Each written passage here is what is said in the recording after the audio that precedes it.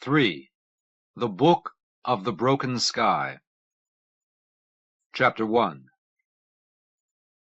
Miller Lane would always remember the day when the first of the new coronels proclaimed himself, because that was the day she paid 5 crowns for a couple of grilled sausages. She was on her way at noon to meet her husband Christophane at his shop on the esplanade by Kintore Bridge. It was the beginning of the 3rd month of the shortage.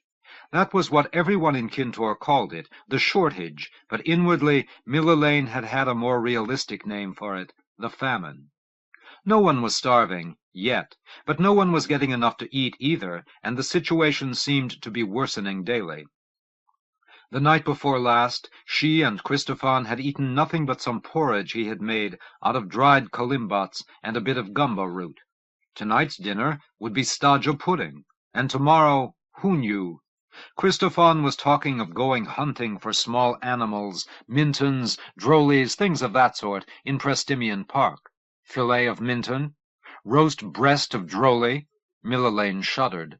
Lizard stew would be next, probably, with boiled cabbage tree leaves on the side. She came down Osier Boulevard to the place where it turned into Zimmer Way, which led to the bridge esplanade.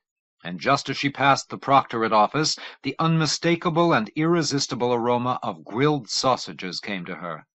I'm hallucinating, she thought, or dreaming, maybe. Once there had been dozens of sausage peddlers along the esplanade, but not for weeks now had Miller Lane seen one. Meat was hard to come by these days. Something about cattle starving in the western ranching country for lack of forage, and livestock shipments from Souvrael, where things still seemed to be all right, being disrupted by the sea-dragon herds that were thronging the maritime lanes. But the smell of those sausages was very authentic. Miller Lane stared in all directions, seeking its source. Yes, there! No hallucination, no dream. Incredibly, astoundingly, a sausage peddler had emerged onto the esplanade, a little stoop-shouldered leman with a dented old cart in which long red sausages hung skewered over a charcoal fire. He was standing there, just as if everything in the world were exactly as it had always been, as if there were no shortage, as if the food shops had not gone on a 3-hour-a-day schedule, because that was usually how long it took them to sell out everything they had in stock. Miller Lane began to run. Others were running too. From all sides of the esplanade they converged on the sausage peddler, as though he were giving away 10 royal pieces. But in fact, what he had to offer was far more precious than any shiny silver coin could be. She ran as she had never run before, elbows flailing, knees coming up high, hair streaming out behind her. At least 100 people were heading toward the leman and his cart. He couldn't possibly have enough sausages for everyone. But Miller Lane was closer than anyone else. She had seen the vendor first. She was running the hardest. A long-legged Hjort woman was coming up close behind her, and a Skandar in an absurd business suit was thundering in from the side, grunting as he ran. Who could ever have imagined a time, Miller Lane wondered, when you'd run to buy sausages from a street vendor? The shortage, the famine, had started somewhere out west, in the Rift Country. At first it had seemed unimportant and almost unreal to Miller Lane, since it was happening so far away, in places that were themselves unreal to her. She had never been west of Thagobar. When the first reports came in, she had felt a certain abstract compassion for the people who were said to be going hungry in Macedon and Dulorn and Falkenkip, but it was hard for her to believe that it was actually happening. Nobody ever went hungry on Majapur after all, and whenever word came of some new crisis out west, a riot or a mass migration or an epidemic, it struck her as being remote not only in space, but in time, not something taking place right this moment, but more like something out of a history book, an event of Lord Stiamat's time, say, thousands of years ago. But then Miller Lane began to find that there were days when things like Neok and Hingemorts and Glein were in short supply at the places where she shopped. It's because of the crop failures out west, the clerks told her. Nothing much is coming out of the Rift Farm Belt any longer, and it's a slow and costly business to ship produce in from other areas. After that, such basic things as staja and ricca suddenly were being rationed, even though they were grown locally, and there had been no disruptions of agriculture in the Kintore region. The explanation this time was that surplus food stocks were being shipped to the afflicted provinces. We must all make sacrifices in such a time of dire need, etc., etc., said the imperial decree. Then came the news that certain of the plant diseases had shown up around Kintore also, and east of Kintore, as far down river as Nimoya. Allotments of thuyol and ricca and staja were cut in half. Lusavander disappeared entirely from sale. Meat began to become scarce. There was talk of bringing in supplies from Alhanroel and Souvrael, where apparently everything was still normal. But that was only talk, Millerlane knew. There weren't enough cargo ships in the whole world to carry produce from the other continents in quantities big enough to make a difference, and even if there were, the cost would be prohibitive. "We're all going to starve," she told Christophane. So the shortage reached Kintore at last. The shortage. The famine. Christophane didn't think anyone would really starve. He was always optimistic. Somehow things will get better, he said. Somehow. But here were 100 people desperately converging on a sausage vendor. The Hjort woman tried to pass her. Millerlane hit her hard with her shoulder and knocked her sprawling. She had never hit anyone before.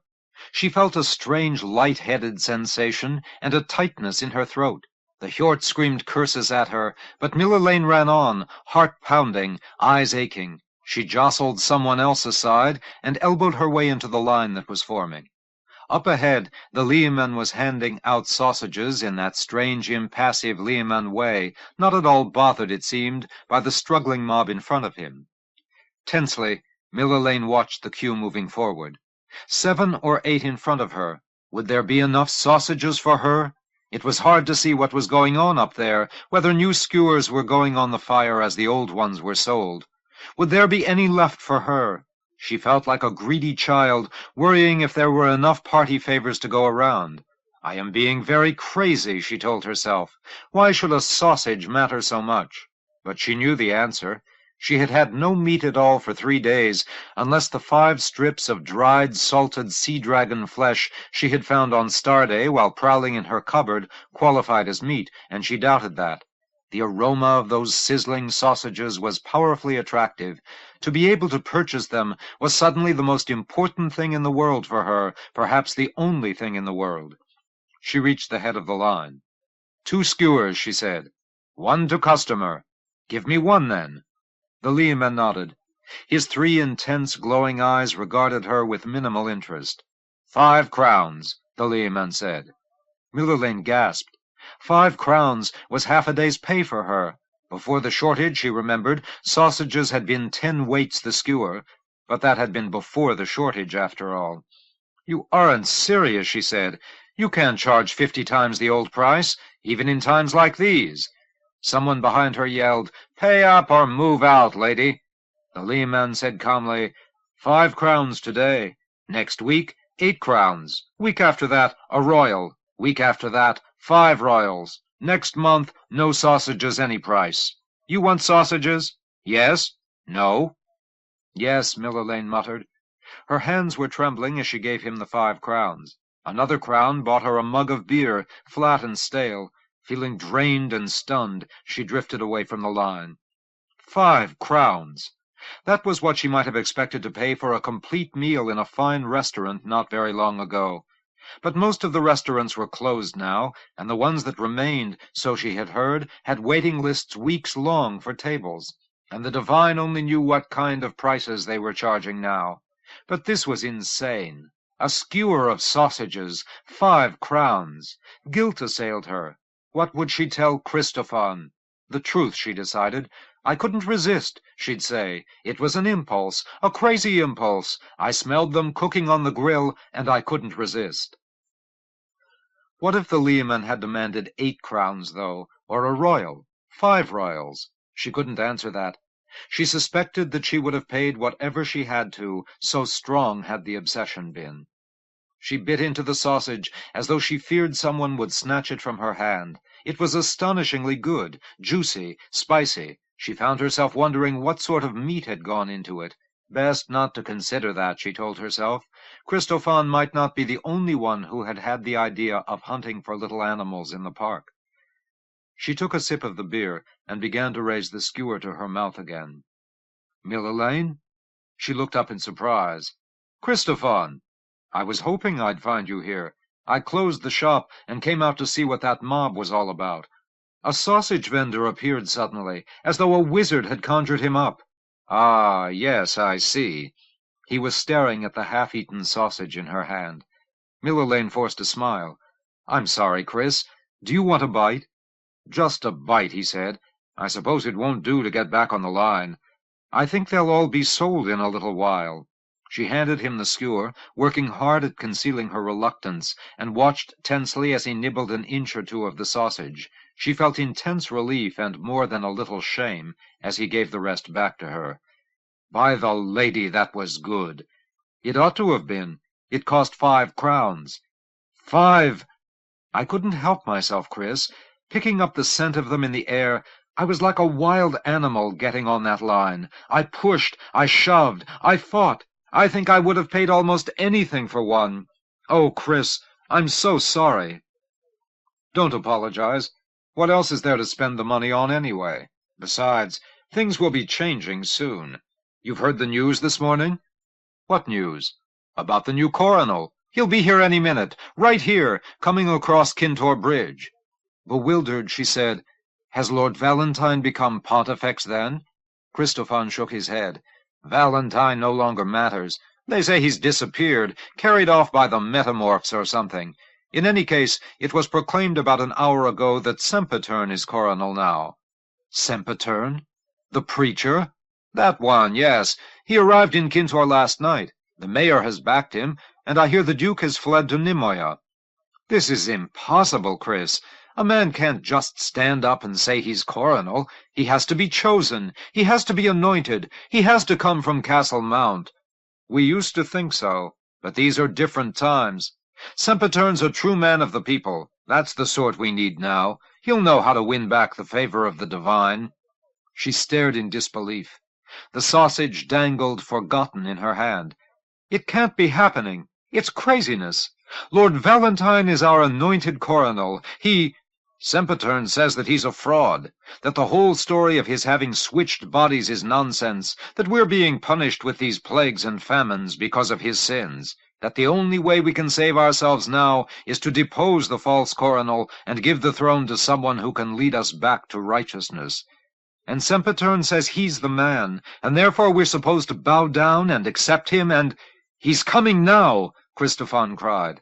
His face was flushed. His eyes were strange. Mille-Laine could not remember ever having seen her husband in such a state of high excitement. He was almost feverish. She felt feverish herself, confused, dazed. A new coronel?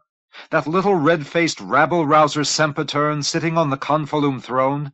She couldn't grasp the idea. It was like being told that red was green, or that water henceforth would flow uphill. There was the sudden sound of strident music. A marching band in green and gold costumes that bore the coronel's starburst emblem came strutting across the bridge and down the esplanade. Then came the mayor and other city officials, and then, riding in a grand and ornately embellished open palanquin, smiling and accepting the plaudits of a vast crowd that was following him out of the town of Hot Kintor on the far side of the bridge, a short, florid-looking man with thick, unruly dark hair. "Sempitern!" the crowd roared. "Sempitern! All hail Lord Sempitern!" "All hail Lord Sempitern!" Christophane bellowed. "This is a dream," Mille-Laine thought. "This is some dread sending that I do not understand. Sempitern! Lord Sempitern!" Everyone on the esplanade was shouting it now. A kind of frenzy was spreading. Mille-Laine numbly took the last bite of her sausage, swallowed it without tasting anything, let the skewer drop to the ground. The world seemed to be rippling beneath her feet. Christophane still shouted, in a voice now growing hoarse, "Sempitern! Lord Sempitern!" The palanquin was going past them now. Only 20 yards or so separated them from the new coronel, if that was indeed what he was. He turned and looked straight into Millelane's eyes, and with amazement and steadily gathering terror, she heard herself yell, "Sempitern! All hail Lord Sempitern!" along with all the others. Chapter 2. "He's going where?" Elidath said in astonishment. "Illyrivoyn," said Tunagorn once more. "He set out 3 days ago." Elidath shook his head. "I hear your words, and they make no sense to me. My mind will simply not accept them." "By the lady, neither will mine, but that doesn't make it any the less true. He means to go before the Danipure and beg her forgiveness for all our sins against her people, or some such madness." It was only an hour since Elidath's ship had docked in Piliplock. He had sped at once to the great hall of the city, hoping still to find Valentine there, or, at the worst, just embarking on his way toward Nimoya. But no one of the royal party was at the hall save Tunagorn, whom he found morosely shuffling papers in a small dusty office. And this tale that Tunagorn had to tell, the grand processional abandoned, the coronal venturing into the wild jungles where the shapeshifters lived. No, no, it was too much. It was beyond all reason. Fatigue and despair pressed against Elidath's spirit like monstrous boulders, and he felt himself succumbing to that crushing weight. Hollowly he said, "I chased him halfway around the world to prevent something like this from happening. Do you know what my journey was like, Tunagorn? Night and day by floater to the coast, without ever halting a moment, and then racing across a sea full of angry dragons that 3 times came so close to our cruiser I thought they were going to sink us, and finally to reach Piliplock half dead with exhaustion, only to hear that I've missed him by 3 days, that he's gone off on this absurd and perilous adventure, when perhaps if I had moved only a little more swiftly, if I had set out a few days sooner—" "You couldn't have changed his mind, Elidath. No one could. Sleep couldn't. Deliamber couldn't. Carabella couldn't." "Not even Carabella?" "Not even Carabella," said Tunagorn. Elidath's despair deepened. He fought it fiercely, refusing to let himself be overwhelmed by fear and doubt. After a time he said, "Nevertheless, Valentine will listen to me, and I'll be able to sway him. Of that much I'm certain." "I think you deceive yourself, old friend," Tunagorn said sadly. "Why did you summon me, then, for a task you thought was impossible?" "When I summoned you," Tunagorn said, "I had no idea what Valentine had in mind. I knew only that he was in an agitated state and was considering some rash and strange course of action. It seemed to me that if you were with him on the processional, you might be able to calm him and divert him from whatever he planned. By the time he let us know his intentions, and made us see that nothing could swerve him from them, you were long since on your way west. Your journey has been wasted, and I have only my regrets to offer you." "I'll go to him all the same." "You'll accomplish nothing, I'm afraid." Elidath shrugged. "I followed him this far. How can I abandon the quest now? Maybe there's some way I can bring him to his senses after all. You say you're planning to set out after him tomorrow?" "At midday, yes. As soon as I've dealt with the last of the dispatches and decrees that I stayed behind to handle." Elidath leaned forward eagerly. "Take them with you. We need to go tonight." "That wouldn't be wise. You told me yourself that your voyage had exhausted you, and I see the weariness in your face. Rest here in Piliplock this evening. Eat well, sleep well, dream well, and tomorrow—" "No!" Elidath cried. "Tonight, Tunagorn. Every hour we waste here brings him that much closer to shapeshifter territory. Can't you see the risks?" He stared coolly at Tunagorn. "I'll leave without you if I have to." "I would not permit that." Elidath lifted his eyebrows. "Is my travel subject to your permission, then? You know what I'm saying. I can't let you head off into nowhere by yourself. Then come with me tonight. Wait only until tomorrow." "No." Tunagorn closed his eyes a moment. After a time he said quietly, "All right, so be it. Tonight." Elidath nodded. "We'll hire a small, fast vessel, and with luck we'll overtake him before he gets to Nimoya."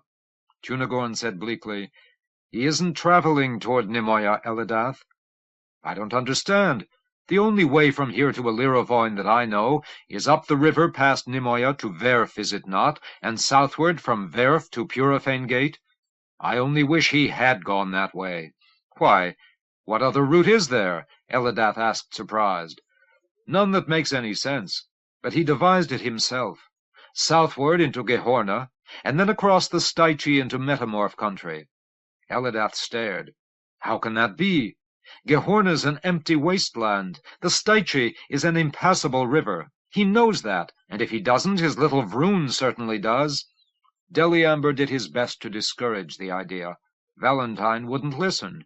He pointed out that if he went by way of Nimoya and Verf, he'd be obliged to halt at every city along the way for the usual ceremonies of the Grand Processional, and he doesn't want to delay his pilgrimage to the Metamorphs that long. Elidath felt himself engulfed by dismay and alarm. "And so he means to wander through the sandstorms and miseries of Gehorna, and then find a way across a river that has already once nearly drowned him? Yes, and also he can pay a call on the people who successfully managed to push him off his throne 10 years ago. Madness." "Madness indeed," Tunagorn said. "You agree? We set out tonight?" "Tonight, yes." Tunagorn put forth his hand, and Elidath took it and clasped it tight, and they stood in silence a moment. Then Elidath said, "Answer me one question, will you, Tunagorn?" "Ask it." "You used the word madness more than once in speaking of this venture of Valentine's, and so did I, and so it is. But I have not seen him in a year or more, and you have been with him ever since he left the Mount. Tell me this. Do you think he has truly gone mad?" "Mad? No, I think not. Appointing young Hissoon to the Principate? Making pilgrimages to the Metamorphs?" Tunagorn said after a time, "Those are not things you or I would have done, Elidath, but I think they are signs not of Valentine's madness, but of something else in him, a goodness, a sweetness, a kind of holiness that such as you and I are not fully able to understand. We have always known this about Valentine, that he is different from us in certain ways." Frowning, Elidath said, "Better holy than mad, I suppose. But this goodness, this holiness, do you think those are the qualities that Majapur most needs in its coronal, as this time of strife and bewilderment unfolds?" "I have no answer to that, old friend." "Nor I, but I have certain fears." "As do I," said Tunagorn, "as do I." Chapter 3. In the darkness, Lisan lay awake and tense, listening to the wind as it roared across the wastelands of Gehorna, a thin cutting wind from the east that scoured up a swirl of damp sand and hurled it insistently against the sides of the tent. The royal caravan with which he had been traveling so long was camped now many hundreds of miles southwest of Piloplok. The river Styche lay no more than another few days' journey ahead, and beyond it was Purifane. Lisan longed desperately to cross the river at last and breathe the air of his native province once more, and the closer the caravan came to it, the more acute that longing grew. To be home again among his own, free of the strain of this unending masquerade. Soon, soon. But first he must warn Farah somehow of Lord Valentine's plans. It was 6 days now since Farah last had made contact with Lisan, and 6 days ago Lisan had not known that the coronel intended to undertake a pilgrimage into Puravar country. Surely Farah had to have that information. But Lisan had no reliable means of reaching him, whether through conventional channels, which were virtually non-existent in this dreary and all but uninhabited place, or via the Water King communion. It took many minds to gain a Water King's attention, and Lisan was alone on this mission. All the same, he could try. As he had done on each of the last 3 nights, he focused the energies of his mind and hurled them forth, straining to initiate some sort of contact across the 1,000 miles or so that separated him from the leader of the rebellion. Farah? Hopeless. Without the aid of a Water King as an intermediary, transmission of this sort was all but impossible. Lisan knew that. Yet he went on attempting to call. Perhaps, so he compelled himself to believe, there might be some slight chance that a passing Water King would pick up the transmission and amplify it. A slight chance, a negligible chance, but one he dared not fail to essay. "Ferrata!" Iulisan's shape wavered slightly under the effort. His legs lengthened, his nose diminished in size. Grimly he checked the change before it could become perceptible to any of the others in the tent, and compelled himself back to the human form. Since first assuming it in El Hanroel, he had not dared to relax his shape even for a moment, lest they discover him for the Purivar spy he was, which created a pressure within him that by this time had become well-nigh intolerable, but he held himself to his chosen form. He continued to pump his soul's force outward into the night. "Ferrata! Ferrata!" Nothing. Silence. Solitude. The usual. After a while, he abandoned the attempt and tried to sleep. Morning was still distant. He lay back and closed his throbbing eyes. But sleep would not come for him. Sleep rarely did in this journey. At best, he could manage only a shallow, fitful doze. There were too many distractions: the harshness of the wind, the sound of wind-driven sand pelting against canvas, the rough snuffling breathing of the members of the coronel's entourage who shared this tent with him, and above all, the ever-present numbing pain of his isolation among these hostile alien folk. Taut, strung tight, he waited for the coming of dawn.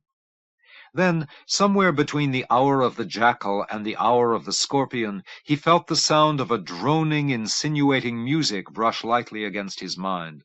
So taut was he that the startling intrusion robbed him for an instant of his shape stability. He went fluttering uncontrollably through a range of forms, mimicking two of the sleeping humans nearby, then tumbling into the Purivar form for a fraction of a second before regaining mastery of himself. He sat up, heart thundering, breath ragged, and searched for that music again. Yes, there, a dry, whining tone, sliding strangely between the intervals of the scale. He recognized it now as the mind-song of a water-king, unmistakable in its quality and timbre, even though he had never heard the song of this particular water-king before. He opened his mind to contact, and an instant later, with enormous relief, he heard the mind voice of Ferrata. "Iulisan? At last, Ferrata! How long I've waited for this call! It comes at the appointed time, Iulisan. Yes, that I know. But I have had urgent news for you. I've called out to you night after night, trying to make contact before this. You heard nothing?" "I heard nothing. This is the regular call." "Ah. Where are you, Iulisan, and what is your news?" "I am somewhere in Gehorna, far down the coast from Piloplok, and well inland, almost at the Staichi. I travel still with the coronel's party." "And can it be that the Grand Processional has taken him into Gehorna?" "He has given over the Processional, Ferrata. He journeys now toward Illyrivoin to hold conference with the Danipur." In response came silence, a silence so crisp and hard that it crackled like the lightning energies, with a sizzling, hissing sound beneath it. Iulisan wondered after a time if contact had been lost altogether, but finally Ferrata said, "The Danipur? What would he want from her?" "Forgiveness." "Forgiveness for what, Iulisan?" "All of the crimes of his people against ours." "He has gone mad, then?" "Some of his followers do think that. Others say that it is only Valentine's way to meet hatred with love." There was another long silence. "He must not speak with her, Iulisan." "So I believe also." "This is not a time for forgiveness. This is a time for strife, or we will have no victory. I will keep him from her. He must not meet with her. He may attempt to arrive at a compromise with her, and there must be no compromises." "I understand." "Victory is almost ours. The government is collapsing. The rule of order is breaking up. Do you know, Iulisan, that 3 false coronels have arisen? One has proclaimed himself in Kintor, and another in Nimoya, and one in Dulorn." "Is it true?" "Most certainly it is. You know nothing of it?" "Nothing. And I think Valentine knows nothing of it either. We are very far from civilization here. 3 false coronels. It is the beginning of the end for them, Ferrata. So we believe. All moves well for us. The plagues continue to spread. With your help, Iulisan, we have been able to find ways of countering the government's countermeasures and making matters ever worse. Zimroel is in chaos. The first serious troubles have begun to arise in Alhanroel. Victory is ours. Victory is ours, Farata. But we must intercept the coronel as he moves toward Illyrivoin. Tell me your precise location, if you can. We have gone by floater southwest from Piloplok toward the Stychi for 3 days. I heard someone this evening say that the river is no more than 2 days' journey from us, perhaps less. Yesterday, the coronel himself and a few of his followers set out for it ahead of the main body of the caravan. They must be nearly there by this time. And how does he plan to cross it? That I do not know, but now, grab him! At the sudden outcry, all contact with Farah-Ata was lost. 2 huge forms loomed in the darkness and pounced. Iulisan, astonished, unprepared, gasped in surprise. He perceived that it was the vast warrior woman Lisaman Hulton and the fierce shaggy Skandar Zalzan Kaval who gripped him. The Vroon Deliamber hovered somewhere at a safe distance, tentacles coiling in intricate patterns. "What do you think you're doing?" Iulisan demanded. "This is an outrage." "Ah, that it is," replied the Amazon cheerfully. "Most certainly it is. Let go of me at once." "Very small chance of that, spy," the Skandar rumbled. Desperately, Iulisan tried to free himself from the grasp of his assailants, but he was like a mere doll in their hands. Panic seized him, and he felt his form control begin to break down. He could do nothing to reassert it, though the loss of it revealed him for what he truly was.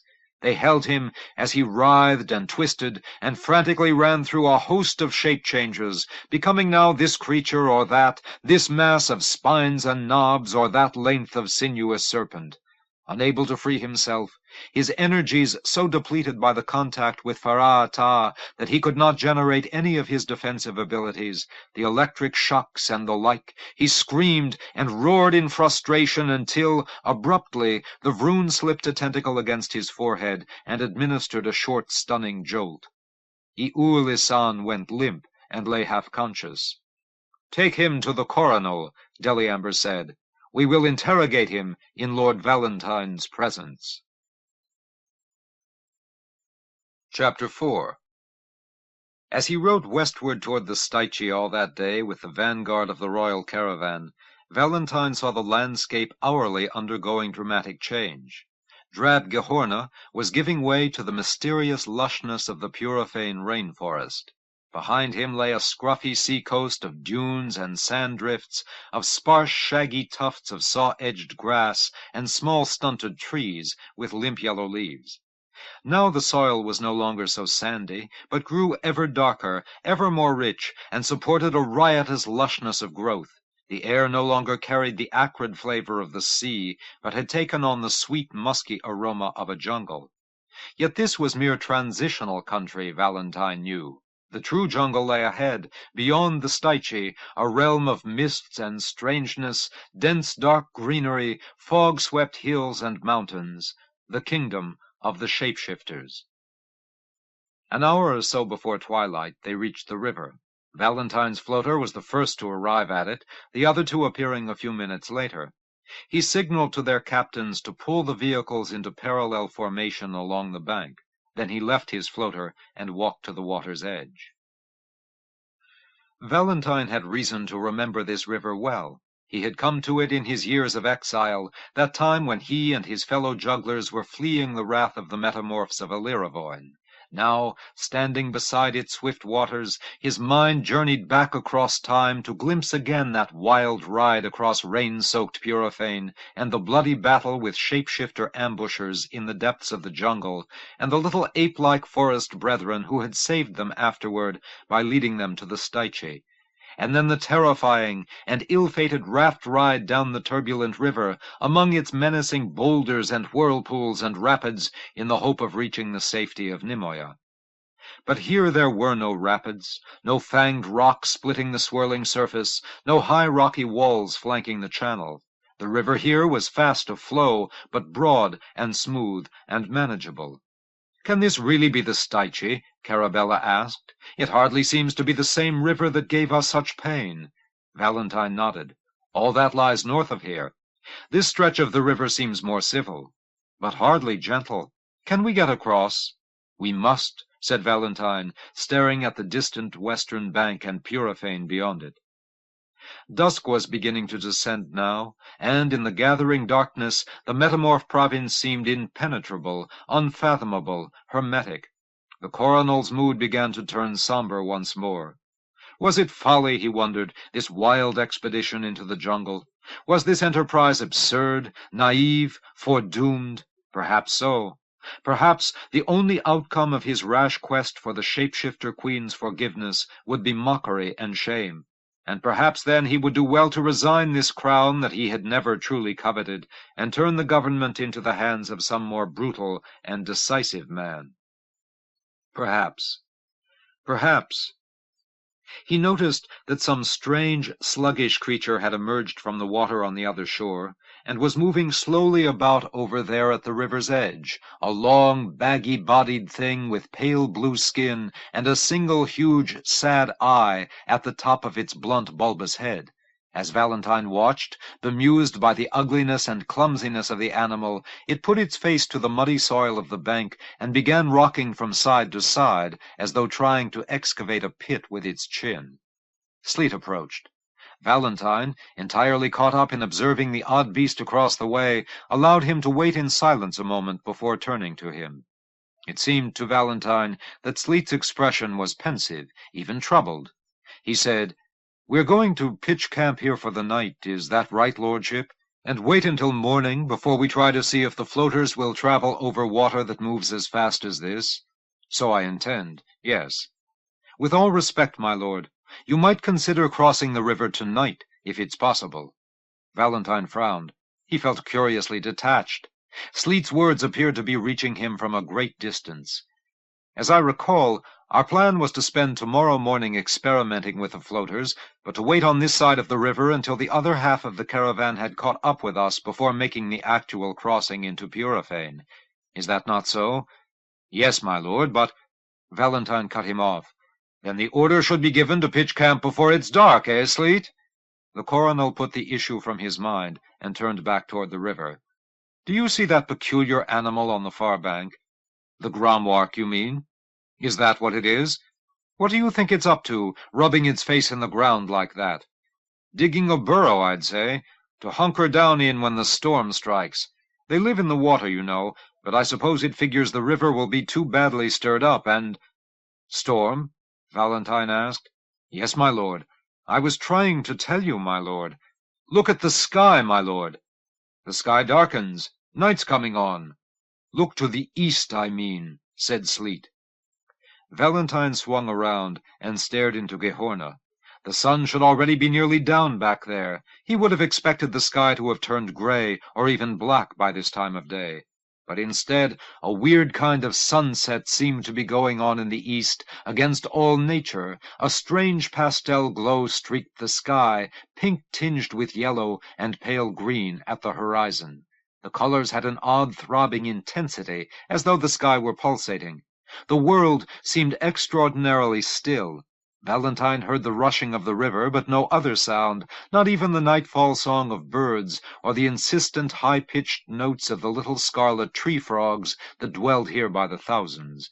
And there was a desert dryness to the air, a combustible quality. "Sandstorm, my lord," Sleet said quietly. "Are you certain? It must be blowing up just now on the coast.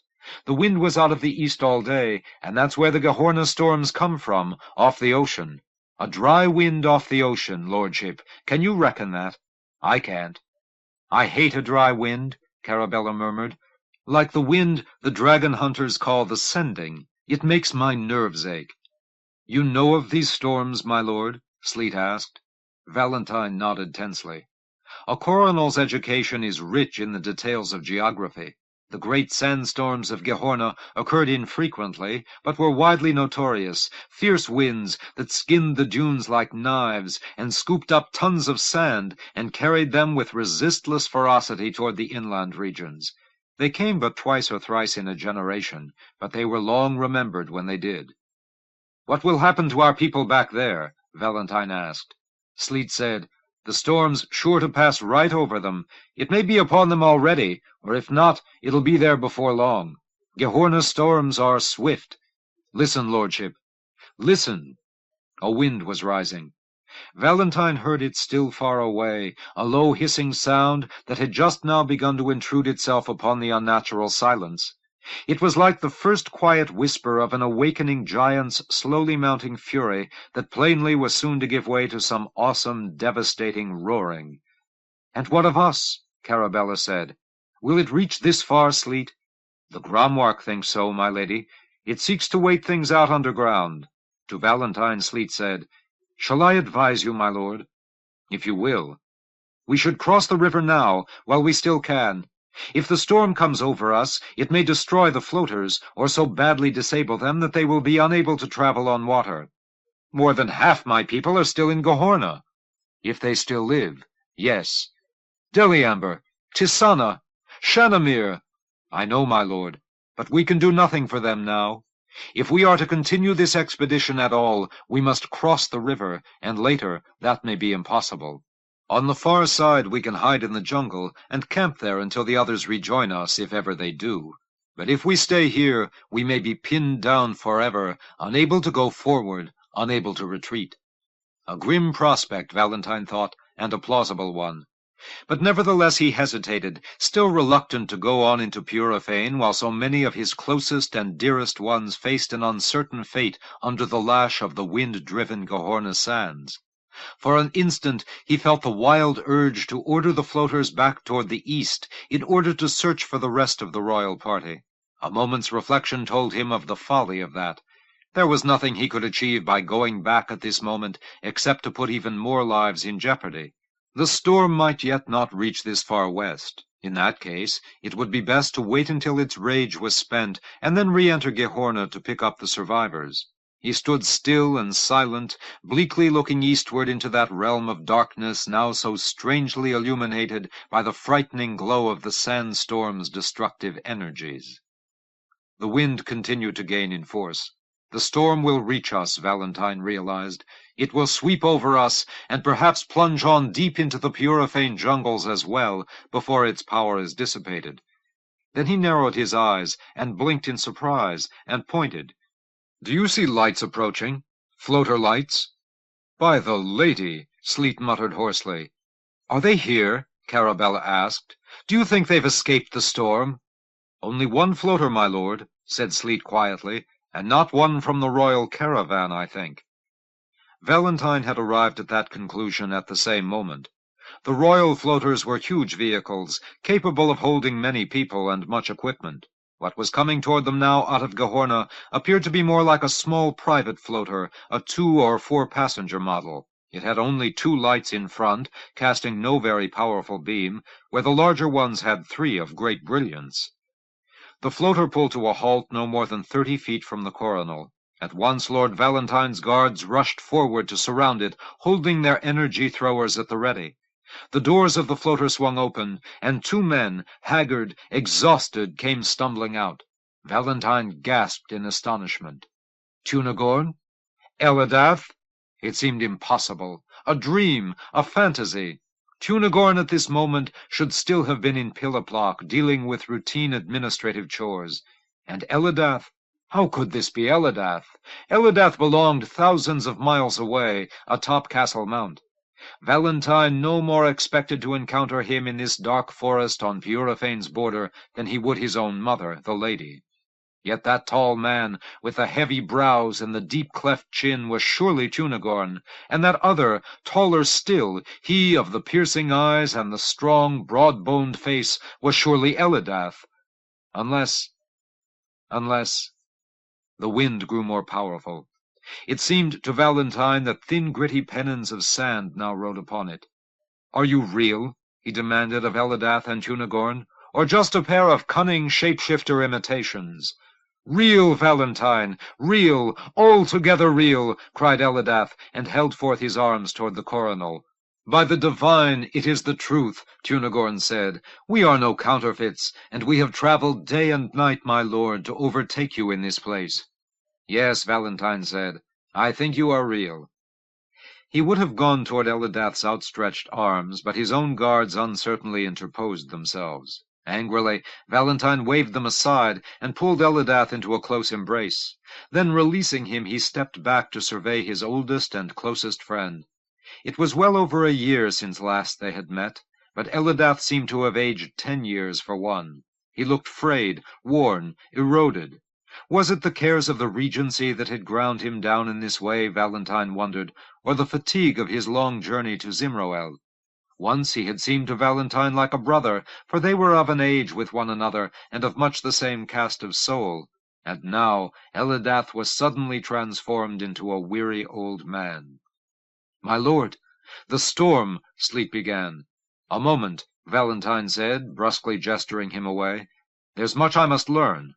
To Elidath he said, "How can it be that you are here?" "I came, my lord, to beg you not to go further into peril." "What gave you to think I was in peril, or entering more deeply into it?" "The word came to me that you were planning to cross into Purifane and speak with the metamorphs," said Elidath. "That decision was only lately taken. You must have left the Mount weeks or even months before the idea came into my mind." In some irritation, Valentine said, "Is this your way of serving me, Elidath?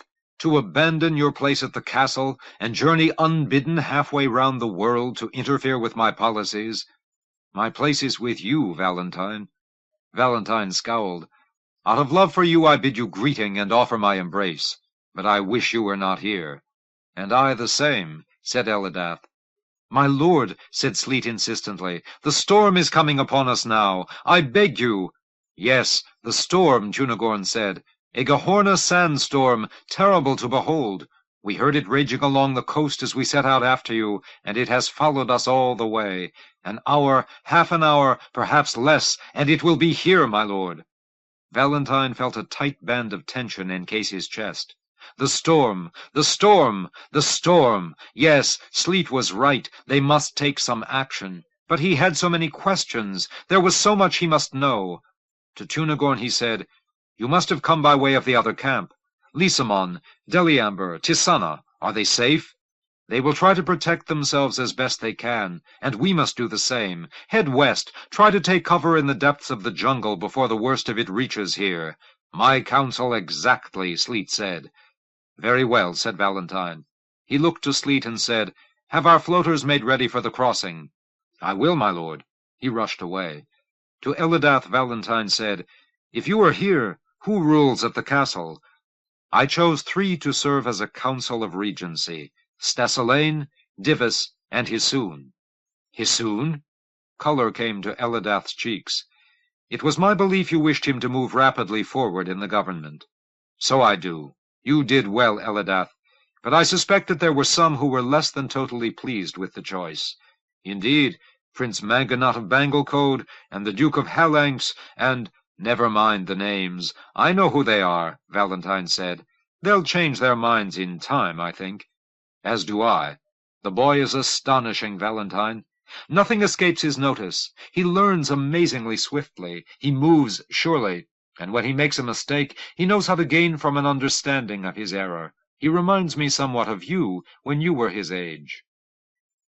Valentine shook his head. "No, Elidath, he's not at all like me. That's the thing I most value about him, I think. We see the same things, but we see them with very different eyes."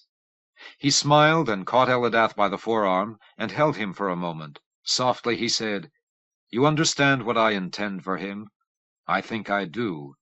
"And are you troubled by it?" Elidath's gaze was steady. "You know that I am not, Valentine." "Yes, I do know that," the coronel said. He dug his fingers hard into Elidath's arm and released him, and turned away before Elidath could see the sudden glistening in his eyes. The wind, now thick with sand and howling eerily, came ripping through the grove of slender-stemmed trees that lay just to the east, cutting their broad leaves to tatters like a host of invisible knives. Valentine felt light showers of sand striking his face with stinging impact, and he turned from it, pulling his cloak up to protect himself. The others were doing the same.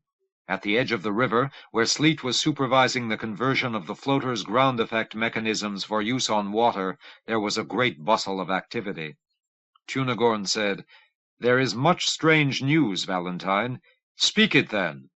The agricultural expert who has been traveling with us since Alesor, Iulisan? What of him? Has something happened to him?" "He is a shapeshifter spy, my lord." The words reached Valentine like blows. "What?" Deliamber detected it in the night. The Vroon felt a strangeness somewhere, and prowled about until he found Iulisan holding mind-speech with someone far away. He instructed your Skandar and the Amazon to seize him, and when they did, Iulisan began changing forms like a trapped demon. Valentine spat in fury. "It goes beyond belief. All these weeks, carrying a spy with us, confiding in him all our plans for overcoming the blights and plagues of the farm provinces. No, no! What have they done with him?" "They would have brought him to you this night for interrogation," said Cunagorn, "but then the storm came, and Deliamber thought it wisest to wait it out at the camp." "My lord," Sleet called from the river bank, "we are ready to attempt the crossing." "There is more," Cunagorn said. "Come, tell me about it as we ride across." They hurried toward the floaters.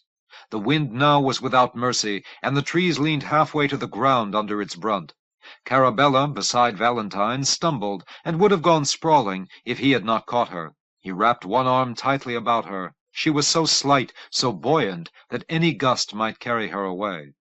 Cunagorn said, "Word of new chaos reached Piliplock just as I set forth. In Kintor, a man named Sempitern, an itinerant preacher, has proclaimed himself coronel, and some of the people have acclaimed him." "Ah," Valentine said softly, as though struck in the middle. "That is not all.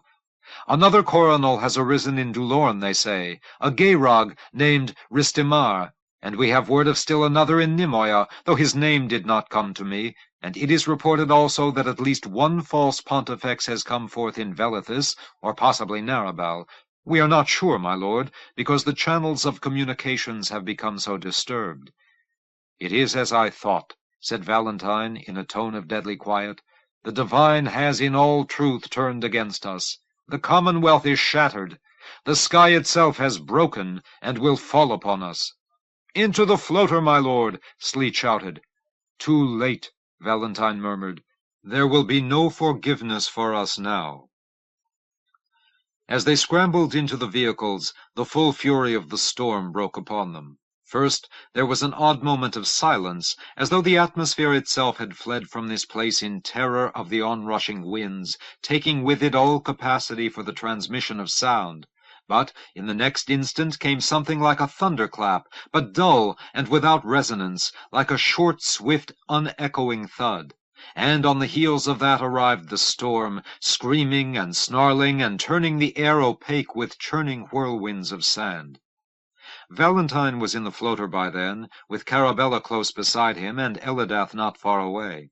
The vehicle, clumsily swaying and lumbering like some great amorphibot rousted unwilling from the dune where it had been dozing, drifted riverward and moved out over the water.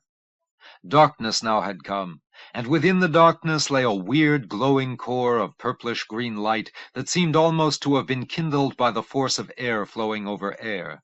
The river had turned altogether black, and its surface was rippling and swelling alarmingly as sudden calamitous changes in the air pressure above it tugged or thrust against it. Sand pelted down in wild cyclonic sprays, etching pock-marked craters on the heaving water. Carabella gagged and choked. Valentine fought back an overwhelming dizziness. The floater bucked and reared in a berserk, unruly way, nose rising and slapping down against the water, and rising again, and again slapping down, thwack, thwack, thwack. The cascading sand etched patterns of a curious loveliness in the windows, but rapidly it became all but impossible to see through them, though Valentine had the hazy impression that the floater just to the left of his was standing on its tail, balanced immobile in an impossible position for a frozen moment before starting to slip down into the river. Then everything outside the floater was invisible, and the only sounds that could be heard were the booming of the wind and the steady, abrasive drumbeat of the sand against the floater's hull. An odd, tranquilizing giddiness began to possess Valentine. It seemed to him that the floater was pivoting rhythmically now along its longitudinal axis, jerking from side to side in ever more abrupt, yawing shrugs. Very likely, he realized, the ground effect rotors were losing whatever little purchase they had had on the river's wildly unstable surface, and in another few moments the vehicle would surely flip over. "This river is accursed," said Carabella. Yes, Valentine thought, so it did seem. The river was under some dark spell, or else the Styche was itself some malevolent spirit that sought his doom. And now we will all drown, he thought. But he was curiously calm. The river, which nearly had me once, but somehow allowed me to be cast forth to safety, he told himself, has waited all this while for a second chance, and now that chance has come. It did not matter. In the final analysis, nothing really mattered. Life, death, peace, war, joy, sadness, they were all one and the same, words without meaning, mere noises, empty husks. Valentine felt no regret for anything. They had asked him to serve, and he had served. Surely he had done his best. He had shirked no task, betrayed no trust, forsworn no oath. Now would he return to the source, for the winds had driven the river wild, and the river would devour them all, and so be it. It did not matter. It did not matter. Valentine! A face inches from his own, eyes looking into his, a voice crying a name that he thought he knew, and crying it again. Valentine! Valentine! A hand gripping his arm, shaking him, pushing him. Whose face? Whose eyes? Whose voice? Whose hand? He seems in a trance, Elidath. Another voice, lighter, clearer, close by his side. Carabella? Yes, Carabella. Who was Carabella? There's not enough air in here. Vents choked by sand. We'll smother if we don't drown. Can we get out? Through the safety hatch. But we've got to snap him out of this. Valentine! Valentine! Who is it? Elidath. What's the matter with you? Nothing. Nothing at all. You seem half asleep. Here, let me get that safety belt loose. Get up, Valentine. Get up. The floater's going to sink in another 5 minutes. Ah. Valentine, please, listen to him. It was the other voice, the light one, the Carabella voice. We're turning over and over. We have to get out of here and swim to shore. It's the only hope we have. One of the floaters has already gone down, and we can't see the other one, and... Oh, Valentine, please, stand up, take a deep breath. That's it. Another. Another. Here, give me your hand. Hold his other one, Elidath. We'll lead him to the hatch. There. There. Just keep moving, Valentine. Yes, just keep moving. Valentine became aware of tiny currents of air flowing past his face. He heard the faint spattering of sand as it fell from above. Yes, yes, crawl up here, wriggle past this, put your foot here, the other one here, step, step, hold this, pull, pull. He clambered upward like an automaton, still only vaguely comprehending what was taking place, until he reached the top of the emergency ladder and poked his head out through the safety hatch. A sudden blast of fresh air, hot, dry, thick with sand, swept brutally across his face. He gasped, breathed sand, swallowed sand, gagged, spat. But he was awake again. Clinging to the flange that rimmed the hatch, he stared out into the storm-riven night. The darkness was intense. The weird glow had greatly diminished. Sprays of sand still whipped unrelentingly through the air, one howling vortex after another, battering against his eyes, his nostrils, his lips. It was almost impossible to see. They were somewhere in mid-river, but neither the eastern nor western bank was visible. The floater was tipped high on end, in an awkward and precarious way, rising half its length out of the savage chaos of the river. There was no sign of the other floaters. Valentine thought he saw heads bobbing about in the water, but it was hard to be sure. The sand veiled everything, and merely to keep his eyes open was an agony. "Down here! "Jump, Valentine!" Elidath's voice. "Wait!" he called. He looked back. Carabella stood below him on the ladder, pale, frightened, almost dazed. He reached for her, and she smiled when she saw that he had returned to himself, and he pulled her up beside him. She came in one quick bound, and balanced beside him on the rim of the hatch, agile as an acrobat, no less trim and sturdy than she had been in her juggling days. The sand choking the air was unendurable. They locked their arms together and jumped. Hitting the water was like striking a solid surface. For a moment he clung to Carabella, but as they landed she was ripped from him. Valentine felt himself pushing down through the water until he was all but engulfed in it. Then he kicked downward and recoiled, and forced his way to the top. He called out for Carabella, Elidath, Sleet, but he saw no one, and even down here there was no place to hide from the sand, which fell like a burdensome rain, and thickened the river to a diabolical turbidity. I could almost walk to shore on this, Valentine thought. He made out the dim hugeness of the floater to his left, sliding slowly downward into the water. There was still enough air in it to give it some buoyancy, and the bizarre pudding-like consistency of the sand-glutted river provided some slight resistance to its entry. But yet the floater was plainly sinking, and Valentine knew that when it went under entirely, it would kick up a perilous backlash nearby. He struggled to get away, looking about all the while for his companions. The floater vanished. A great wave rose and struck him. He was thrust under, came up briefly, went down again as a second wave hit him, and then an eddying whirlpool sucked at his legs. He felt himself being swept downstream. His lungs were afire, full of water, full of sand. The apathy that had come over him aboard the doomed floater was altogether gone from him now. He kicked, wriggled, fought to stay afloat. He collided with someone in the darkness, clutched at him, lost hold, went under again. This time nausea overwhelmed him, and he thought he would never come up, but he felt strong arms seize him and begin to tow him, and he let himself go limp, for he understood that this frantic resistance to the river was an error. He breathed more easily, and drifted easily at the surface. His rescuer released him, disappearing into the night, but Valentine saw now that he was close to one of the river's banks, and in a stunned, weary way he pulled himself forward until he felt his waterlogged boots touching bottom. Slowly, as if he were marching through a river of syrup, he plodded shoreward, emerged on the muddy bank, and dropped down face first. He wished he could burrow like the gromwark into the wet earth and hide until the storm had passed by. After a time, when he had caught his breath, he sat up and looked about.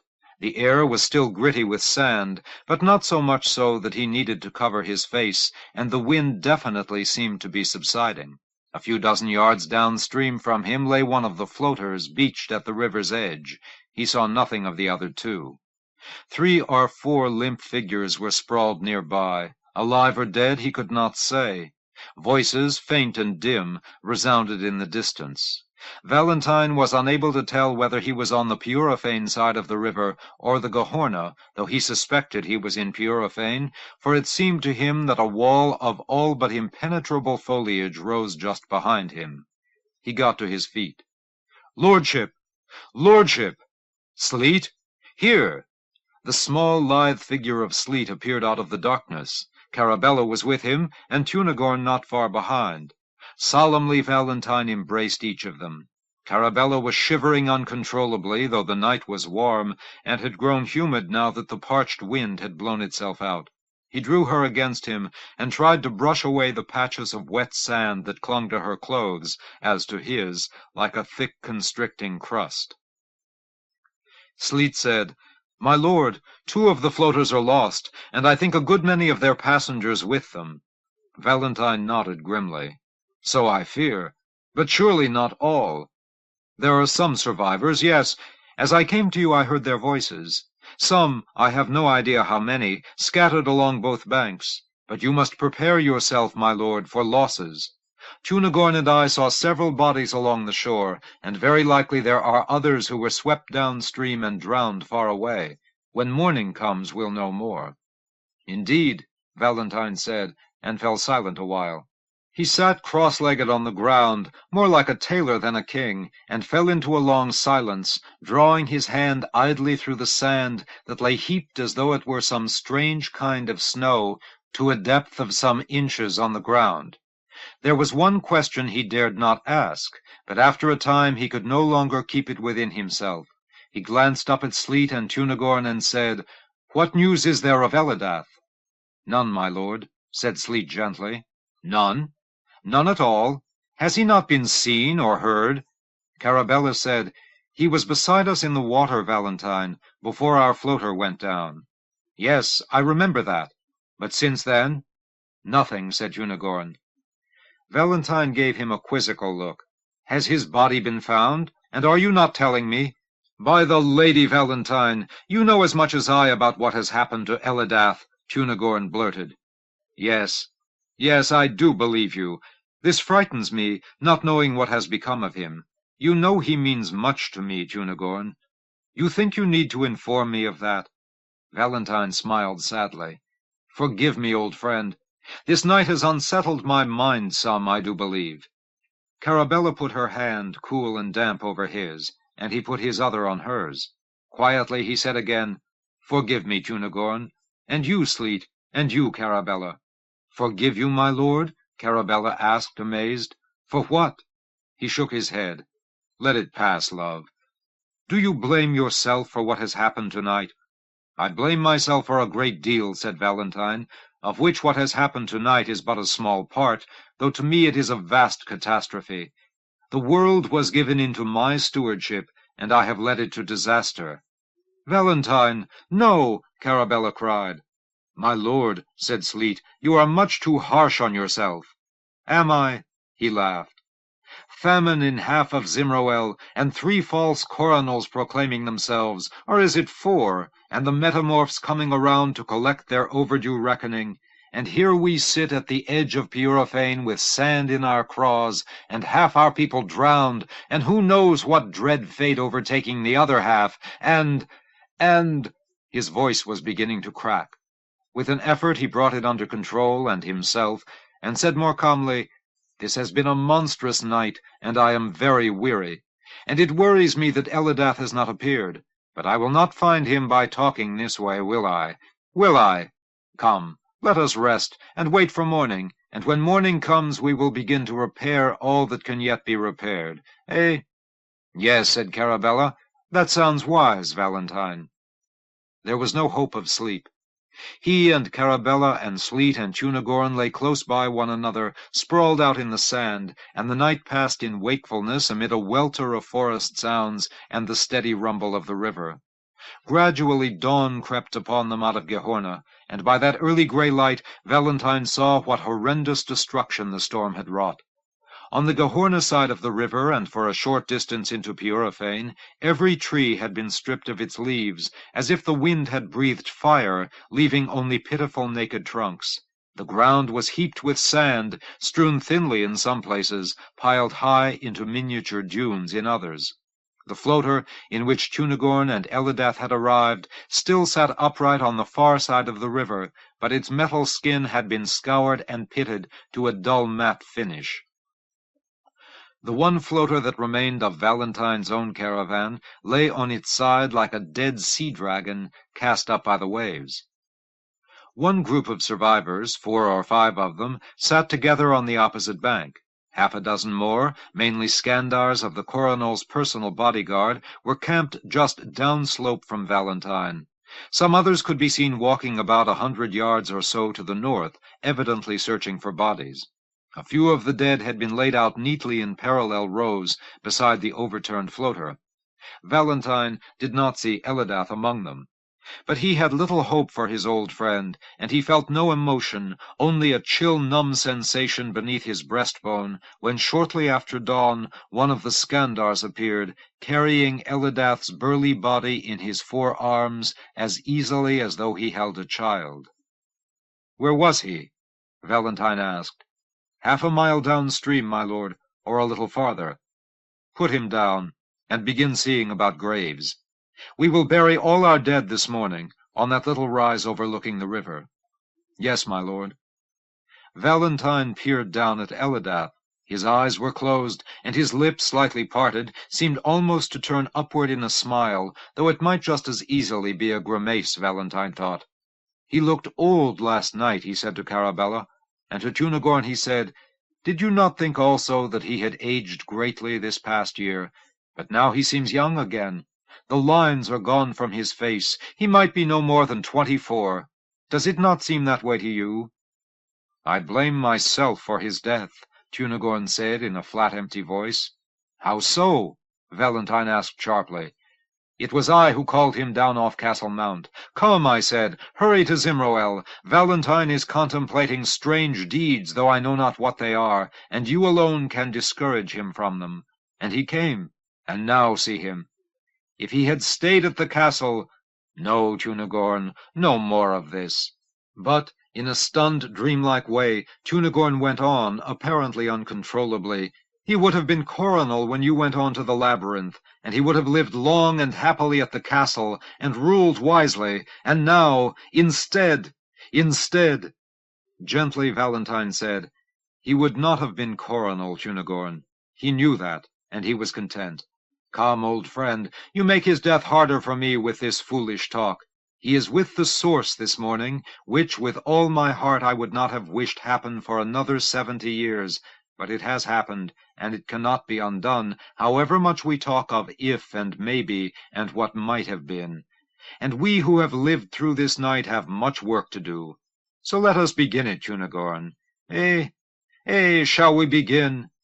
"What work is that, my lord?" "First, these burials. I will dig his grave myself with my own hands, and let no one dare say me no to that. And when all that is done, you must find your way back across the river, and go in that little floater of yours eastward into Gehorna, and see what has become of Deliamber and Tisana and Lysamon and the rest of them, and if they live, you must bring them here, and lead them onward to me." "And you, Valentine?" said Cunegorn. "If we can right this other floater, I will continue on deeper into Purifane, for I still must go to the Danepure and say certain things to her that are long overdue to be said. You will find me in Illyravoin, as was my first intention. My lord, I beg you, no more talk. Come, all of you, we have graves to dig, and tears to shed, and then we must complete our journeys." He looked once more to Elidath, thinking, "I do not yet believe that he is dead, but I will believe it soon. And then there will be one more thing for which I will need forgiveness." Chapter 5. In early afternoon, before the regular daily council meetings, he soon made a practice of wandering by himself through the outlying reaches of the castle, exploring its seemingly infinite complexities. He had lived atop the mount long enough now, so that the place no longer intimidated him, indeed, was starting to feel very much like his true home. His labyrinth life now seemed most distinctly a closed chapter of his past, encapsulated, sealed, stored away in the recesses of his memory. But yet he knew that even if he dwelt at the castle 50 years, or 10 times 50, he would never come to be truly familiar with it all. No one was. No one, he soon suspected, ever had been. They said it had 40,000 rooms. Was that so? Had anyone made an accurate count? Every coronel since Lord Stiamat had lived here, and had tried to leave his own imprint on the castle, and the legend was that 5 rooms were added every year, and it was 8,000 years since Lord Stiamat first had taken up residence on the mount. So there might well be 40,000 rooms here, or 50,000, or 90,000. Who could tell? One could tally 100 rooms a day, and a year would not be enough to count them all, and by year's end a few new rooms would have been added somewhere anyway, so it would become necessary to search them out and add them to the list. Impossible! Impossible! To Hissoun, the castle was the most wondrous place in the world. Early in his stay here, he had concentrated on coming to know the innermost zone where the main court and royal offices were, and the most famous buildings, Stiamat Keep, and Lord Prestimian's archive, and Lord Arioch's watchtower, and Lord Kinnikin's chapel, and the grand ceremonial chambers that surrounded the magnificent room, the centerpiece of which was the confolume throne of the coronel. Like any greenhorn tourist from the backwoods of Zimroel, Hissoun had gone over and over those places, including a good many that no greenhorn tourist would ever be allowed to see, until he knew every corner of them as well as any of the tour guides who had spent decades leading visitors through them. The central reaches of the castle, at least, were complete for all time. No one could build anything significant there any longer without first removing some structure erected by a past coronal, and to do such a thing was unthinkable. Lord Malibor's trophy room had been the last building to go up in the inner zone, so far as Hissoun had been able to discover. Lord Voriax, in his short reign, had constructed only some game courts far out on the eastern flank of the castle, and Lord Valentine had not yet managed to add any rooms of consequence at all, though he did speak from time to time of building a great botanical garden to house all the marvelous and bizarre plants he had seen during his wanderings through Majapur, as soon as the pressure of his royal responsibilities, he said, eased enough to allow him to give some serious thought to the project. Judging by the reports of devastation now coming in from Zimroel, Lord Valentine had perhaps waited too long to undertake it, Hissoun thought. The blights on that continent were wiping out, so it appeared, not only the agricultural crops, but also many of the unusual plants of the wilderness areas. When he had mastered the inner zone to his own satisfaction, Hissoun began to extend his explorations to the baffling and almost endless sprawl that lay beyond it. He visited the subterranean vaults that housed the weather machines, designed in ancient times when such scientific matters were better understood on Majapur, by which the eternal springtime of Castle Mount was maintained, even though the summit of the mount thrust itself 30 miles above sea level into the chilly dark of space. He wandered through the great library that coiled from one side of the castle to the other in vast serpentine loops, and was said to contain every book ever published anywhere in the civilized universe.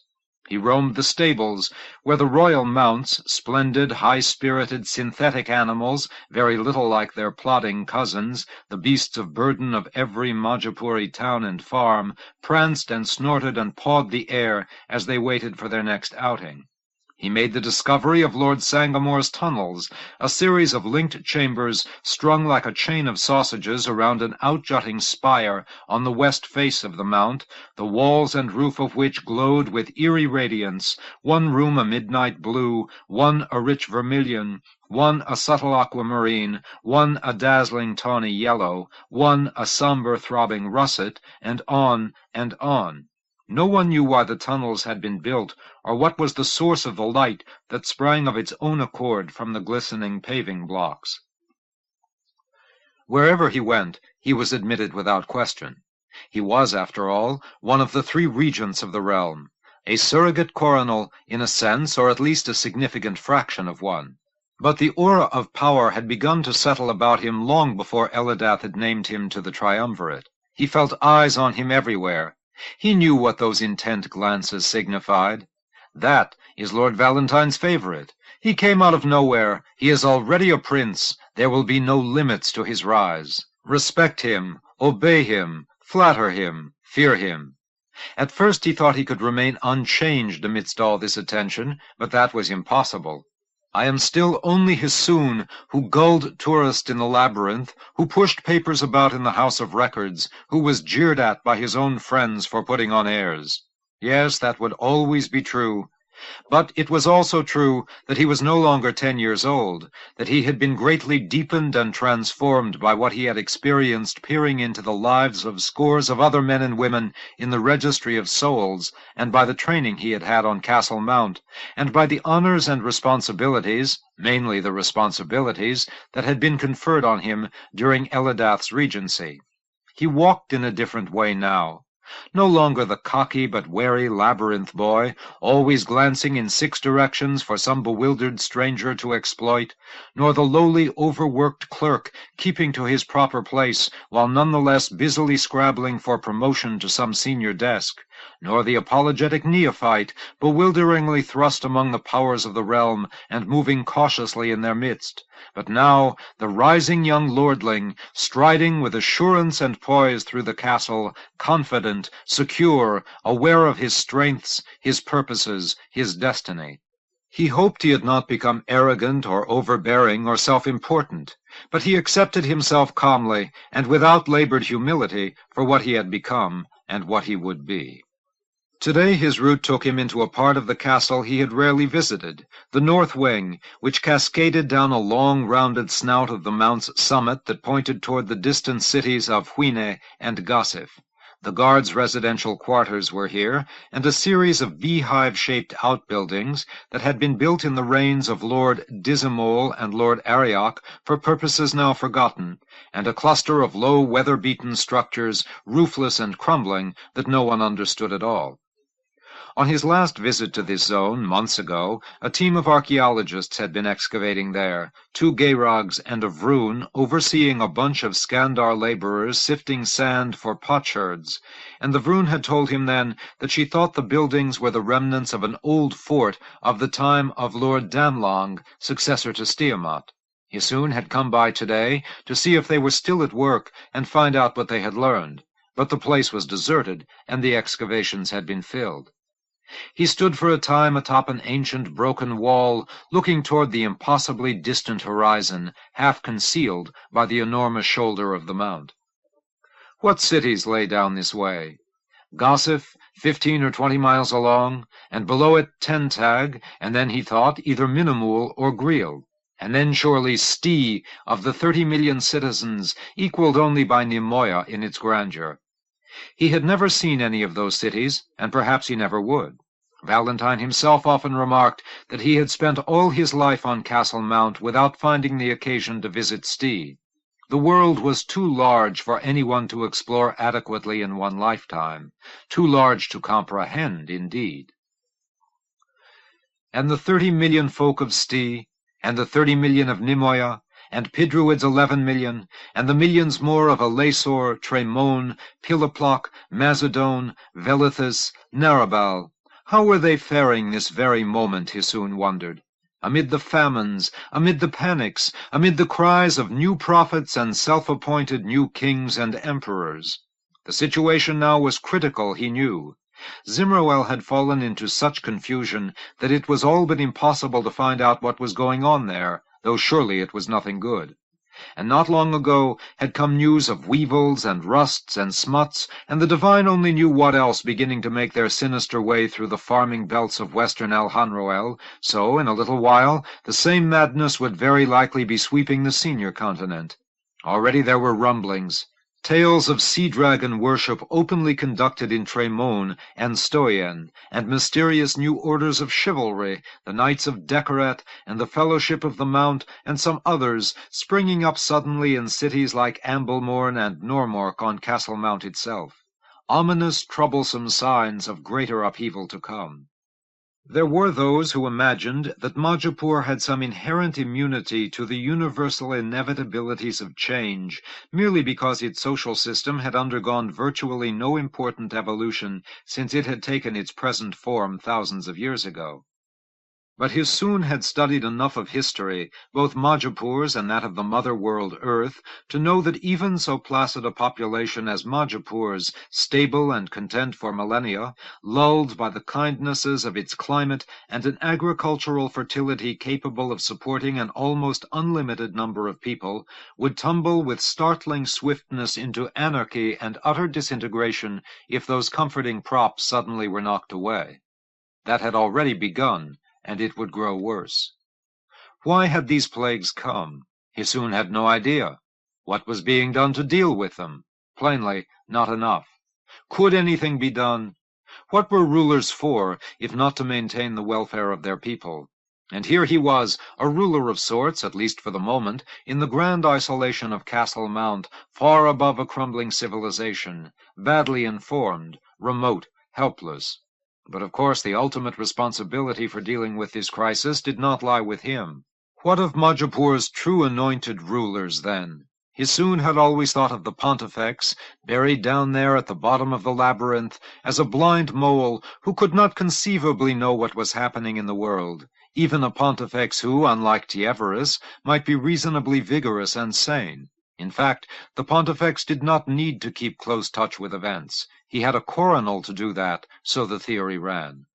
But Hissoun saw now that the coronal too was cut off from reality, up here in the misty reaches of Castle Mount, just as thoroughly sequestered as the Pontifex was in his pit.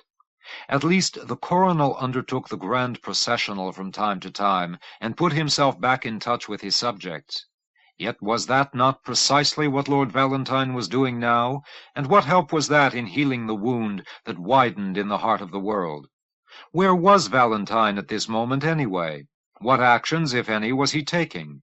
Who in the government had heard so much as a word from him in months? We are all wise and enlightened people, Hissoun thought, and with the best will in the world, we are doing everything wrong. It was nearly time for the day's meeting of the Council of Regency. He turned and made his way at a quick lope toward the interior of the castle. As he began the ascent of the 99 steps, he caught sight of Alcimar, whom he had lately named as the chief among his aides, waving wildly and shouting from far above. Taking the steps 2 and 3 at a time, Hissoun raced upward, while Alcimar came plunging down just as swiftly. "We've been looking all over for you," Alcimar blurted breathlessly when he was still half a dozen steps away. He seemed amazingly agitated. "Well, you found me," Hissoun snapped. "What's going on?" Pausing to collect himself, Alcimar said, "There's been big excitement. A long message came in from Tunagorn an hour ago, in Gehorna." "Gehorna?" Hissoun stared. "What in the name of the divine is he doing there?" "I couldn't tell you that. All I know is that that's where he sent the message from, and—" "All right, all right." Catching Alcimar by the arm, Hissoun said sharply, "Tell me what he said." "Do you think I know? Would they let someone like me in on great matters of state?" "A great matter of state, is it, then?" "Divis and Stasilaine have been in session in the council room for the last 45 minutes, and they've sent messengers to all corners of the castle trying to find you, and half the high lords of the castle have gone to the meeting, and the others are on their way, and—" Valentine must be dead, Hissoun thought, chilled. "Come with me," he said, and went sprinting furiously up the steps. Outside the council chamber, he found a madhouse scene, 30 or 40 of the minor lords and princes and their aides milling about in confusion, and more arriving at every moment. As Hissoun appeared, they moved automatically aside for him, opening a path through which he moved like a sailing ship, cutting its way imperiously through a sea thick with drifting dragon grass. Leaving Alcimar by the door, and instructing him to collect from the others whatever information they might have, he went in. Stasilaine and Divis sat at the high table. Divis bleak-faced and grim, Stasilaine somber, pale, and uncharacteristically downcast, his shoulders slumped, his hand running nervously through his thick shock of hair. About them were most of the high lords, Miragant, Elzandir, Manganot, Cantalus, the Duke of Halanx, Nimian of Dundilmere, and 5 or 6 others, including one that Hissoun had seen only once before, the ancient and withered Prince Gismele, grandson of the Pontifex Ossier, who had preceded Tieverinus in the labyrinth. All eyes turned upon Hissoun as he entered, and he stood for a moment transfixed in the gaze of these men, the youngest of whom was 10 or 15 years his senior, and all of whom had spent their lives in the inner corridors of power. They were looking toward him as though he alone had the answer they required to some terrible and perplexing question. "My lords," said Hissoun. Divis, scowling, pushed a long sheet of paper across the table toward him. "Read this," he muttered, "unless you already know." "I know only that there is a message from Tunagorn." "Read it, then." To Hissoun's annoyance, there was a tremor in his hand as he reached for the paper. He glowered at his fingers as though they were in rebellion against him, and forced them to grow steady. Clusters of words leaped from the paper at him. "Valentine gone off to Purifane to beg the forgiveness of the Donipure. A metamorph spy discovered traveling in the coronal's own entourage. Interrogation of the spy reveals that the metamorphs themselves have created and spread the pestilences racking the farmlands. A great sandstorm, Elidath dead, and many others. The coronal has vanished into Purifane. Elidath dead. The coronal has vanished. A spy in the coronal's entourage.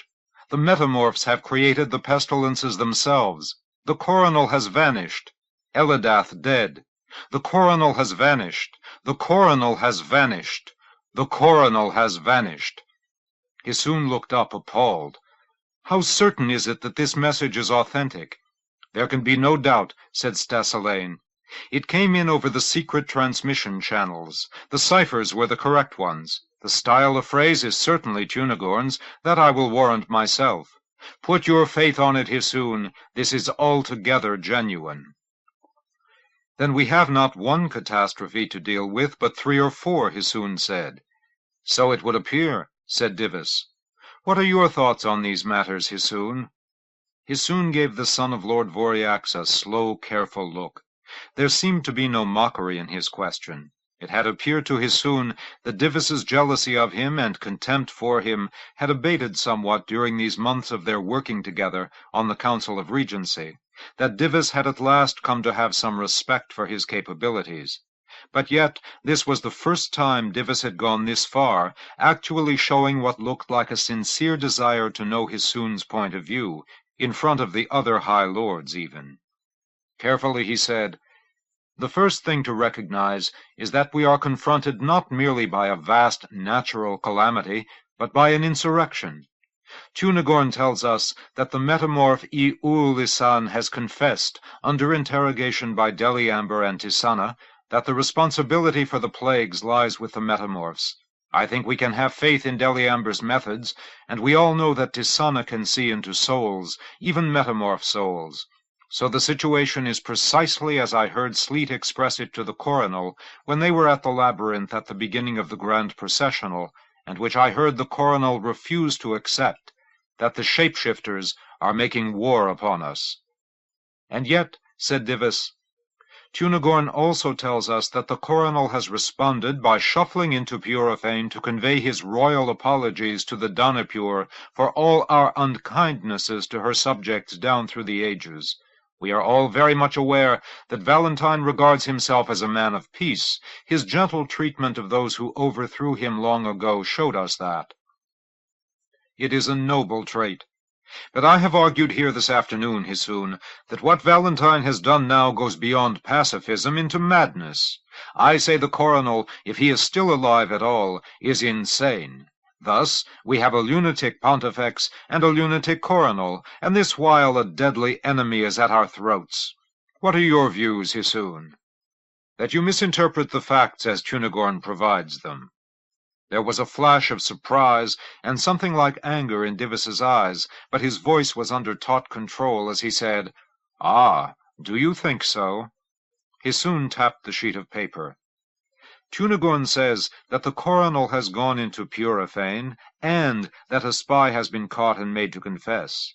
Nowhere can I find him saying that Lord Valentine went to Purifane after hearing of the spy's confession. I think it can be argued that the truth is quite the opposite, that Lord Valentine chose to undertake a mission of conciliation, the wisdom of which we clearly might wish to debate, but which is well within his character as we know it, and while he was away on that enterprise, this other information came to light. Perhaps because of the storm, it became impossible for Tunagorn to communicate with the coronal, although one would think Deliamber would be able to find some way."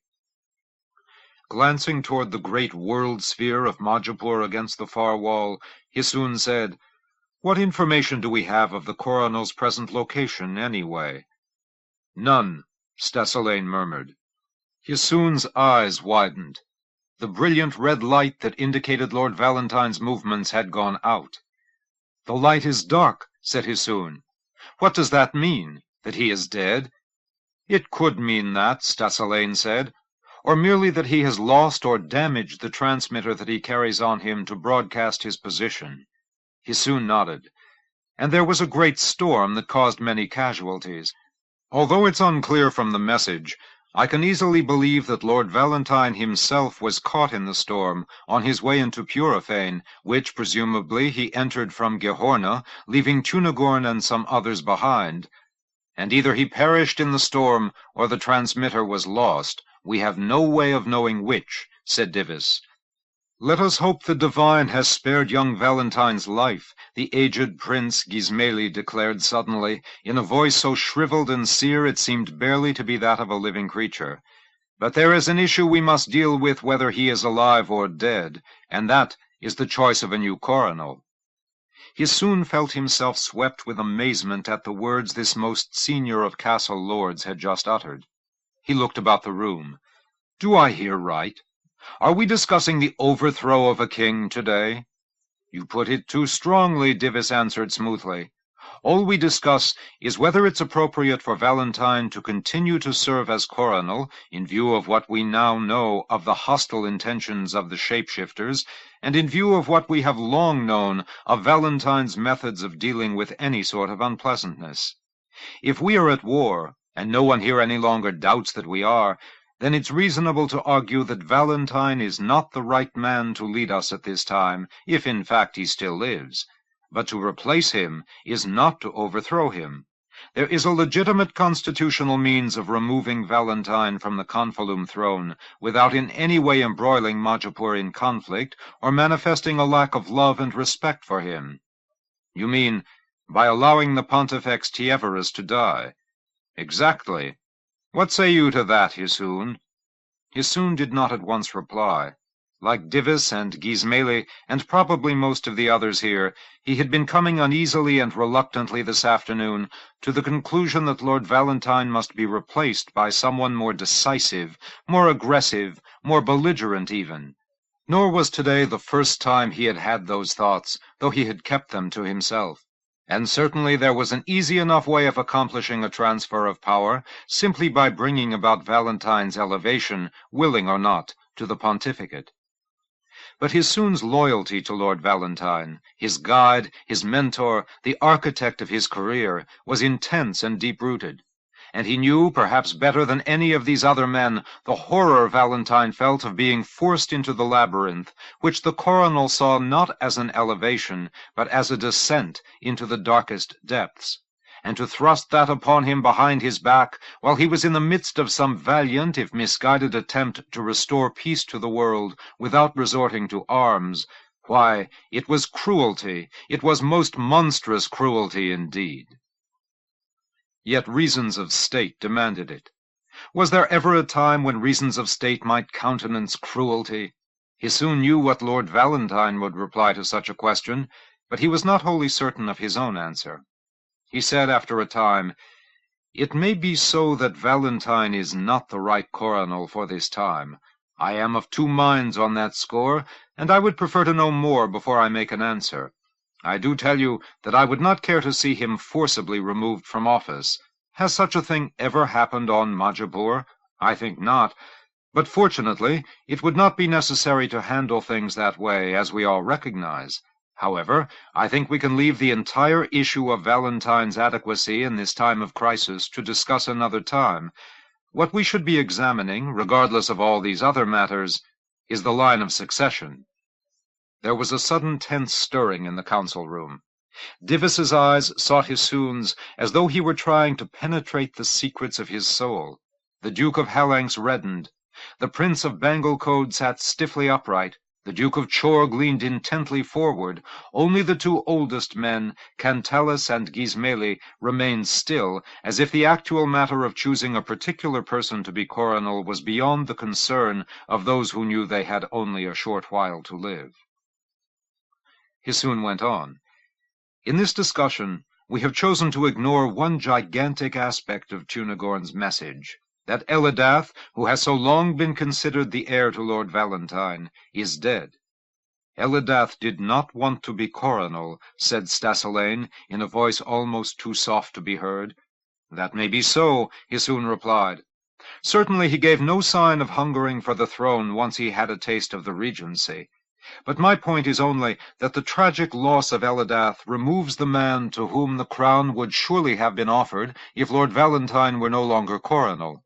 With him gone, we have no clear plan of succession, and we may learn tomorrow that Lord Valentine is dead, or that Tieverinus himself is finally dead, or that events require us to engineer the removal of Valentine from his present office. We should be prepared for any of those eventualities. We are the ones who will choose the next coronel. Do we know who that will be? Are you asking us to vote on an order of succession right now? Prince Maginot of Banglecode demanded. It seems clear enough already, said Miragant. The coronel appointed a regent when he went off on the grand processional, and the regent appointed 3 more, I assume with Lord Valentine's approval, when he too left the castle. Those 3 have governed us for some months. If we must find a new coronel, shall we not find it among those 3? Stasilaine said, You frighten me, Miragant. Once I thought it would be a grand thing to be coronel, as I suppose most of you also thought when you were boys. I am a boy no longer, and I saw how Elidath changed, and not for the better, when the full weight of power descended upon him. Let me be the first to fall down in homage before the new coronel, but let him be someone other than Stasilaine. The coronel, said the Duke of Chorg, should never be a man who hungers too deeply for the crown, but I think he ought not to be one who dreads it either. I thank you, Elzander, said Stasilaine. I am not a candidate. Is it understood? Divis? Hisoon? Miragant said. Hisoon felt a muscle leaping about in one of his cheeks, and a strange numbness in his arms and shoulders. He looked toward Divis. The older man smiled and shrugged and said nothing. There was a roaring in Hisoon's ears, a throbbing at his temples. Should he speak? What was he to say? Now that it had come down to it at last, could he stand before these princes and blithely announce that he was willing to be coronel? He felt that Divis was engaged in some maneuver far beyond his comprehension, and, for the first time since he had entered the council chamber this afternoon, he had no idea of the direction to follow. The silence seemed unending. Then he heard his own voice, calm, even, measured, saying, I think we need not carry the proceedings beyond this point. 2 candidates have emerged. Consideration of their qualifications seems now in order. Not here, not today. For the moment, we have done enough. What do you say, Divis? You speak wisely and with deep understanding, Hisoon. As always. Then I call for adjournment, said Miragant, while we consider these matters and wait for the arrival of further news of the coronel. Hisoon held up a hand. One other thing first. He waited for their attention. Then he said, I have for some time wished to travel to the labyrinth, to visit my family, to see certain friends. I believe also it would be useful for one of us to confer with the officials of the Pontifex and get first-hand knowledge of the state of Tieverinus's health. For it may be that we will have to choose a Pontifex and a coronel both in the month just ahead, and we should be ready for such a unique event if it comes upon us. So I propose the designation of an official embassy from Castle Mount to the labyrinth, and I offer myself as the ambassador. Seconded, said Divis at once. There was a business of discussing and voting, and once that was done, there was a vote for adjournment, and then meeting dissolved into a swirl of smaller groups. Hisoon stood by himself, wondering when he would awaken from all this. He became aware after a moment of tall, fair-haired Stasilaine looming over him, frowning and smiling both at the same time. Quietly, Stasilaine said, Perhaps it is a mistake to leave the castle at such a time, Hisoon. Perhaps. It seemed the right thing for me to do, though. I'll risk it. Then proclaim yourself coronel before you go. Are you serious, Stasilaine? What if Valentine still lives? If he lives, you know how to arrange for his becoming Pontifex. If he is dead, Hisoon, you must seize his place while you can. I will do no such thing. You must. Otherwise, you may find Divis on the throne when you return. Hisoon grinned. Easily enough dealt with. If Valentine is dead and Divis has replaced him, I will see to it that Tieverinus at last is allowed to rest. Divis immediately becomes Pontifex and must go to the labyrinth, and still another new coronel is required, with only 1 candidate available. By the lady, you are astonishing. Am I? It seems an obvious enough move to me. He soon took the older man's hand firmly in his. "I thank you for your support, Stesselain, and I tell you that all will be well at the end. If I must be coronel to Divis's Pontifex, so be it. We can work together, he and I do think. But for now, let us pray for Lord Valentine's safety and success, and leave off all these speculations." "Yes, by all means," said Stesselain. They embraced briefly, and he soon went from the council chamber. In the hallway outside, all was in the same confusion as before, though now perhaps 100 or more of the lesser lords were gathered, and the looks that he received from them when he appeared were extraordinary. But he soon said nothing to any of them, nor did he as much as let his eyes meet any of theirs as he moved through the throng. He found Alcimar at the edge of the crowd, gaping at him in a preposterous, slack-jawed, wide-eyed way. He soon beckoned to him, and told him to make ready for a journey to the labyrinth. The young knight looked at Hisoon in total awe, and said, "I should tell you, my lord, that a tale came through this crowd some minutes ago, that you are to be made coronel. Will you tell me if there is truth to that?" "Lord Valentine is our coronel," said Hisoon brusquely. "Now go and prepare yourself for departure. I mean to set out for the labyrinth at dawn." Chapter 6. When she was still a dozen blocks from home, Millelaine began to hear the rhythmic shouting in the streets ahead of her. "Yatta! Yatta! Yatta! Voom!" or something like that. Nonsensical sounds, gibberish, pounded out at full-throated volume again and again and again by what sounded like 1,000 madmen. She came to a halt and pressed herself fearfully against an old, crumbling stone wall, feeling trapped. Behind her, in the square, a bunch of drunken marchmen were roistering about, smashing windows and molesting passers-by. Somewhere off to the east, the Knights of Decoret were holding a rally in honor of Lord Sempitern. And now, this new craziness. Yatta! Yatta! Yatta! Voom! There was no place to turn. There was no place to hide.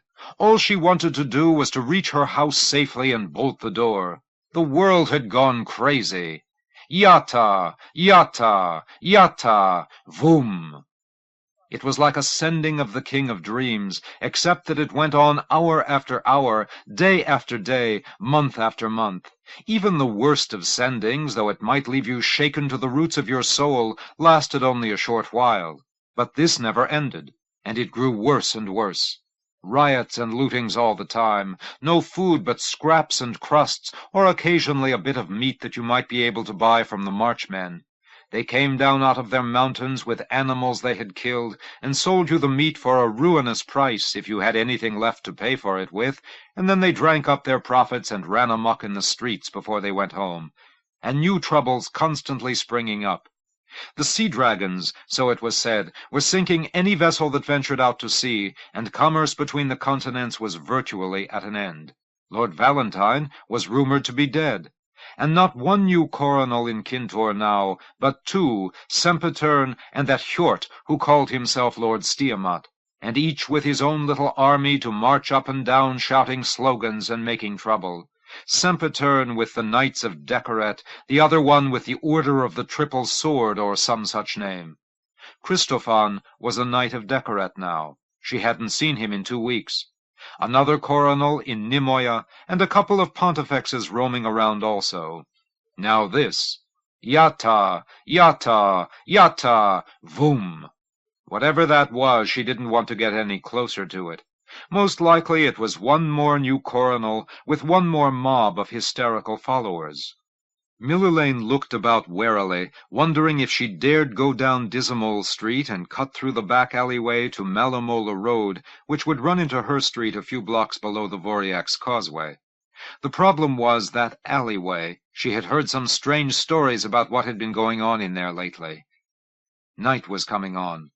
A light rain, little more than a heavy mist, began to fall. She felt light-headed and dizzy from hunger, though she was becoming accustomed to that.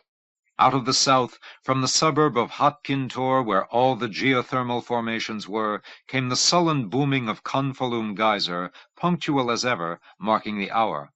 Automatically, Miller-Lane looked toward it, and saw its great column of steam rising heavenward with a broad sulphurous mantle of yellow smoke surrounding it and seeming to fill half the sky. She had been looking at the geysers of Hotkintor all her life, taking them completely for granted. But somehow tonight the eruption frightened her as never before, and she made the sign of the lady again and again until it began to subside. The lady. Did she still watch over Majapur? What had become of her kindly sendings that gave such good counsel and warm comfort? For that matter, where was the King of Dreams? Once, in quieter times, those two powers had kept everyone's life in balance, advising, admonishing, if necessary, punishing. Perhaps they still reigned, Miller-Lane thought, but the situation was so far out of hand that neither king nor lady could possibly cope with it, though they might labor from dawn to bring matters back under control. It was a system designed to work beautifully in a world where most people gladly obeyed the law anyway. But now hardly anyone obeyed the law. There was no law. Yatta, yatta, yatta, voom. And from the other side, Sempitern, Lord Sempitern, hail, hail, hail, Lord Sempitern. The rain was coming down harder now. Get moving, she told herself. March men in the square, and the divine only knows what madness ahead of you, and the knights of Decoret cavorting behind you. Trouble, any way at all. And even if Christophane was among the knights, she didn't want to see him, eyes glassy with devotion, hands upraised in the new form of the starburst salute. She began to run. Across Malabor to Dizamol, down Dizamol toward that little alleyway connecting with Malamola. Did she dare? Yatta, yatta, yatta, voom! A line of paraders coming up Dizamol Street toward her suddenly, walking like some sort of soulless machines, 9 or 10 abreast, arms swinging stiffly up and down, right, left, and that chant bursting from them in an endless, insistent, jabbing rhythm. They would parade right over her and never see her. She made a quick turn into the alleyway, only to find a horde of men and women with green and gold armbands clogging the far end and screaming in praise of the new Lord Stiamat. Trapped! All the lunatics were out at once tonight. Desperately glancing about, Miller-Lane saw a door half ajar on the left-hand side of the alleyway and ducked quickly into it. She found herself in a dark corridor, with faint chanting and the sharp scent of a strange incense coming from a room at the far end of it. A shrine of some sort. One of the new cults, maybe. But at least they were unlikely to hurt her here. She might be able to stay until all the various demented mobs outside had moved along to another part of town. Cautiously, she moved down the corridor and peered into the room at the end. Dark. Fragrant. A dais at one side, and what looked like 2 small dried sea-dragons mounted like flagpoles at either end of it. A leoman standing between them, somber, silent, triple eyes burning like smoldering coals. Miller-Lane thought she recognized him, the street vendor who once had sold her a skewer of sausages for 5 crowns. But maybe not. It was hard to tell one leoman from the next, after all. A hooded figure who smelled like a gayrog came up to her and whispered, "You are in time for communion, sister. Welcome, and the peace of the Water Kings be upon you." The Water Kings? The gayrog took her gently by the elbow, and just as gently propelled her into the room, so that she could take her place among the kneeling, murmuring congregation. No one looked at her. No one was looking at anyone else. All eyes were on the leoman between the 2 little dried sea-dragons. Miller-Lane looked toward him, too. She dared not glance about at those alongside her, for fear she might find friends of hers here. "Take, drink, join," the leoman commanded. They were passing wine bowls from aisle to aisle. Out of the corner of her eye, Miller-Lane saw that each worshipper, when the bowl came to him, put it to his lips and drank deeply, so that the bowls had constantly to be refilled as they moved through the room. The closest one was 4 or 5 rows ahead of her just then. The leoman said, "We drink, we join, we go forth and embrace the Water King." Water Kings were what the leomen called the sea-dragons, Miller-Lane remembered. They worshipped the dragon, so it was reported. Well, she thought, maybe there's something to it. Everything else has failed. Give the world to the sea dragons. The wine bowl, she saw, was 2 rows ahead of her now, but moving slowly. "We went among the water kings, and hunted them, and took them from the sea," said the leman. "We ate their flesh, and drank their milk. And this was their gift to us, and their great willing sacrifice, for they are gods, and it is right and proper for gods to give their flesh and their milk to lesser folk, to nurture them, and make them like gods themselves. And now the time of the water kings is coming. Take, drink, join." The bowl was passing down Millelane's row. "They are the great ones of the world," the leman intoned. "They are the masters, they are the monarchs, they are the true powers, and we belong to them, we and all others who live on Majapur. Take, drink, join." The woman at Millelane's left was drinking from the wine bowl now. A savage impatience came over her. She was so hungry, she was so thirsty, and she was barely able to restrain herself from pulling the bowl from the woman's grasp, fearing none would be left for her. But she waited, and then the bowl was in her hands. She stared down into it, a dark wine, thick, glossy. It looked strange. Hesitantly she took a sip. It was sweet and spicy, and heavy on her tongue, and at first she thought it was like no wine she had ever tasted, but then it seemed that there was something familiar about it. She took another sip. Take, drink, join. Why, it was the wine dream speakers used, when they made their communion with your mind and spoke the dream that was troubling you. That was it, surely, dream wine. Though Millelane had been to a dream speaker only 5 or 6 times, and not for years, she recognized the unmistakable flavor of the stuff. But how could that be? Only dream speakers were allowed to use it, or even to possess it. It was a powerful drug. It was to be used only under a speaker's supervision. But somehow in this backroom chapel they had vats and vats of it, and the congregation was guzzling it as though it were beer. Take, drink, join. She realized she was holding up the passing of the bowl. She turned to the man on her right with a silly grin and an apology, but he was staring rigidly forward and paid no heed to her. So, with a shrug, she put the bowl to her lips and took a deep, reckless gulp, and then another, and handed the bowl onward. Almost at once she felt the effect. She swayed, blinked, had to struggle to keep her head from falling forward against her knees. "It's because I drank it on an empty stomach," she told herself. She crouched down, leaned forward, began to chant along with the congregation, a low, wordless, meaningless, repetitious murmur, "Uavamma, Uavamma," just as absurd as what those others had been shouting in the street, but somehow gentler, a tender, crooning, yearning cry, "Uavamma, Uavamma." And as she chanted, it seemed to her that she heard a distant music, weird, otherworldly, the sound of many bells far away, ringing in patterns of overlapping changes that were impossible to follow for long, since one strand of melody quickly became lost inside its successor, and that one in the next. "Uavamma," she sang, and back to her came the song of the bells, and then she had a sense of something immense very close by, perhaps even in this very room, something colossal and winged and ancient and enormously intelligent, something whose intellect was as far beyond her comprehension as hers would be beyond a bird's. It was turning and turning and turning in vast unhurried orbits, and each time it turned, it unfolded its giant wings and spread them to the ends of the world, and when it folded them again, they brushed against the gates of Millelane's mind. Just a tickle, just the lightest of touches, a feather whisk, and yet she felt herself transformed by it, lifted out of herself, made part of some organism of many minds, unimaginable, godlike. Take, drink, join. With each touch of those wings, she joined more profoundly.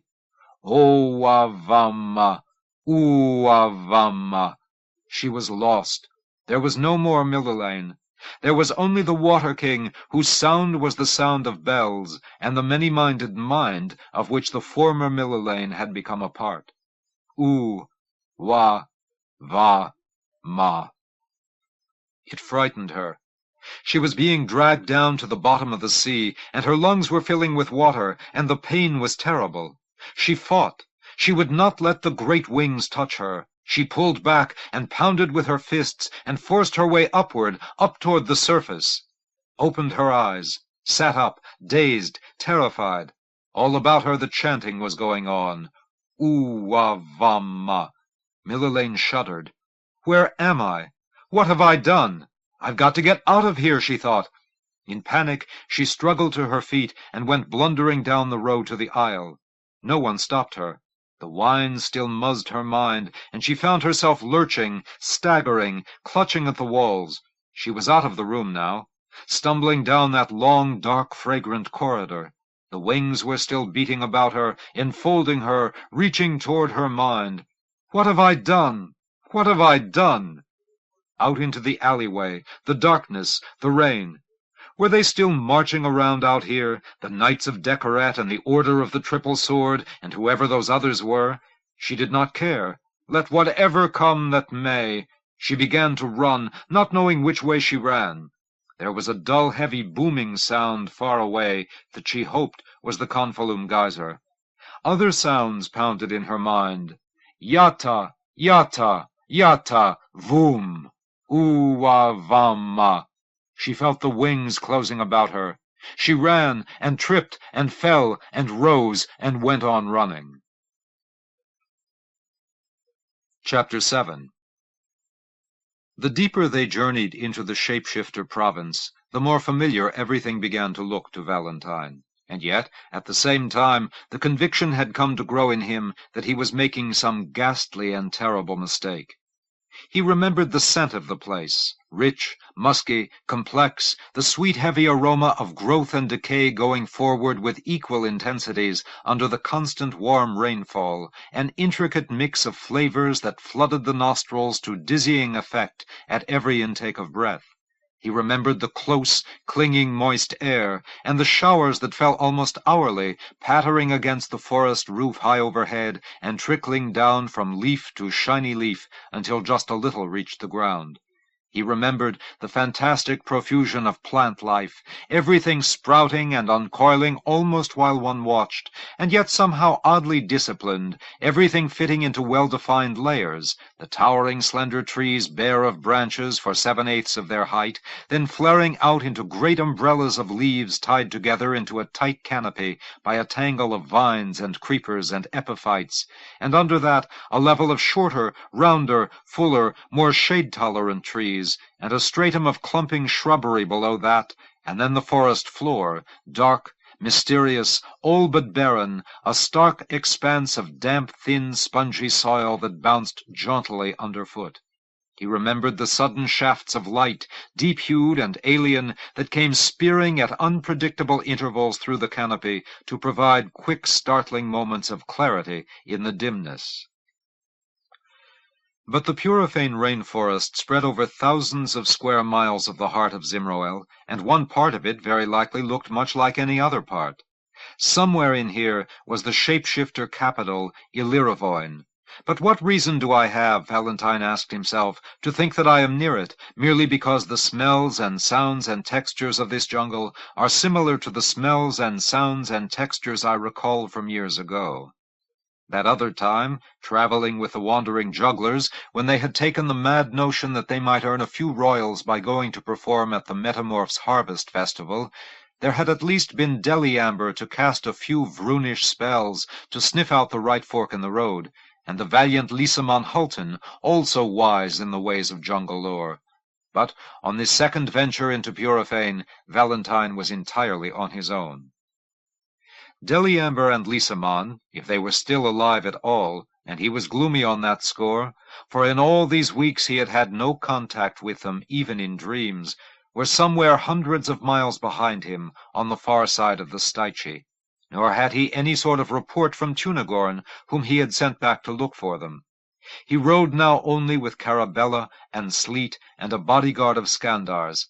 Carabella had courage and endurance, but little skill as a pathfinder, and the Skandars were strong and brave, but not very bright, and Sleet, for all his shrewd, sober-minded ways, was in this region hampered greatly by the paralyzing dread of shapeshifters that had been laid upon him in a dream while he was young, and which he had never fully been able to throw off. It was folly for a coronel to be roaming the jungles of Purifane with so skimpy an entourage, but folly seemed to have become the hallmark of recent coronels, Valentine thought, considering that his two predecessors, Malibor and Voriax, had met early and violent deaths while off doing foolish things. Perhaps it has become the custom, this rashness of kings. And it seemed to him that from day to day he was neither getting closer to Allyravoin nor farther from it, that it was everywhere and nowhere in these jungles, that perhaps the whole city had picked itself up and was moving onward just ahead of him, maintaining a constant distance from him, a gap he could never close. For the shapeshifter capital, as he recalled it from that other time, was a place of flimsy wickerwork buildings, and only a few more substantial ones, and it had seemed to him then a makeshift phantom city that might well flit from one site to another at the whim of its inhabitants, a nomad city, a dream city, a jungle will-o'-the-wisp. "Look there," Carabella said. "Is that a trail, Valentine?" "Perhaps it is," he said.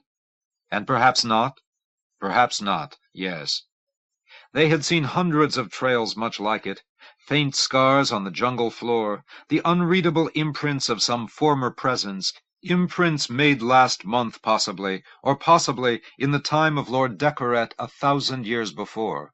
An occasional stick planted in the ground, with a bit of feather fastened to it maybe, or a scrap of ribbon.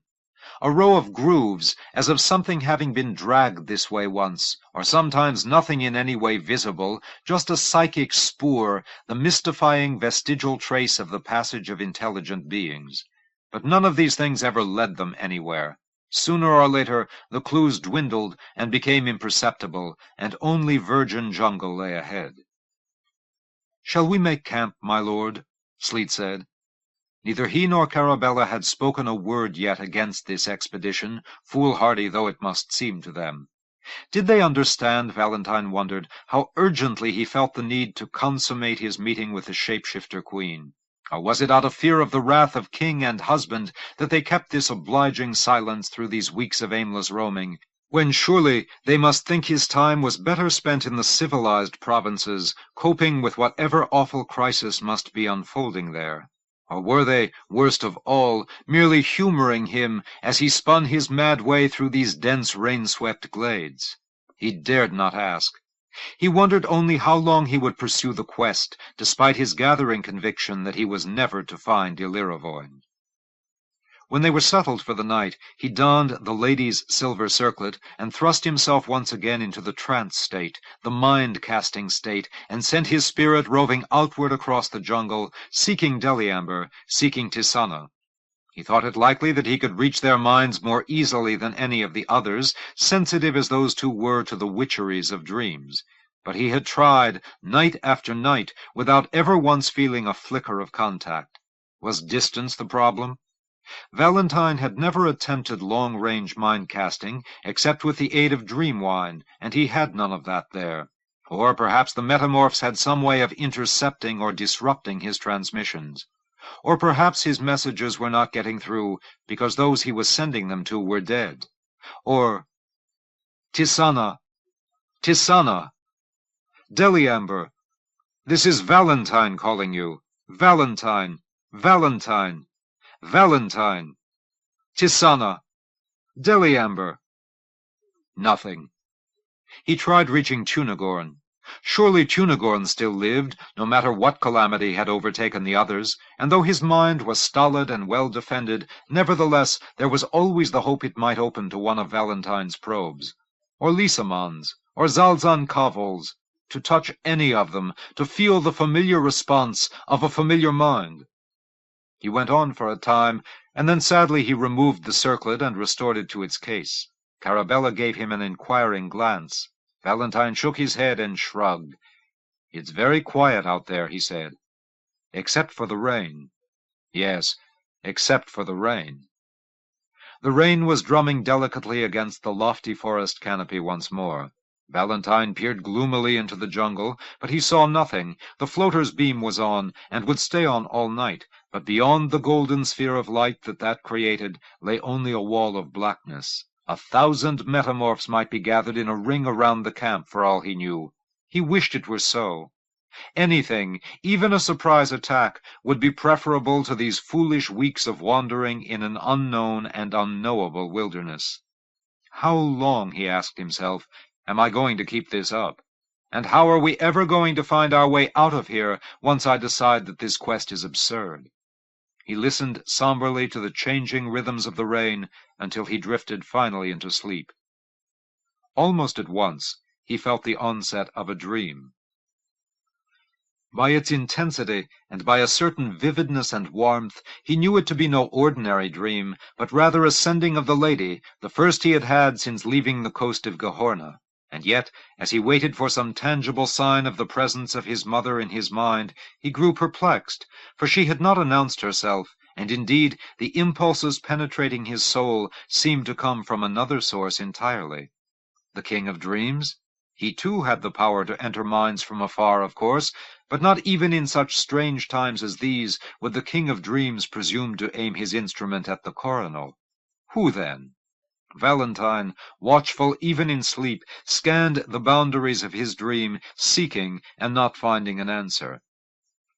The dream was almost entirely without narrative structure. It was a thing of shapeless forms and silent sounds, creating a sense of event by purely abstract means.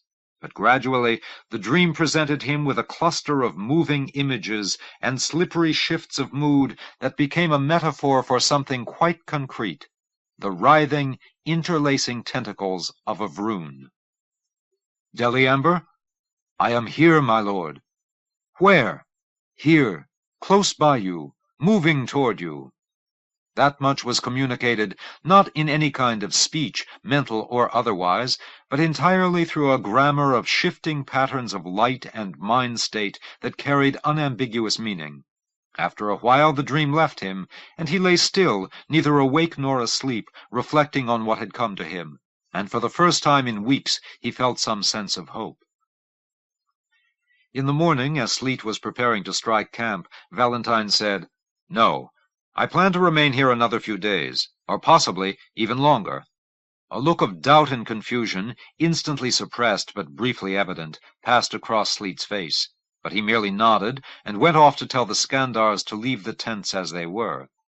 Carabella said, "This night has brought you news, my lord. I see that in your face.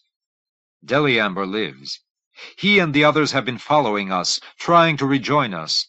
But we've been drifting about so much, traveling so quickly, they can't catch up with us. As soon as they have a fix on us, we head off in some new direction. If we remain in one place, they'll be able to find us." "You spoke with the Vroon, then?" "With his image, with his shadow. But it was the true shadow, the authentic image. He'll be with us soon." And indeed, Valentine had no doubt of that. But a day passed, and another, and another. Each night he donned his circlet and sent forth a signal, and had no response. The Skandar guards took to prowling the jungle like restless beasts. Sleet grew tense and fidgety, and went off alone for hours at a time, despite the fear of metamorphs he claimed to feel. Carabella, seeing matters growing so edgy, suggested that he and she and Valentine do a little juggling, for the sake of old times, and to give themselves an amusement so demanding it would draw their minds away from other concerns. But Sleet said he had no heart for it, and Valentine, when he agreed at her urging to try it, was so fumble-fingered from lack of practice that he would have abandoned the attempt in the first 5 minutes, but for Carabella's insistence. "Of course you're rusty," she said. "Do you think the skill stays sharp without some honing? But it comes back if you work at it.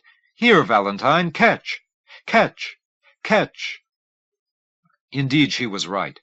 A little effort, and he began to feel once more the old sense that the union of hand and eye could carry him to a place where time had no meaning, and all of space became a single infinite point. The Scandars, though they must surely have known that juggling had once been Valentine's profession, were plainly astounded at seeing a coronel do any such thing, and gaped in undisguised curiosity and awe as Valentine and Carabella tossed a motley galaxy of objects back and forth to one another. "Hoy!" she cried, and "Hoy!" and "Hoy!" as she led him on to ever more complex feats.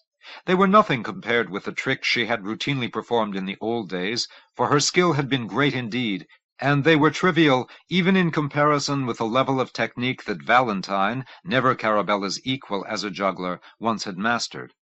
But it was fair going, he thought, for someone who had not juggled seriously in close to a decade. Within an hour, rain-soaked and sweat-soaked though he was, he felt better than he had in months. Sleet appeared, and, watching them, seemed to draw out of his anxiety and gloom. After a while he moved closer, and Carabella tossed a knife and a club and a hatchet to him, and he caught them casually, and began to weave them into a lofty, playful cascade, to which he added 3 more things that Valentine sent his way.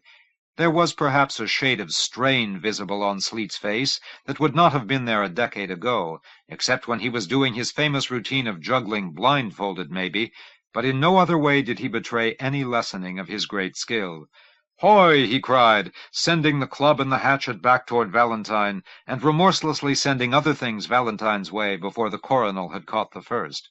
Then he and Valentine and Carabella went at it with very great seriousness indeed, as though they were wandering jugglers once more, and were rehearsing for a performance before the royal court. Sleet's display of virtuosity inspired Carabella to some intricate feats of her own, which led Sleet to call for some even more difficult maneuvers, and before long Valentine was totally out of his depth. All the same, he attempted to keep up with them as long as he could, and did a creditable job at it, only dropping an occasional thing, until he found himself bombarded from both sides at once by a laughing Carabella and a cool, intense Sleet, and he found himself suddenly all elbows and no fingers, and allowed everything to go tumbling from his grasp. "Ah, my lord, that's no way to do it," boomed a harsh and wonderfully familiar voice. "Zalzan Kavol!" Valentine cried in amazement and glee. The huge Skandar came bounding toward him, quickly making the starburst salute, and then scooping up all the things that Valentine had dropped. And, with a manic delight, he began to toss them at Sleet and Carabella in that wild, four-armed way of his that could push any human juggler, no matter how skilled, to the limits of his ability. Valentine looked deeper into the jungle, and saw the others running through the rain. Lysamon Hulton, with the Vroon perched on her shoulder, Tunagorn, Tisana, Erminar, Shanamir, and still more, erupting one after another from a battered and mud-splattered floater parked not far away. All of them had come, Valentine realized. Everyone whom he had left behind in Gehorna, the entire party reunited at last. "Get out the wine," he cried. "This calls for celebration." He rushed among them, embracing this one and that, straining upward to throw his arms about the giantess, pummeling Shanamir joyfully, clasping hands solemnly with the dignified Erminar, seizing Tunagorn in a hug that might have throttled a weaker man. "My lord," shouted Lysamon, "you will never go off by yourself again so long as I live. With all respect, my lord, never again, never." "If I had known, my lord," said Zalzan Kavol, "that when you said you would travel a day's journey ahead of us to the Styche, that there was going to be a storm of such force, and that we would not see you again for this many weeks. Ah, my lord, what kind of guardians do you think we are, to let you escape from us this way? When Tunagorn said you had survived the storm, but had gone chasing off into Purifane without waiting for us, ah, my lord, if you were not my lord, I would have wanted to commit treason upon you when I caught up with you again. Believe me, my lord." "And will you forgive me this escapade?" Valentine asked. My lord, you know it was never my intention to separate myself from you this long. That was why I sent Tunagorn back, to find you and have you come after me. And each night I sent messages to you. I put the circlet on. I strived with all my mind's strength to reach out and touch you, Deliamber, and you, Tisana." "Those messages reached us, my lord," said Deliamber. "They did?" "Night after night. It gave us much joy, knowing that you were alive." "And you made no reply?" Valentine asked. "Ah, my lord, we replied every time," the Vroon said. "But we knew we were not getting through, that my power was not strong enough over such a distance. We longed to tell you to stay where you were and let us come to you. But every day you were farther into the jungle, and there was no holding you back, and we were unable to overtake you, and I could not reach your mind, my lord. I could not reach your mind. But finally you did get through." "With the help of your mother the lady," said Deliamber. "Tisana went to her in sleep, and won from her ascending, and the lady understood. And she made of her own mind the courier for mine, carrying me where I could not go myself. And that was how we spoke to you at last. My lord, there is so much to tell you now." "Indeed," said Junagorn, "you'll be astonished, Valentine. I pledge you that." "Astonish me, then," Valentine said. Deliamber said, "Junagorn has told you, I think, that we discovered the agricultural expert Iur-Lisan to be a shapeshifter spy?" "So he has told me, yes. But how was this discovered?" "The day you set out for the Stychi, my lord, we came upon Iur-Lisan deep in the communion of minds with some far-off person. I felt his mind reaching forth. I felt the force of the communion. And immediately I asked Zalzan-Kavol and Lisamon to apprehend him." Valentine blinked. "How could Iur-Lisan possibly have had such a power?" "Because he was a shapeshifter, my lord," said Tisana, "and the shapeshifters have a way of linking mind to mind, using the great sea dragon kings as their joining place." Like a man who has been attacked from two sides at once, Valentine glanced from Tisana to Deliamber, and back at the old dream speaker again. He struggled to absorb the meaning of the things they had said, but there was so much in them that was strange, that was entirely bewildering, that he could at first grasp very little. "It baffles me," he said, "to hear of metamorphs speaking to one another through sea dragons. Who could have supposed the dragons had any such power of mind?" "Water kings, my lord, is what they call them," Tisana said. "And it appears that the water kings have very powerful minds indeed, which enabled the spy to file his reports with great ease." "Reports on what?" said Valentine uneasily. "And to whom?" "When we found Iur-Lisan in this communion," said Deliamber, "Lisamon and Zalzan-Kavol seized him, and he at once began to change his shape. We would have brought him to you for interrogation, but you had gone ahead to the river, and then the storm began, and we could not follow.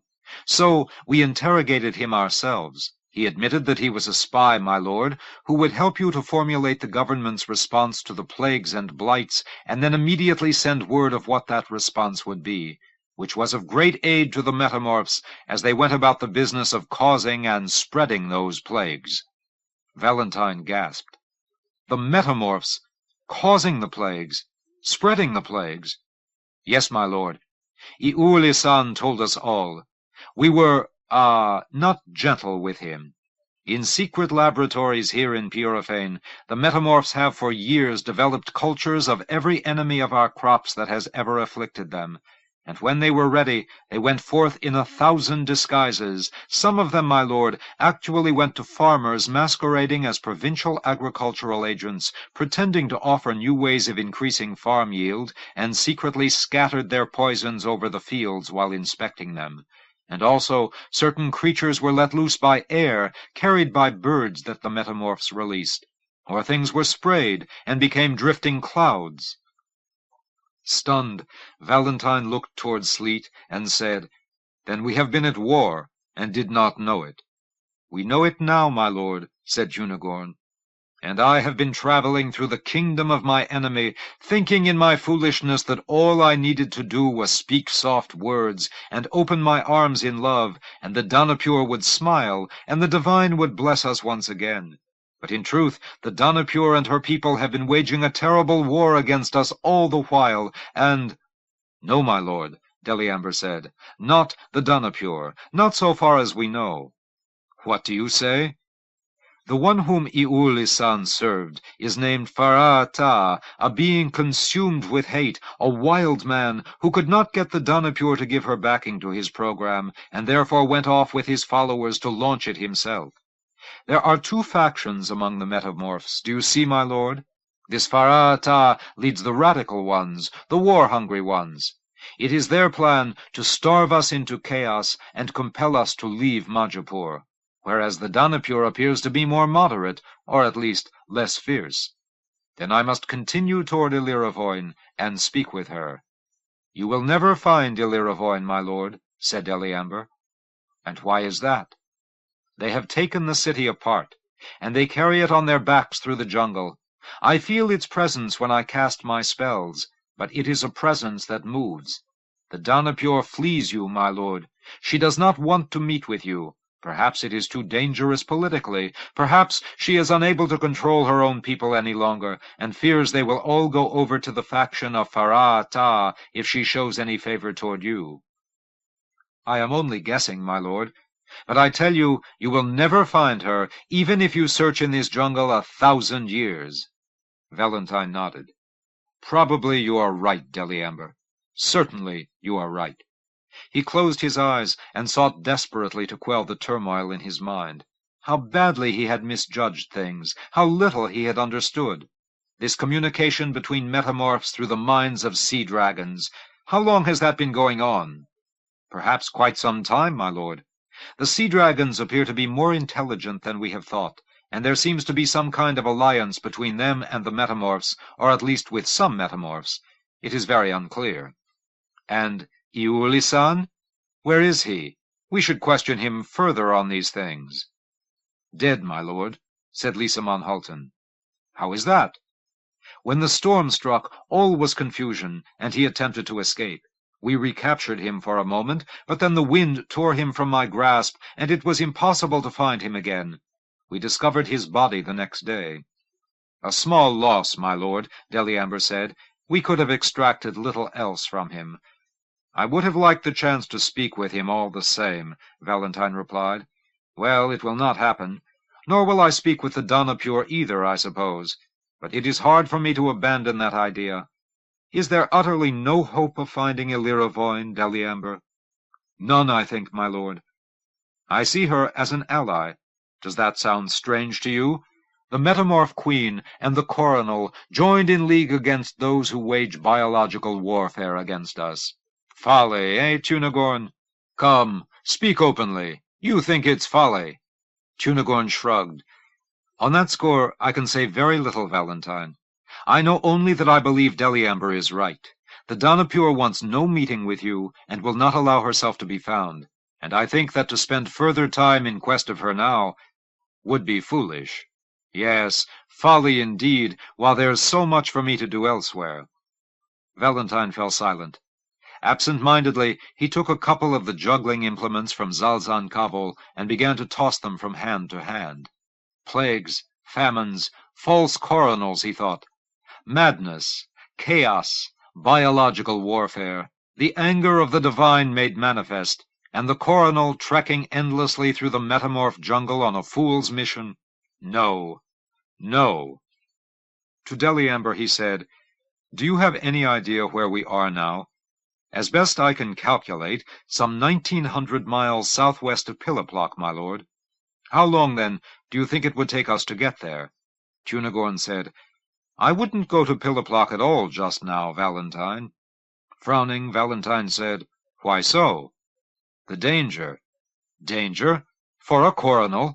I was there just a month or two ago, Tunagorn, and I saw no danger. Things have changed. Piliplock has proclaimed itself a free republic, so the word reaches us. The citizens of Piliplock, still having ample food supplies in storage, were fearful of having those supplies requisitioned for use in Kintor and Nimoya, and so Piliplock has seceded from the Commonwealth. Valentine stared as though into an infinite abyss. Seceded? A free republic? These words have no meaning.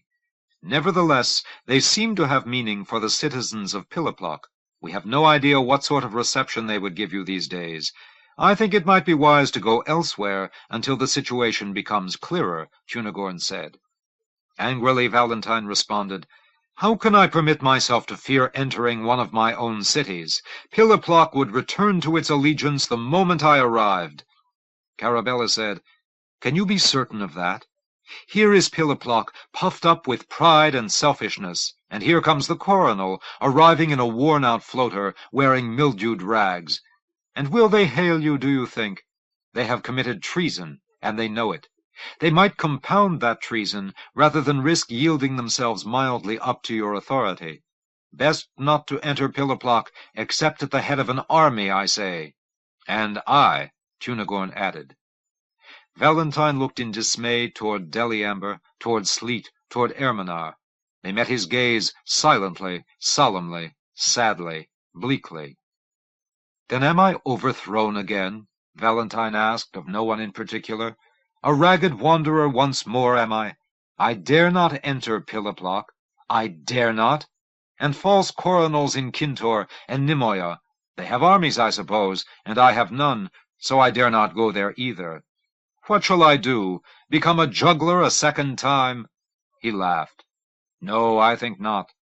Coronel is what I am. Coronel is what I shall remain. I thought I was done with this business of making repairs to my place in the world, but evidently not. Get me out of this jungle, Deliamber. Find me my way to the coast, to some port city that still gives me homage, and then we'll go forth in search of allies, and set things to rights all over again, eh?" "And where shall we find those allies, my lord?" Sleet asked.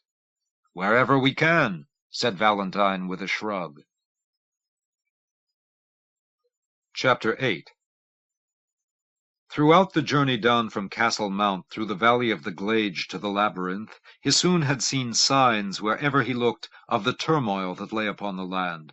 Although in this gentle and fertile region of Alhanroel the situation had not yet grown as troubled as it was farther west, or in Zimroel, there was nevertheless a visible and virtually tangible tension everywhere: locked gates, frightened eyes, clenched faces. But in the labyrinth itself, he thought, nothing seemed greatly to have changed, perhaps because the labyrinth had always been a place of locked gates, frightened eyes, clenched faces. Though the labyrinth might not have changed, Hissoon had, and the change was evident to him from the moment he entered the Mouth of Waters, that grand and opulent ceremonial gateway traditionally used by the powers of Majapur when coming into the city of the Pontifex. Behind him lay the warm, hazy afternoon of the Glade Valley, fragrant breezes, green hills, the joyous, throbbing glow of rich sunlight. Ahead lay the eternal night of the labyrinth's secretive hermetic coils, the hard glitter of artificial lighting, the strange lifelessness of air that has never known the touch of wind or rain. And as he passed from the one realm to the other, he soon imagined for just a flickering instant that a massive gate was clanging shut behind him, that some horrific barrier now separated him from all that was beautiful in the world, and he felt a chill of fear. It surprised him that a mere year or two on Castle Mount could have worked such a transformation in him, that the labyrinth, which he doubted he had ever loved, but where he had certainly felt at ease, should have become so repellent to him. And it seemed to him that he had not really understood until this moment the dread that Lord Valentine felt for the place.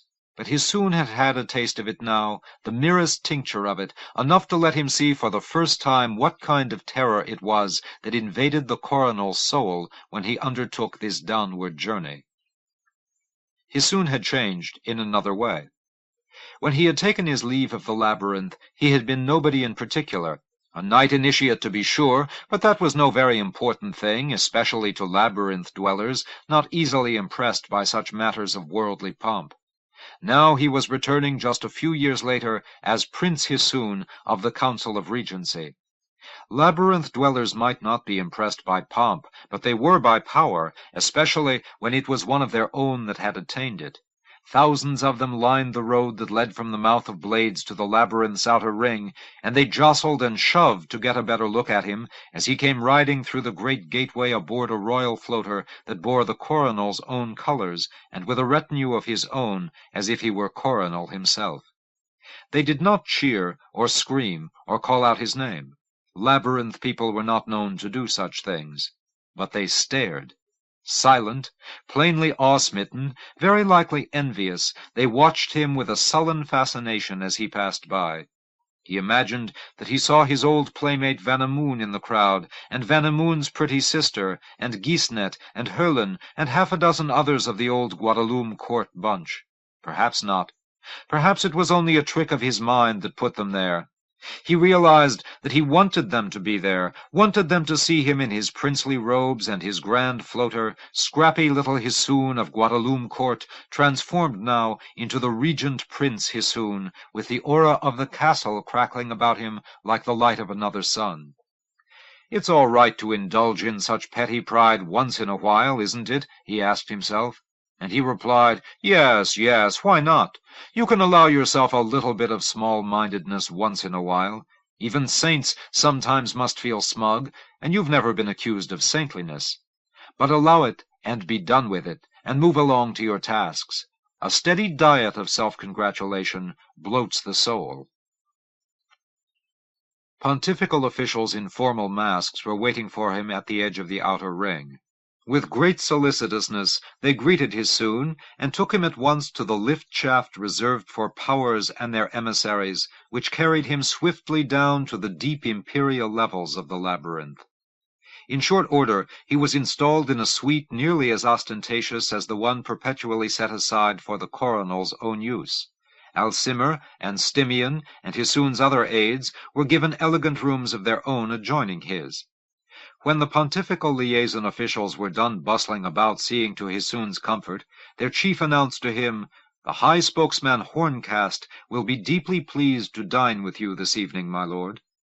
Despite himself, Hissoon felt a little shiver of wonder. Deeply pleased. He still had enough of the labyrinth in him to regard Horncast with veneration bordering on fear. The real master of the labyrinth, the puppeteer who pulled the Pontifex's strings. "Deeply pleased to dine with you this evening, my lord." Really? Horncast? It was hard to imagine old Horncast deeply pleased about anything, Hissoon thought.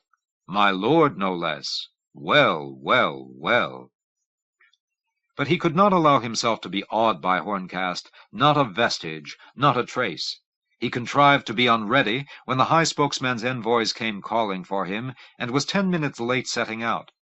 When he entered the high spokesman's private dining chamber, a hall of such glittering magnificence that even a Pontifex might have found its grandeur excessive, Hissoon restrained himself from offering any sort of salute or obeisance, though the impulse fluttered quickly through him. "This is Horncast," he thought, and wanted to drop to his knees. "But you are Hissoon," he told himself angrily, and remained standing, dignified, faintly aloof. Horncast was, Hissoon compelled himself to keep in mind, merely a civil servant, whereas he himself was a person of rank, a prince of the Mount, and a member of the Council of Regency as well. It was difficult, though, not to be swayed by Horncast's formidable presence and power. He was old, ancient even, yet he looked robust and energetic and alert, as though a witchery had stripped 30 or 40 of his years from him. His eyes were shrewd and implacable, his smile was unsettlingly intricate, his voice deep and strong.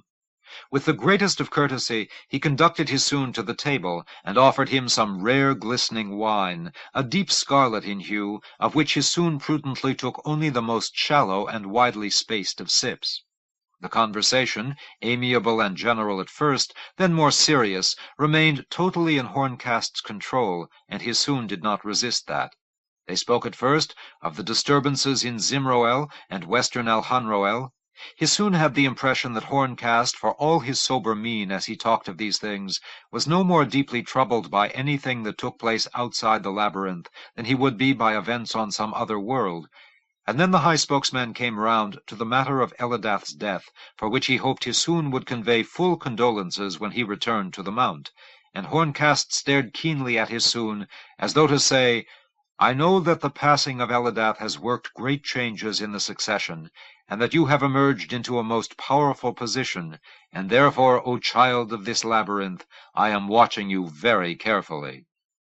He soon expected that Horncast, having heard enough of the news from overseas to be aware that Elidath was dead, would go on now to inquire after the safety of Lord Valentine. But, to his amazement, the high spokesman chose to speak next of other matters entirely, having to do with certain shortages now manifesting themselves in the granaries of the labyrinth. No doubt that problem was much on Horncast's mind, he soon thought, but it was not primarily to discuss such things that he had undertaken this journey.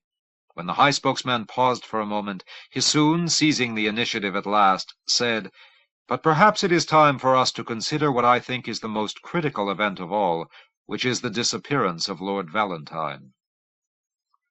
For once, Horncast's invincible serenity seemed shaken.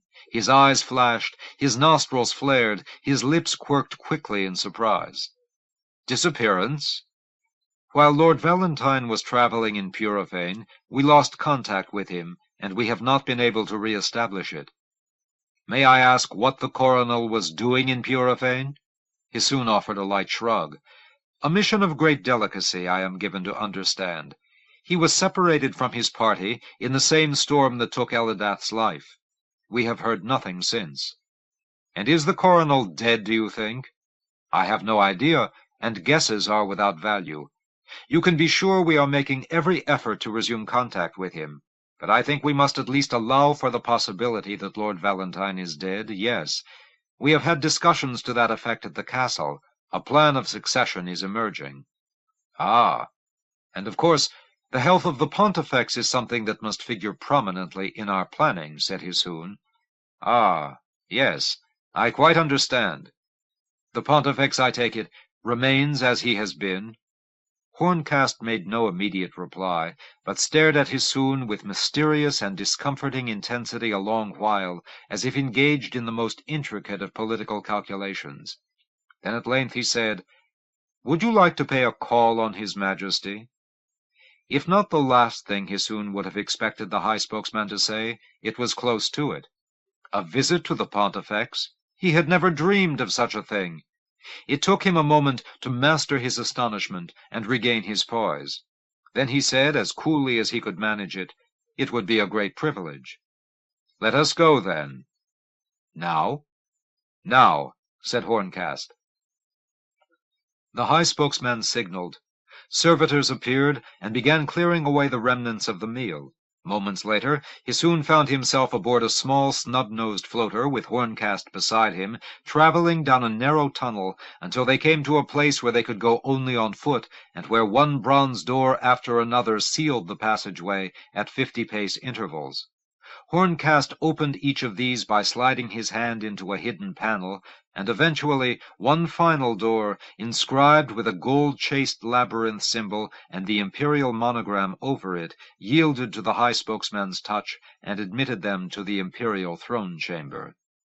Hisoon's heart pounded with terrifying force. The Pontifex! Old mad Tieverius! Throughout all his life he had scarcely believed that any such person truly existed. Child of the labyrinth that he was, he had regarded the Pontifex always as some sort of supernatural being, hidden away here in the depths, the reclusive master of the world. And even now, for all Hisoon's recent familiarity with princes and dukes and the household of the coronel and the coronel himself, he regarded the Pontifex as a being apart, dwelling in a realm of his own, invisible, unknowable, unreal, inconceivably remote from the world of ordinary beings.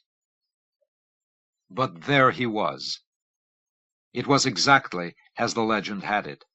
The sphere of blue glass, the pipes and tubes and wires and clamps, the colored fluids bubbling in and out of that life-support chamber, and the old, old man within, sitting weirdly upright on the high-backed throne atop its 3 shallow steps.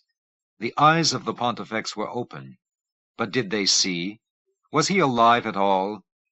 "He no longer speaks," Horncast said. "It is the latest of the changes. But the physician Sepulthrove says that his mind is still active, that his body retains its vitality. Go forward another step or two. You may look closely at him. See? See? He breathes. He blinks. He is alive. He is most definitely alive." He soon felt as though he had stumbled into the presence of something of a former epoch, some prehistoric creature miraculously preserved. Tievere, coronel to the Pontifex Osier, how many generations ago? Survivor out of history. This man had seen Lord Kinnikin with his own eyes. He had been old already when Lord Malibor came to the castle. And here he still was, alive, yes, if this was in fact life. Horncast said, "You may greet him." He soon knew the convention. One pretended not to speak directly to the Pontifex, but addressed one's words to the high spokesman, pretending that the high spokesman would relay them to the monarch, but that was not actually done. He said, "I pray you offer his majesty the greeting of his subject Prince Hisoon, son of Elsinomi, who most humbly expresses his reverence and obedience." The Pontifex made no reply. The Pontifex showed no sign of having heard anything. "Once," said Horncast, "he would make sounds that I learned to interpret, in response to what was said to him. No longer. He has not spoken in months, but we speak to him still, even so." Hisoon said, "Tell the Pontifex, then, that he is beloved by all the world, and his name is constantly in our prayers." Silence. The Pontifex was motionless. "Tell the Pontifex also," Hisoon said, "that the world turns on its course, that troubles come and go, that the greatness of Majapur will be preserved." Silence. No response whatever. "Are you done?" Horncast asked. Hisoon stared across the room at the enigmatic figure within the glass cage. He longed to see Tievere stretch forth his hand in blessing, longed to hear him speak words of prophecy, but that would not happen, Hisoon knew. "Yes," he said, "I'm done." "Come, then." The high spokesman led Hisoon from the throne chamber. Outside, Hisoon realized that his fine robes were soaked with sweat, that his knees were quivering. Tievere, if I live to be as old as he is, Hisoon thought, I will never forget that face, those eyes, that blue sphere of glass. Horncast said, "It is a new phase, this silence. Sepulthrove maintains that he is still strong, and perhaps so, but possibly this is the beginning of the end. There must be some limit, even with all this machinery. Do you think it will be soon? I pray it is, but I have no way of knowing. We do nothing to hasten the end. That decision is in Lord Valentine's hands, or in the hands of his successor, if Valentine no longer lives." "If Lord Valentine is dead," said Hisoon, "then the new coronel might immediately ascend to Pontifex, unless he too chooses to sustain the life of Tievere." "Indeed. And if Lord Valentine is dead, who then do you think will be that new coronel?" Horncast's stare was overwhelming and merciless. Hisoon felt himself sizzling in the fire of that stare, and all his hard-won shrewdness, all his sense of who he was and what he meant to achieve, melted from him, leaving him vulnerable and muddled. He had a sudden wild, dizzying image of himself catapulted upward through the powers, becoming coronel one morning, giving the orders to disconnect this tubing and machinery at noon, becoming Pontifex by nightfall. But of course that was absurd, he told himself in panic. Pontifex? Me? Next month? It was a joke. It was altogether preposterous. He struggled for balance, and succeeded after a moment in drawing himself back to the strategy that had seemed so obvious to him at the castle. If Lord Valentine is dead, Divis must become coronel, and then Tievere at last must die, and Divis goes to the labyrinth. It must be that way. It must. Hisoon said, "The succession cannot, of course, be voted upon until we are certain of the coronel's death, and daily we offer our prayers for his safety. But if in fact some tragic fate has befallen Lord Valentine, I think it will be the pleasure of the castle princes to invite the son of Lord Voriax to ascend the throne." "Ah, and if that should come to pass, there are those of us who think it would be desirable then to allow the Pontifex Tievere at last to return to the source." "Ah," said Horncast. "Ah, yes. You make your meaning quite clear, do you not?" His eyes met Hisoon's one final time, cold, penetrating, all-seeing. Then they grew milder, as though a veil had been drawn over them, and suddenly the high spokesman seemed to be nothing more than a weary old man at the end of a long and fatiguing day. Horncast turned away and walked slowly toward the waiting floater. "Come," he said. "It grows late, Prince Hissoon." Late it was indeed, but Hissoon found it all but impossible to sleep. "I have seen the Pontifex," he thought again and again. "I have seen the Pontifex."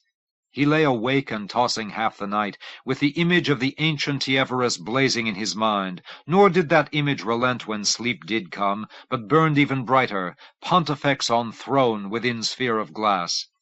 And was the Pontifex weeping, Hissoon wondered?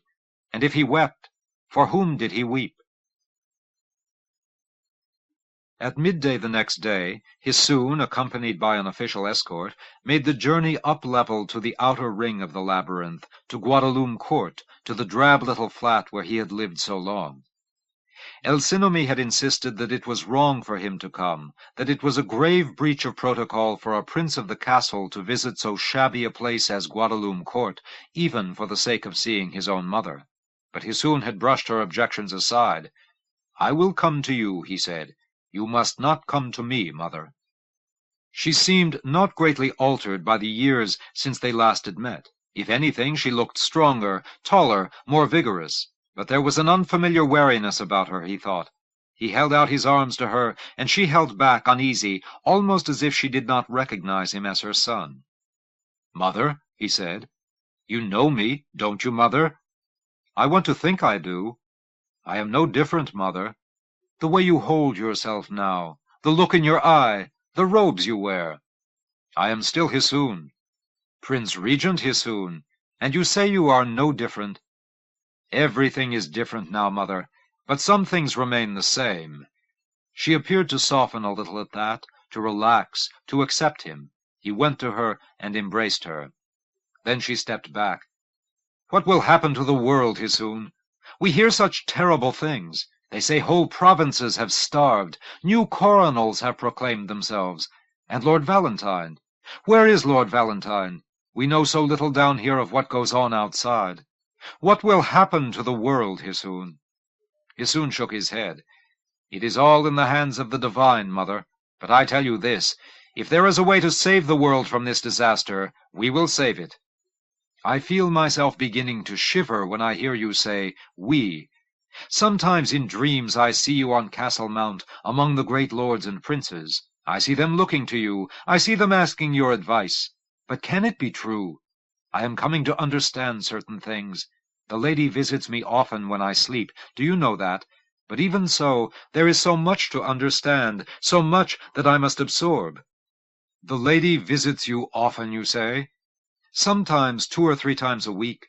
I am greatly privileged by that, although it troubles me also, to see her so tired, to feel the weight that presses on her soul.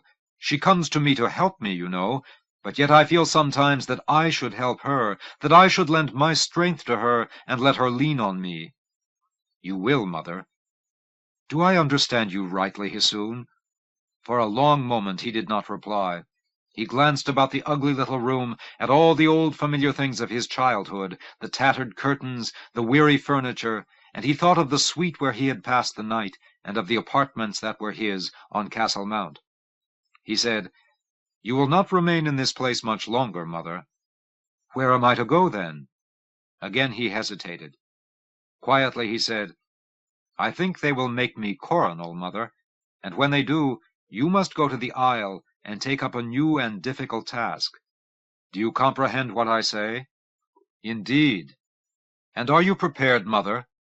"I will do what I must," she told him, and she smiled and shook her head as though in disbelief, and shook the disbelief away, and reached forth to take him into her arms. Chapter 9. "Now let the word go forth," Fera'atar said. It was the hour of the flame, the midday hour, and the sun stood high over Purifane. There would be no rain today. Rain was impermissible today, for this was the day of the going forth of the word, and that was a thing that must be accomplished under a rainless sky. He stood atop a towering wicker scaffold, looking out over the vast clearing in the jungle that his followers had made. Thousands of trees felled, a great slash upon the breast of the land, and in that huge open space his people stood, shoulder to shoulder, as far as he could see. To each side of him rose the steep pyramidal forms of the new temples, nearly as lofty as his scaffold. They were built of crossed logs, interwoven in the ancient patterns, and from their summits flew the two banners of redemption, the red and the yellow. This was New Velilízar here in the jungle. Next year at this time, Faraata was resolved, these rites would be celebrated at the true Velilízar across the sea, reconsecrated at last. He performed now the 5 changes, easily and serenely journeying from form to form. The red woman, the blind giant, the flayed man, the final king, each change punctuated by a hissing outcry from those who looked on. And when he underwent the 5th of the changes, and stood forth in the form of the prince to come, the sound was overwhelming. They were crying out his name now in mounting crescendos. Faraata! Faraata! Faraata! I am the prince to come, and the king that is, he cried, as he had so often cried in his dreams. And they replied, All hail the prince to come, who is the king that is. And he said, Join your hands together, and your spirits, and let us call the water kings. And they joined hands and spirits, and he felt the strength of them surging into him, and he sent out his call. Brothers in the sea! He heard their music. He felt their great bodies stirring in the depths. All the kings responded, Maasmorn, Giruz, Shaitun, Dias, Narain, and more, and joined, and gave of their strength, and made from themselves a trumpet for his words. And his words went forth to every land, to all who had the capacity to hear. You, who are our enemy, listen. Know that the war is proclaimed against you, and you are already defeated. The time of reckoning has come. You cannot withstand us. You cannot withstand us. You have begun to perish, and there is no saving you now. And the voices of his people rose about him. Faraata! Faraata! Faraata! His skin began to gleam. His eyes emitted a radiance. He had become the prince to come. He had become the king that is. For 14,000 years this world has been yours, and now we have regained it. Go from it, all you strangers. Get into your ships and take yourselves to the stars from which you came, for this world now is ours. Go! Faraata! Faraata! Go, or feel our heavy wrath. Go, or be driven into the sea. Go, or we will spare none of you. Faraata! He spread wide his arms. He opened himself to the surging energies of all those whose souls were linked before him, and of the water kings, who were his sustenance and his comfort. The time of exile and sorrow, he knew, was ending. The holy war was nearly won. Those who had stolen the world and spread themselves across it like a swarm of marauding insects now would be crushed. Hear me, O enemies! I am the king that is. And the silent voices cried in deafening tones, Hear him, O enemies! He is the king that is. Your time has come. Your day is done. Your crimes will be punished, and none will survive. Go from our world. Go from our world. Faraata, they cried aloud. Faraata! Faraata! I am the prince to come. I am the king that is. And they answered him, All hail the prince to come, who is the king that is. 4. The Book of the Pontifex. Chapter 1.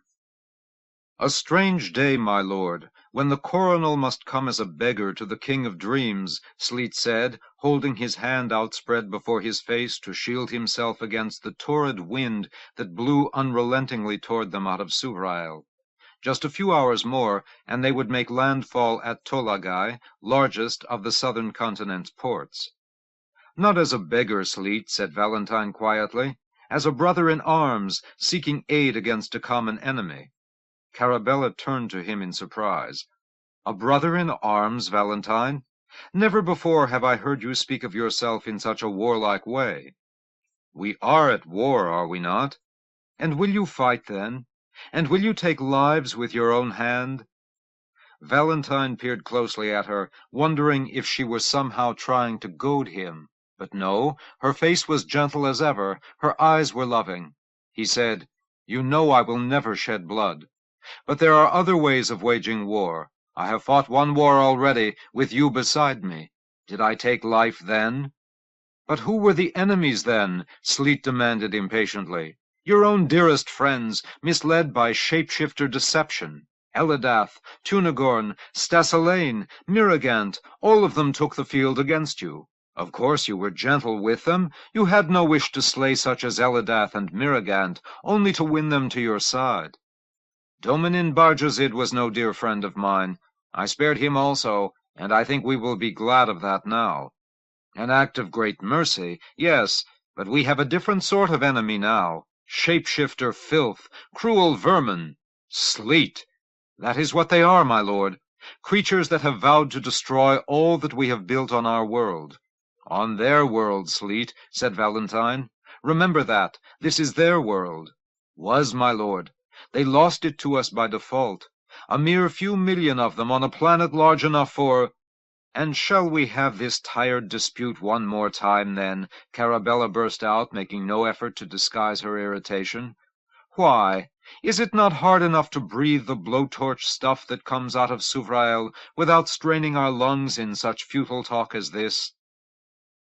"I only mean to say, my lady, that the war of restoration was such a war as could be won by peaceful means, by open arms and a loving embrace. We have a different kind of enemy now.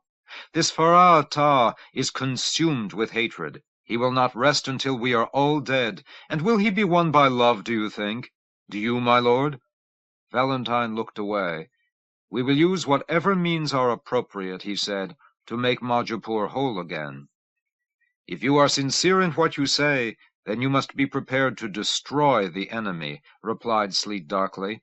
"Not merely pen them up in the jungle as Lord Stiamat did, but to exterminate them, to eradicate them, to end forever the threat to our civilization that they—" "Exterminate? Eradicate?" Valentine laughed. "You sound prehistoric, Sleet." "He does not mean it literally, my lord," Carabella said. "Ah, he does. He does. Don't you, Sleet?" With a shrug, Sleet said, "You know that my loathing of metamorphs is not entirely of my own making, but was laid upon me in ascending out of that very land that lies ahead of us. But apart from that, I think their lives are forfeit, yes, for the damage they have already done. I make no apology for believing that. And you would massacre millions of people for the crimes of our leaders.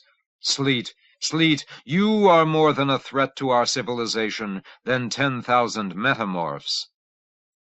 Color surged to Sleet's pale, fleshless cheeks, but he said nothing. "You are offended by that," Valentine said. "I meant no offense." In a low voice, Sleet said, "The coronel need not ask the pardon of the bloodthirsty barbarian who serves him, my lord. I had no desire to mock you, only to disagree with you." "Then let us disagree," said Sleet. "If I were coronel, I would kill them all. But I am coronel, at least in some parts of this world, and so long as I am, I will search for ways of winning this war that falls short of exterminations and eradications. Is that acceptable to you, Sleet?" "Whatever the coronel wishes is acceptable to me, and you know it, my lord. I tell you only what I would do if I were coronel." "May the divines spare you from that fate," said Valentine with a faint smile. "And you, my lord, from the need to meet violence with violence, for I know it is not in your nature," responded Sleet, smiling even more faintly. He offered a formal salute. "We will be arriving shortly in Tolagai," he said, "and I must make a great many arrangements for our accommodations. May I have leave to withdraw, my lord?" As Sleet moved off down the deck, Valentine stared after him a moment. Then, shading his eyes against the harsh blaze of the sun, he stared into the wind at the southern continent, now a dark massive shape sprawling on the horizon. Souvrael! The name alone evoked a shiver. He had never expected to come here.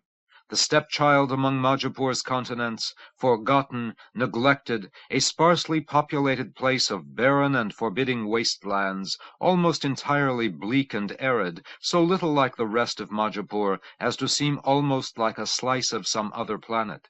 Though millions of people dwelled here, clustered in half a dozen cities scattered through the least uninhabitable regions of the place, Souvrael for centuries had maintained only the most perfunctory of ties with the two main continents. When officials of the central government were sent off for a tour of duty there, they regarded it virtually as a penal sentence. Few coronels had ever visited it. Valentine had heard that Lord Tievers had been there on one of his several grand processionals, and he thought that Lord Kinnikin once had done the same. And, of course, there was the famous exploit of Decoret, roaming the desert of stolen dreams in the company of the founder of the Barjazid dynasty, but that had happened long before he had become coronel. Out of Souvrael came only three things that impinged on the life of Majapur in any important way. One was wind. Out of Souvrael at all months of the year poured a torrent of searing air that fell brutally upon the southern shores of Alhanroel and Zimroel and rendered them nearly as disagreeable as Souvrael itself. Another was meat. On the western side of the desert continent, mists rising from the sea drifted inland to sustain a vast grassland where cattle were raised for shipment to the other continents.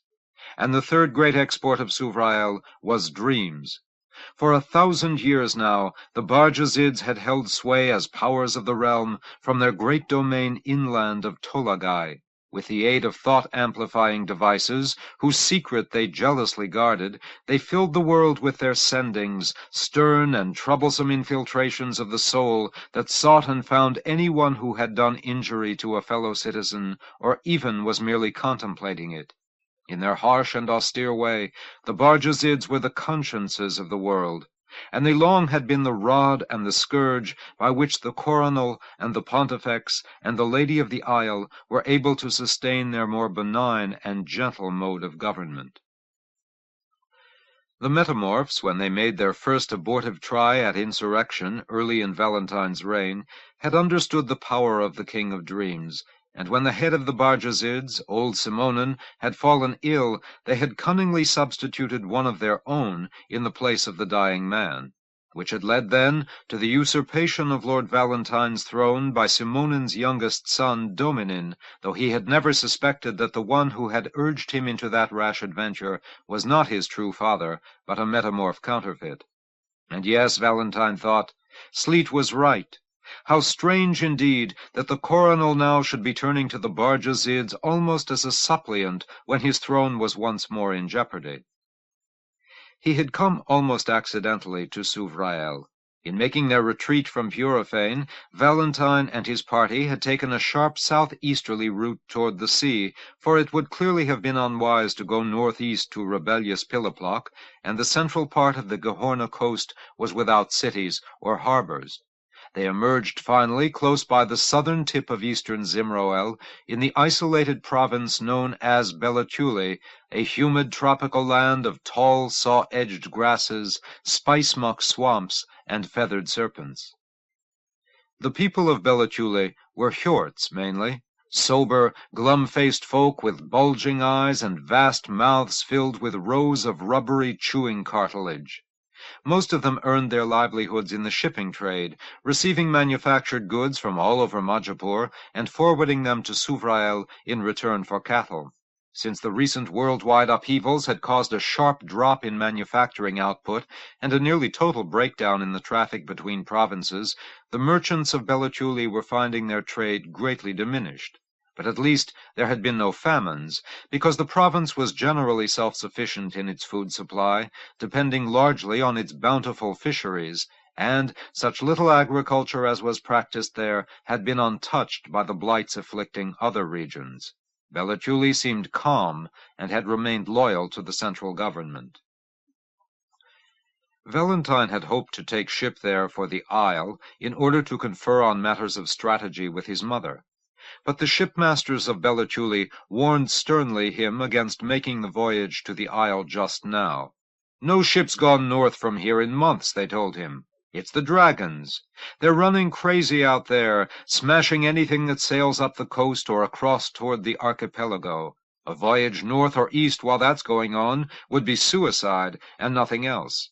It might be 6 or 8 months more, they believed, before the last of the dragon swarms that lately had rounded the southeastern corner of Zimroel had completed their journey into northern waters, and the maritime lanes were open again. The prospect of being trapped in remote and obscure Belliculi appalled Valentine. Going back into Purifane seemed pointless, and making any sort of overland trek around the metamorph province into the vast middle of the continent would be risky and slow. But there was one other option. "We can take you to Souvrael, my lord," the shipmasters said. "The dragons have not entered the southern waters at all, and the route remains untroubled." Souvrael? At first consideration, the idea was bizarre. But then Valentine thought, why not? The aid of the Barjazids might be valuable. Certainly, it ought not to be scorned out of hand. And perhaps there was some sea route out of the southern continent to the Isle or to Alhanroel that would take him beyond the zone infested by the unruly sea dragons. Yes. Yes. So then, Souvrael. The voyage was a swift one. And now the fleet of Belliculi merchantmen, gliding steadily southward against the scorching wind, began its entry into Tolagai harbor. The city baked in the late afternoon heat. It was a dismal place, a featureless clutter of mud-colored buildings a story or two high, stretching on and on along the shore, and interminably back toward the ridge of low hills that marked the boundary between the coastal plain and the brutal interior desert. As the royal party was escorted ashore, Carabella glanced at Valentine in consternation. He offered her an encouraging smile, but without much conviction. Castle Mount seemed just then to be not 10,000 miles away, but 10 million.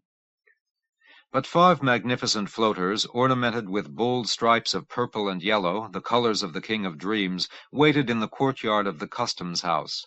Guards in livery of the same colors stood before them, and as Valentine and Carabella approached, a tall, powerful-looking man with a thick black beard lightly flecked with gray emerged from one of the floaters and began to walk slowly toward them, limping slightly. Valentine remembered that limp well, for it once had been his, as had the body that the black-bearded man once wore.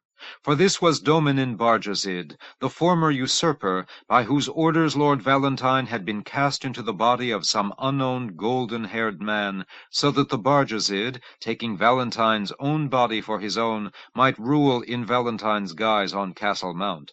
And the limp was the doing of the young Valentine of long ago, when he had smashed his leg in a foolish accident while riding with Elidath in the pygmy forest by Amblemorn on the mount. "My lord, welcome," said Dominin Barjazid with great warmth. "You do us a high honor by this visit, for which we have hoped so many years." Most submissively he offered Valentine the starburst gesture. With trembling hands, the coronel observed. Valentine was far from unmoved himself, for it was a strange and disturbing experience once again to see his first body, now in the possession of another. He had not cared to undergo the risk of having that body back after the defeat of Dominin, but all the same it stirred a mighty confusion in him to see another's soul looking outward through his eyes, and also it stirred him to see the one-time usurper now so wholly redeemed and cleansed of his treasons, and so genuine in his hospitality. There had been some who had wanted Dominin put to death for his crime, but Valentine had never been willing to countenance such talk. Perhaps some barbarian king on some remote prehistoric world might have had his enemies executed, but no crime, not even an attempt on a coronel's life, had ever drawn so severe a penalty on Majapur. Besides, the fallen Dominin had collapsed into madness, his mind wholly shattered by the revelation that his father, the supposed King of Dreams, was in truth a metamorph impostor. It would have been senseless to impose any sort of punishment on such a ruined creature. Valentine, upon resuming his throne, had pardoned Dominin, and had had him handed over to emissaries of his family, so that he might be returned to Souvrael. There he slowly mended. Some years afterward, he had begged leave to come to the castle to ask the coronel's forgiveness. "You have my pardon already," Valentine had replied. But Dominin came anyway, and knelt most humbly and sincerely before him on audience day in the Confalum throne room, and cleared the burden of treason from his soul.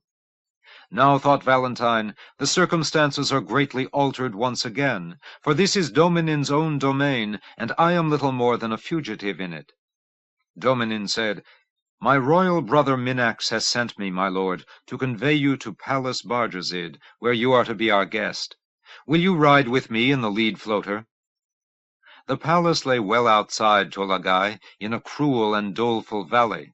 Valentine had seen it now and then in dreams, an ominous, menacing structure of dark stone, topped with a fantastic array of sharp-tipped towers and angular parapets.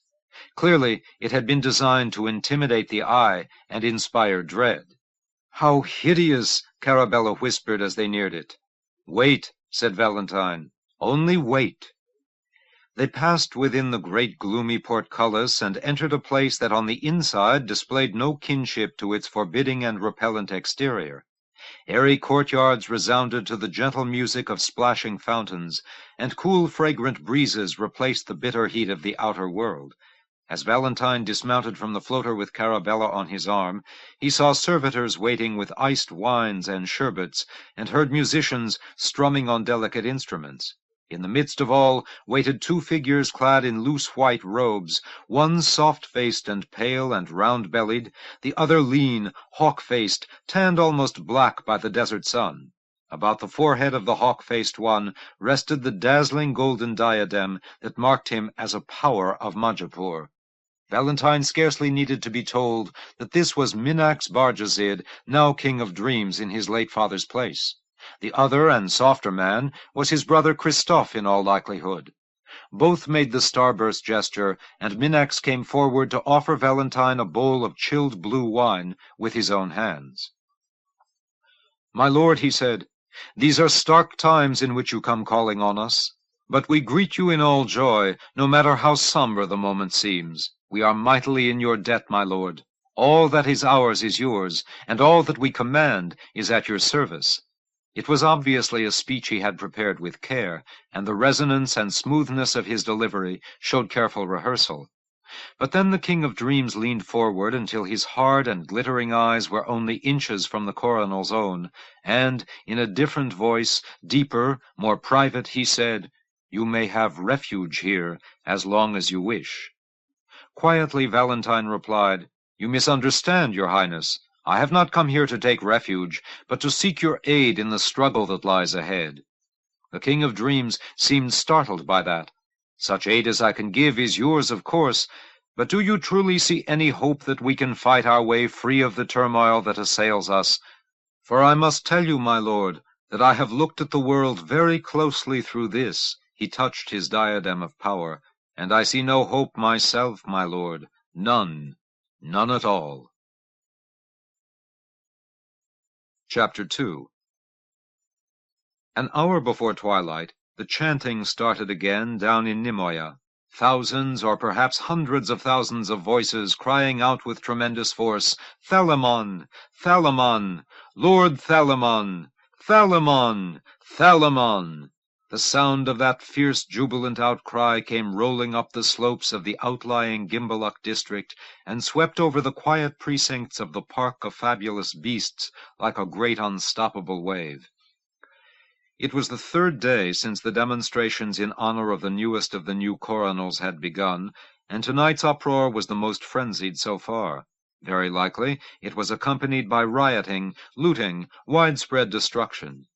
But Yarmuz Kitane scarcely cared.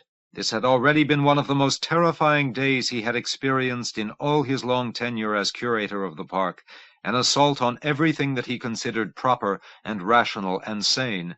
Why should he now be perturbed over a little noise that some fools were making in the city?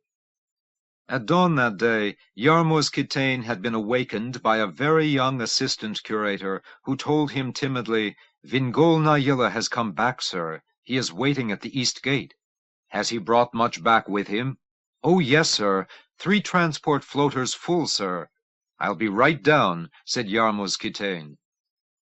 Vingol Naila, the park's chief field zoologist, had been exploring for the past 5 months in the disturbed areas of north-central Zimroel.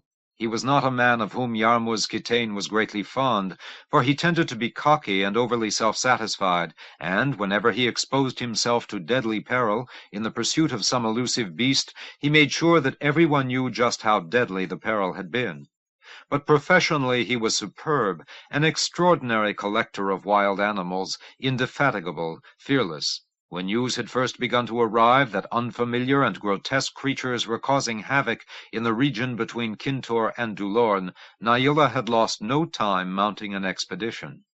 And a successful one, evidently. When Yarmuz Kitane reached the east gate, he saw Naila strutting busily about on the far side of the energy field that kept intruders out and the rare animals in. Beyond that zone of pink haze, Naila was supervising the unloading of a vast number of wooden containers, from which came all manner of hisses and growls and buzzes and drones and yelps. At the sight of Kitane, Naila looked across and yelled, "Kitane, you won't believe what I've brought back!" "Will I want to?" asked Yarmuz Kitane.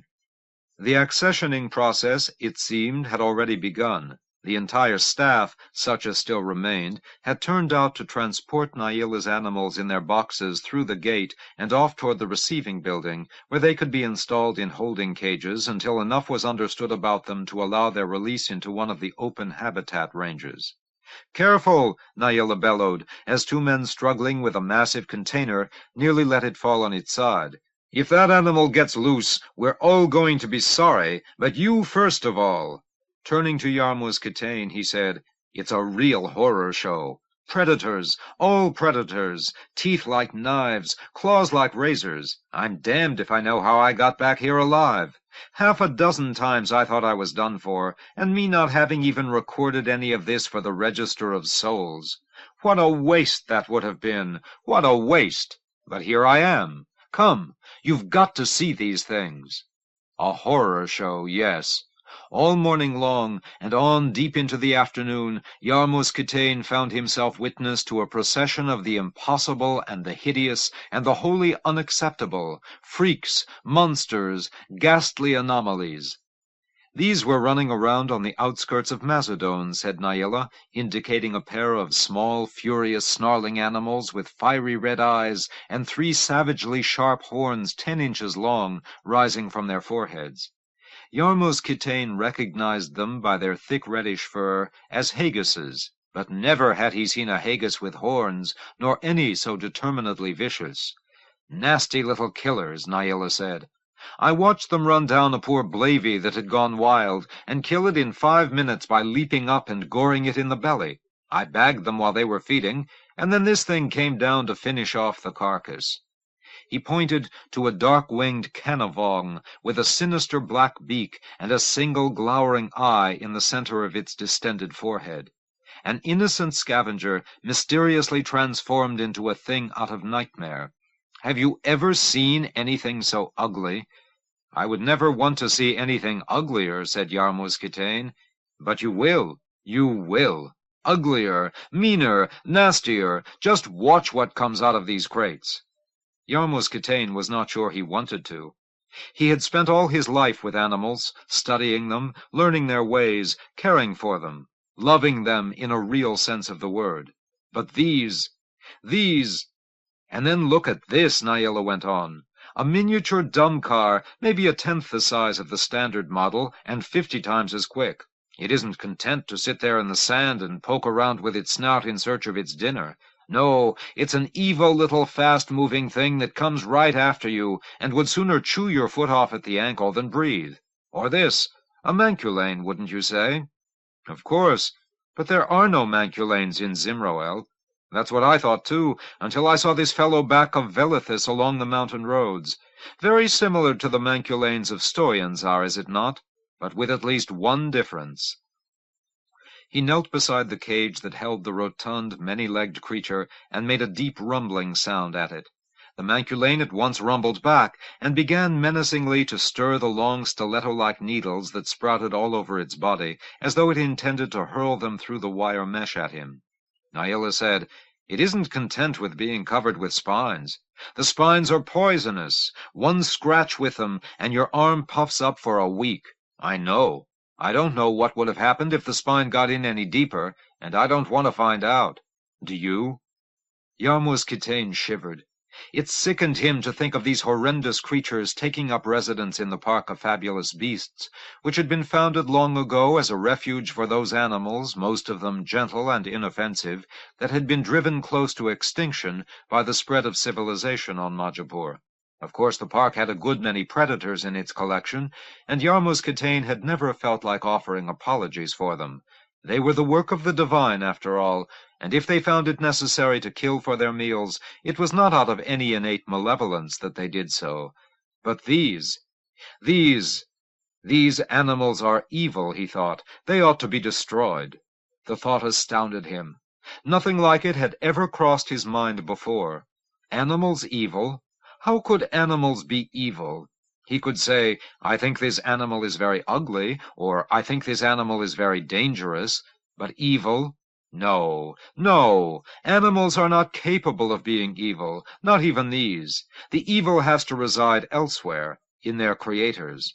No, not even in them. They too have their reasons for setting these beasts loose upon the world, and the reason is not sheer malevolence for its own sake, unless I am greatly mistaken. Where then is the evil? The evil, Kitane told himself, is everywhere, a pervasive thing that slips and slides between the atoms of the air we breathe. It is a universal corruption in which we all participate, except the animals. Except the animals. How is it possible, Yarmuz Kitane asked, that the metamorphs have the skill to breed such things? The metamorphs have many skills we've never bothered to learn a thing about, it would appear. They've been sitting out there in Purifane concocting these animals quietly for years, building up their stock of them. Can you imagine what the place where they kept them all must have been like? A horror zoo, monsters only. And now they've been kind enough to share them with us. But can we be certain the animals come from Purifane? I traced the distribution vectors very carefully. The lines radiate outward from the region southwest of Illyravoine. This is metamorph work, no doubt about that. It simply can't happen that 2 or 3 dozen loathsome new kinds of animals would burst onto the scene in Zimroel all at the same time by spontaneous mutation. We know that we're at war. These are weapons, Kitane. The older man nodded. I think you're right. I've saved the worst for last. Come, look at these. In a cage of closely woven metal mesh, so fine that he was able to see through its walls, Kitane observed an agitated horde of small winged creatures fluttering angrily about, battering themselves against the sides of the cage, striking it furiously with their leathery black wings, falling back, rising again for another try. They were furry little things about 8 inches long, with disproportionately large mouths and beady, glittering red eyes. "Diems," said Naila. "I captured them in a Dwicca forest over by Borgax." "Diems?" Kitane said hoarsely. "Diems, yes. Found them feeding on a couple of little forest brethren that I suppose they'd killed. So busy eating they didn't see me coming. I knocked them out with my collecting spray and gathered them up. A few of them woke up before I got them all in the box. I'm lucky still to have my fingers, Yarmuz." "I know diems," said Kitane. "They're 2 inches long, half an inch wide. These are the size of rats." "Yes, rats that fly. Rats that eat flesh. Carnivorous giant diems, eh? Diems that don't just nibble and nip. Diems that can strip a forest brother down to its bones in 10 minutes. Aren't they lovely? Imagine a swarm of them flying into Nimoya. 1 million, 2 million, thick as mosquitoes in the air, swooping down, eating everything in their way. A new plague of locusts, flesh-eating locusts." Kitane felt himself growing very calm. He had seen too much today. His mind was overloaded with horror. "They would make life very difficult," he said mildly. "Yes, very, very difficult, eh? We'd need to dress in suits of armor." Naila laughed. "The diems are their masterpiece, Kitane. You don't need bombs when you can launch deadly little flying rodents against your enemy. Eh? Eh?" Yarmuz Kitane made no reply. He stared at the cage of frenzied, angry diems as though he were looking into a pit that reached down to the core of the world. From far away he heard the shouting begin. "Thalamon! Thalamon! Lord Thalamon!" Naila frowned, cocked an ear, strained to make out the words. "Thalamon? Is that what they're yelling?" "Lord Thalamon," said Kitane. "The new coronel. The new coronel. He surfaced 3 days ago, and every night they have a big rally for him outside Nissamorn Prospect. There was a Thalamon who used to work here. Is this some relative of his?" "The same man," Kitane said. Vingol Naila looked stunned. "What? 6 months ago he was sweeping dung out of zoo cages, and now he's coronel? Is it possible?" "Anybody can be coronel now," Yarmuz Kitane said placidly. "But only for a week or two, so it seems. Perhaps it will be your turn soon, Vingol." He chuckled. "Or mine." "How did this happen, Yarmuz?" Kitane shrugged. With a wide sweep of his hand, he indicated Naila's newly collected animals, the snarling three-horned hagus, the dwarf dumkar, the single-eyed canavong, the diems, everything bizarre and frightful, everything taut with dark hunger and rage. "How did any of this happen?" he asked. "If such strangenesses as these are loosed upon the world, why not make dung-sweepers into coronels? First jugglers, then dung-sweepers, then zoologists maybe. Well, why not? How does it sound to you? Vingol! Lord Vingol! All hail Lord Vingol!" "Stop it, Yarmuz. You've been off in the forest with your diems and your manculanes. I've had to watch what's been happening here. I feel very tired, Vingol. I've seen too much. Lord Thalamon! Imagine! Lord this, Lord that, Lord whoever, a plague of coronels all month, and a couple of pontifexes too. They don't last long, but let's hope Thalamon does. At least he's likely to protect the park," said Kitane. "Against what?" "Mob attack. There are hungry people down there, and up here we continue to feed the animals. They tell me that agitators in the city are stirring people up to break into the park and butcher everything for meat." "Are you serious?" "Apparently they are. But these animals are priceless, irreplaceable." "Tell that to a starving man, Vingol," said Kitane quietly. Naila stared at him. "And do you really think this Lord Thalamon is going to hold back the mob if they decide to attack the park? He worked here once.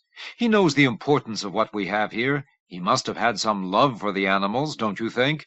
He swept out the cages, Yarmuz. Even so, he may be hungry himself, Yarmuz. The situation is bad, but not that desperate. Not yet. And in any case, what can be gained by eating a few scrawny sigamoins and demillions and zampadoons? 1 meal for a few hundred people, at such a cost to science." "Mobs aren't rational," Naila said. "And you overestimate your dung-sweeper coronel, I suspect. He may have hated this place, hated his job, hated you, hated the animals. Also, he may decide that there are political points to be made by leading his supporters up the hill for dinner. He knows how to get through the gates, doesn't he?" "Why, I suppose the whole staff does. Where the key boxes are, how to neutralize the field so that you can pass through." "He wouldn't." "He may, Yarmuz. Take measures. Arm your people." "Arm them? With what? Do you think I keep weapons here? This place is unique. Once the animals perish, they'll never be restored. You have a responsibility, Yarmuz." From the distance, but not Kitane thought so distant as before, came the cry, "Thalamon! Lord Thalamon!" Naila said, "Are they coming, do you think?" "He wouldn't. He wouldn't! Thalamon! Lord Thalamon!" "It sounds closer," Naila said. There was a commotion down at the far end of the room. One of the groundkeepers had come running in, breathless, wild-eyed, calling Kitane's name. "Hundreds of people," he cried, "thousands, heading toward Gimbaluk." Kitane felt panic rising. He looked about at the members of his staff. "Check the gates. Make absolutely sure everything's shut tight. Then start closing the inner gates. Whatever animals are out in the field should be pushed as far to the northern end of the park as possible. They'll have a better chance to hide in the woods back there. And this is not the way, Vingol Naila said. What else can we do? I have no weapons, Vingol. I have no weapons. I do. What do you mean? I risked my life 1,000 times to collect the animals in this park, especially the ones I brought in today. I intend to defend them. He turned away from Yarmuz Kitane. Here, give me a hand with this cage. What are you doing, Vingol? Never mind. Go see after your gates. Without waiting for help, Naila began to shove the cage of diems onto the little floater dolly on which it had been rolled into the building. Kitane suddenly comprehended what weapon it was that Naila meant to use. He rushed forward, tugging at the younger man's arm. Naila easily pushed him aside, and, ignoring Kitane's hoarse protests, guided the dolly out of the building. The invaders from the city, still roaring their leader's name, sounded closer and closer. The park will be destroyed, Kitane thought, aghast. And yet, if Naila truly intends— No, no! He rushed from the building, peered through the dusk, caught sight of Vingol Naila far away, down by the east gate. The chanting was much louder now. Thaliman! Thaliman! Kitane saw the mob spilling onto the broad plaza on the far side of the gate, where each morning the public waited until the hour of opening arrived. That fantastic figure in weird red robes with white trim, that was Thaliman, was it not? Standing atop some sort of palanquin, waving his arms madly, urging the crowd on. The energy field surrounding the park would hold back a few people, or an animal or two, but it was not designed to withstand the thrust of a vast frenzied mob. One did not ordinarily have to worry about vast frenzied mobs here. But now— Go back! Naila cried. Stay away! I warn you! Thaliman! Thaliman! I warn you, keep out of here! They paid no attention. They thundered forward like a herd of maddened bidlaks, charging without heeding anything before them. As Kitane watched in dismay, Naila signaled to one of the gatemen, who briefly deactivated the energy barrier, long enough for Naila to shove the cage of diems forward into the plaza, yank open the bolt that fastened its door, and dart back behind the safety of the hazy pink glow. No, Kitane muttered. Not even for the sake of defending the park. No, no! The diems streamed from their cage with such swiftness that one little animal blurred into the next, and they became an airborne river of golden fur and frantic black wings. They sped upward 30, 40 feet, and then turned and swooped down with terrible force and implacable voracity, plunging into the vanguard of the mob as though they had not eaten in months. Those under attack did not seem at first to realize what was happening to them. They tried to sweep the diems away with irritated backhand swipes, as one might try to sweep away annoying insects. But the diems would not be swept away so easily. They dived and struck and tore away strips of flesh, and flew upward to devour their meat in midair, and came swooping down again. The new Lord Thaliman, spurting blood from a dozen wounds, tumbled from his palanquin and went sprawling to the ground. The diems closed in, returning to those in the front line who had already been wounded, and, slicing at them again and again, burrowing deep, twisting and tugging at strands of exposed muscle and the tenderer tissues beneath them. No, said Kitane over and over from his vantage point behind the gate. No, no, no! The furious little creatures were merciless.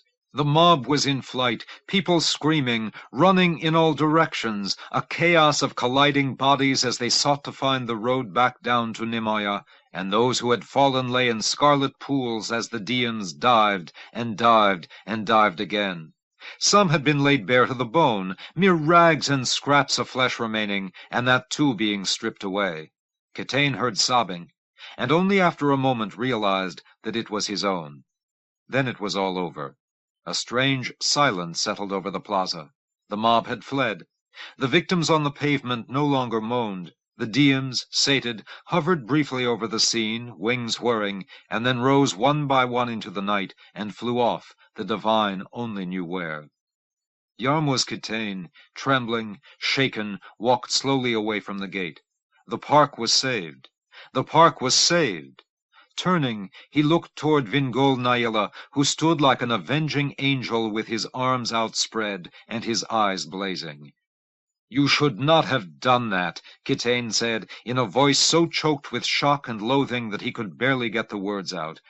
"They would have destroyed the park." "Yes, the park is saved. But look, look!" Naila shrugged. "I warned them. How could I let them destroy all we have built here, just to have a little fresh meat? You should not have done it all the same." "You think so? I have no regrets, Yarmuz. Not one." He considered that a moment. "Ah, there is one. I wish I had had time to put a few of the diems aside for our collection. But there was no time, and they are all far away by now, and I have no wish to go back to Borgax and look for others. I regret nothing else, Yarmuz, and I had no choice but to turn them loose. They have saved the park. How could we have let those madmen destroy it? How, Yarmuz? How?" Chapter 3. Though it was barely past dawn, brilliant sunlight illuminated the wide and gentle curves of the Glage Valley, when Hissoon, rising early, stepped out on the deck of the river-boat that was carrying him back toward Castle Mount. Off to the west, where the river made a fat bend into a district of terraced canyons, all was misty and hidden, as though this were time's first morning. But when he looked toward the east, Hissoon saw the serene red-tiled roofs of the great city of Penduane glowing in the early light, and far upriver the sinuous low shadow of the Macropossopus waterfront was just coming into view. Beyond lay Apocroon, Stangard Falls, Nimivan, and the rest of the valley cities, home to 50 million people or more. Happy places where life was easy. But now the menacing aura of imminent disruption hung over these cities, and Hissoon knew that all up and down the Glage people were waiting, wondering, fearing. He wanted to stretch forth his arms to them from the prow of the river-boat, to enfold them all in a warm embrace, to cry out, "Fear nothing! The divine is with us! All will be well!" But was it true? No one knows the will of the divine, Hissoon thought. But, lacking that knowledge, we must shape our destinies according to our sense of what is fitting. Like sculptors, we carve our lives out of the raw stone of the future, hour by hour by hour, following whatever design it is that we hold in our minds, and, if the design is sound, and our carving is done well, the result will seem pleasing when the last chisel stroke is made. But if our design is slapdash and our carving is hasty, why the proportions will be inelegant, and the balance untrue. And if the work thus be faulty, can we say it was the will of the divine that it is so, or rather only that our plan was poorly conceived? My plan, he told himself, must not be poorly conceived, and then all will be well, and then it will be said that the divine was with us. Throughout the swift river journey northward he shaped and reshaped it as he traveled past Jerrick and Gieseldorn and Satinor, where the upper Glage flowed from the foothills of Castle Mount. By the time he reached Amblemorn, southwesternmost of the 50 cities of the Mount, the design of what had to be done was clear and strong in his mind. Here it was impossible to continue farther by the river, for Amblemorn was where the Glage was born out of the host of tributaries that came tumbling down out of the Mount, and none of those lesser rivers was navigable. By floater, then, he proceeded up the flank of the Mount, through the ring of slope cities, and that of free cities, and that of guardian cities, past Morvole, where Elidath was born, and Normork of the Great Wall and the Great Gate, past Hwyn, where the leaves of all the trees were scarlet or crimson or ruby or vermilion, past Griel of the Crystal Palisade, and Sigla Higher of the 5 vertical lakes, and onward still to the inner cities, Banglecode and Balmafale and Peratole and the rest, and on, the party of floaters racing up the enormous mountain. "It is more than I can believe," said Alcinomy, who was making this journey at her son's side. Never had she ventured from the labyrinth at all, and to begin her travels in the world by the ascent of Castle Mount was no small assignment. Her eyes were as wide as a small child's, he soon observed with pleasure, and there were days when she seemed so surfeited with miracles that she could scarcely speak. "Wait," he said. "You have seen nothing." Through Peratol Pass to Balmafhale Plain, where the decisive battle of the War of Restoration had been fought, and past the wondrous spires of Balmafhale itself, and up another level to the zone of the high cities, the mountain road of gleaming red flagstone led from Balmafhale to High Morpend, then through fields of dazzling flowers along the grand Callantane highway, and up until Lord Valentine's castle loomed overwhelmingly at the summit of all, sending its tentacles of brick and masonry wandering in 1,000 directions over the crags and peaks. As his floater entered the dismal plaza outside the southern wing, he soon was startled to see a delegation of welcomers waiting for him. Stasilaine was there, and Miragant, and Elzander, and a retinue of aides, but not Divis. "Have they come to hail you as coronel?" Alcinomy asked, and he soon smiled and shook his head. "I doubt that very much," he said. As he strode toward them across the green porcelain cobblestones, toward them, he wondered what changes had occurred here during his absence. Had Divis proclaimed himself coronel? Were his friends here to warn him to flee while he had the chance? No, no, they were smiling. They clustered round. They embraced him jubilantly. "What news?" he soon asked. "Lord Valentine lives!" cried Stasilaine. "The divine be praised! Where is he now?" "Souvrael," said Miragant. "He is a guest at Palace Barjazid. So says the King of Dreams himself, and we have this very day had confirming word from the coronel." "Souvrael," he soon repeated in wonder, as though he had been told that Valentine had taken himself off to some unknown continent in the midst of the great sea, or to some other world entirely. "Why Souvrael? How did he get there?" "He came forth from Purifane in the land of Bellatuli," Stasilaine replied, "and the unruliness of the dragons kept him from sailing north. And also Piliplock, as I think you know, is in rebellion. So the Bellatuli folk took him to the Southland, and there he has forged an alliance with the Barjazids, who will use their powers to bring the world back to sanity." "A bold move." "Indeed. He sails shortly for the Isle, to meet again with a lady." "And then?" he soon asked. "That is not yet determined." Stasilaine peered closely at Hisoon. "The shape of the months ahead is not clear to us." "I think it is to me," said Hisoon. "Where is Divis?" "He has gone hunting today," Elzander said, "in the forest by Frangior." "Why, that is an unlucky place for his family," Hisoon said. "Is that not where his father Lord Voriax was slain?" "So it is," said Stasilaine. "I hope he is more careful," Hisoon said. "There are great tasks ahead for him, and it surprises me that he is not here, if he knew that this was the day of my return from the labyrinth." To Alcimer he said, "Go, summon my Lord Divis, tell him there must be a session of the Council of Regency at once, and I await him." Then he turned to the others and said, "I have committed a grave discourtesy, my lords, in the first excitement of speaking here with you. For I have left this good woman to stand unintroduced, and that is not proper. This is the Lady Alcinomy, my mother, who, for the first time in her life, beholds the world that lies beyond the labyrinth." "My lords," she said, with color coming to her cheeks, but her face otherwise betraying no confusion, no embarrassment. "The Lord Stasilaine, Prince Miragant, Duke Elzander of Chorg." Each in turn saluted her with the highest respect, almost as though she were the lady herself, and she received those salutes with a poise and presence that sent shivers of the most extreme delight through Hisoon. "Let my mother be taken," he said, "to the pavilion of Lady Thean, and given a suite worthy of some great hierarch of the Isle. I will join the rest of you in the council chamber in an hour." "An hour is not sufficient time for the Lord Divis to return from his hunt," said Miragant mildly. Hisoon nodded. "So I comprehend. But it is not my fault that the Lord Divis has chosen this day to go to the forest, and there is so much that needs to be said and done that I think we must begin before he arrives. My Lord Stasilaine, will you concur with me in that?" "Most surely." "Then 2 of the 3 regents are in agreement. It is sufficient to convene. My lords, the council chamber in an hour." They were all there when Hissoun, cleansed and in fresh robes, entered the hall 50 minutes later.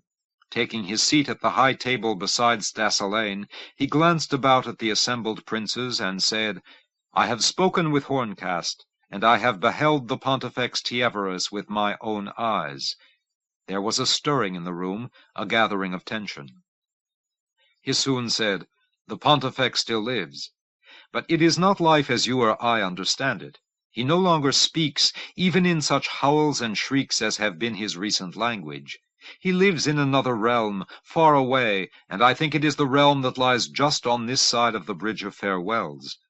"And how soon, then, is he likely to die?" asked Nimian of Dundalmere. "Oh, not soon, even now," replied Hissoun.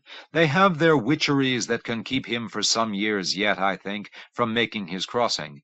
But I believe that that crossing cannot now be much longer allowed to wait." "It is Lord Valentine's decision to make," said the Duke of Halenx. Hissoun nodded. "Indeed. I will come to that in a little while." He rose and walked to the world map, and laid his hand over the heart of Zimroel. "While traveling to and from the labyrinth, I received the regular dispatches. I know of the declaration of war against us made by the Purivar Farah-Ta, whoever he may be, and I know that the metamorphs now have begun to launch not only agricultural plagues into Zimroel, but also a horde of ghastly new animals that create terrible havoc and fear. I am aware of the famine in the Kintor district, the secession of Piloplok, the rioting in Nimoya. I am not aware of what is taking place west of Dulorn, and I think no one is, this side of the rift. I know also that western Alhanroel is rapidly approaching the chaotic condition of the other continent, and that the disruptions are heading swiftly eastward, even to the foothills of the mount.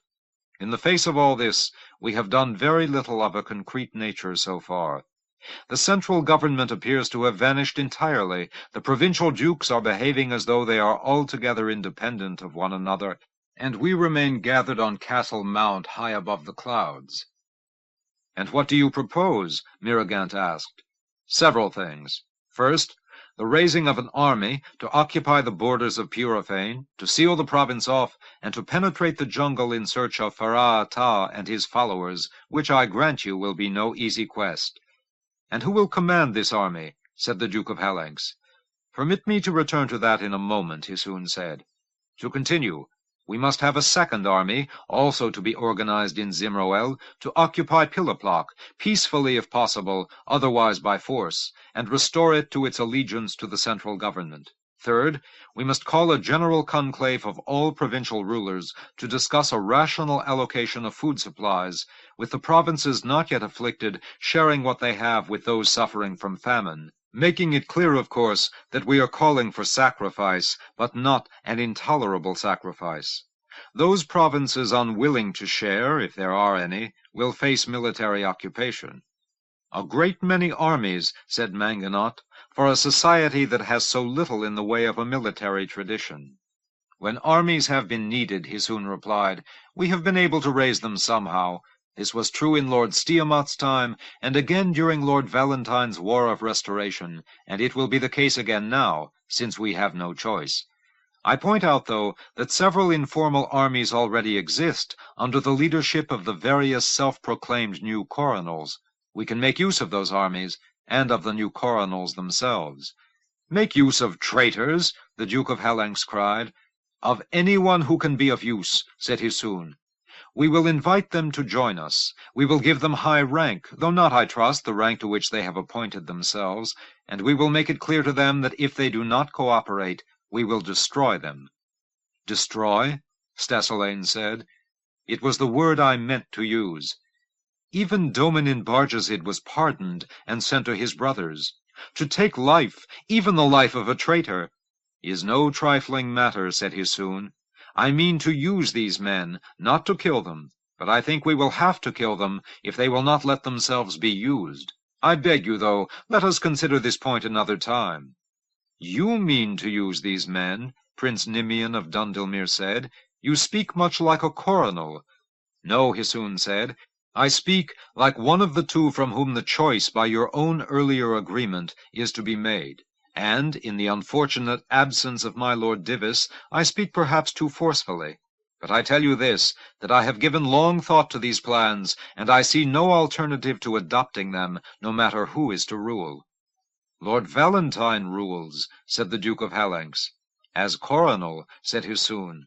But I think we are agreed that in the present crisis we must have a true pontifex to guide us, as well as a pontifex. Lord Valentine, so you tell me, is sailing to the Isle to meet with the lady. I propose to make the same journey, and speak with the coronel, and attempt to convince him of the importance of ascending to the pontificate. If he sees the wisdom of my arguments, he will then convey his wishes in the matter of a successor. The new coronel, I think, must take up the task of pacifying Piliplock and Nimoya, and of winning over the allegiance of the false coronels.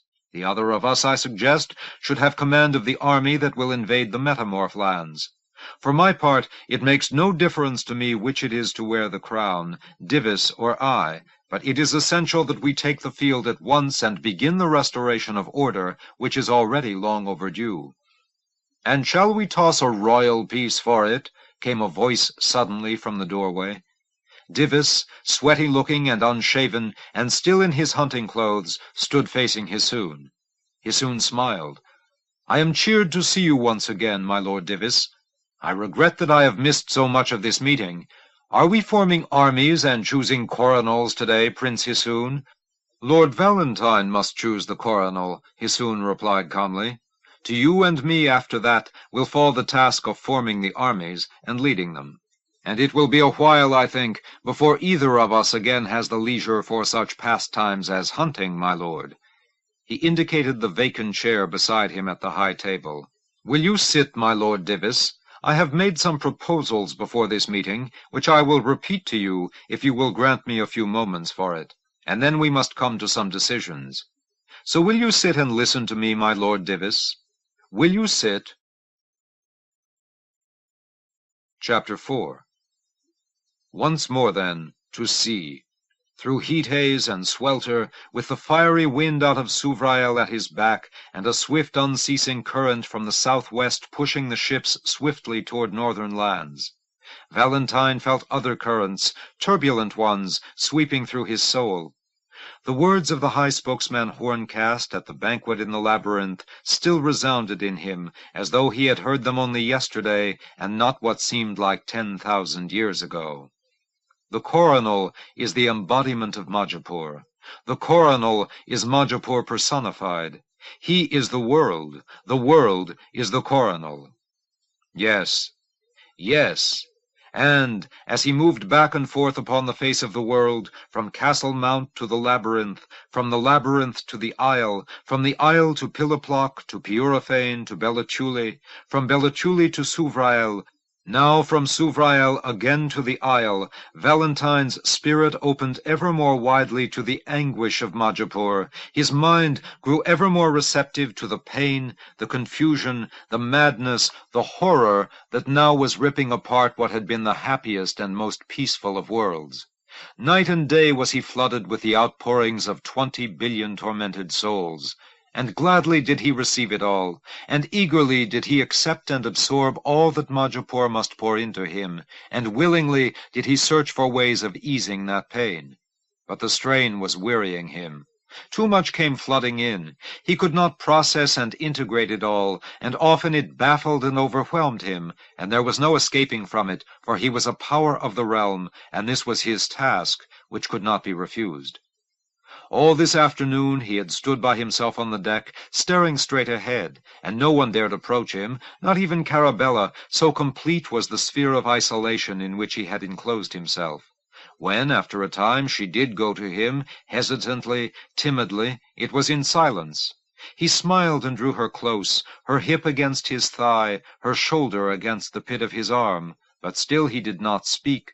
For he had passed for the moment into a realm beyond words, where he was calm, where the eroded places of his spirit might begin to heal somewhat. He knew he could trust her not to intrude on that. After a long while she glanced off to the west and caught her breath sharply in surprise, but still she did not speak. He said, as though from far away, "What is it you see, love?" "A shape out there. "A dragon shape, I think." He made no reply. She said, "Can it be possible, Valentine? They told us there wouldn't be any dragons in these waters at this time of year. But what is it I see, then?" "You see a dragon." "They said there wouldn't be any. But I'm sure of it. Something dark, something large, swimming in the same direction we're going. Valentine, how can there be a dragon here?" "Dragons are everywhere, Carabella." "Am I imagining it? Perhaps it's only a shadow on the water, a drifting mass of seaweed. Maybe—" He shook his head.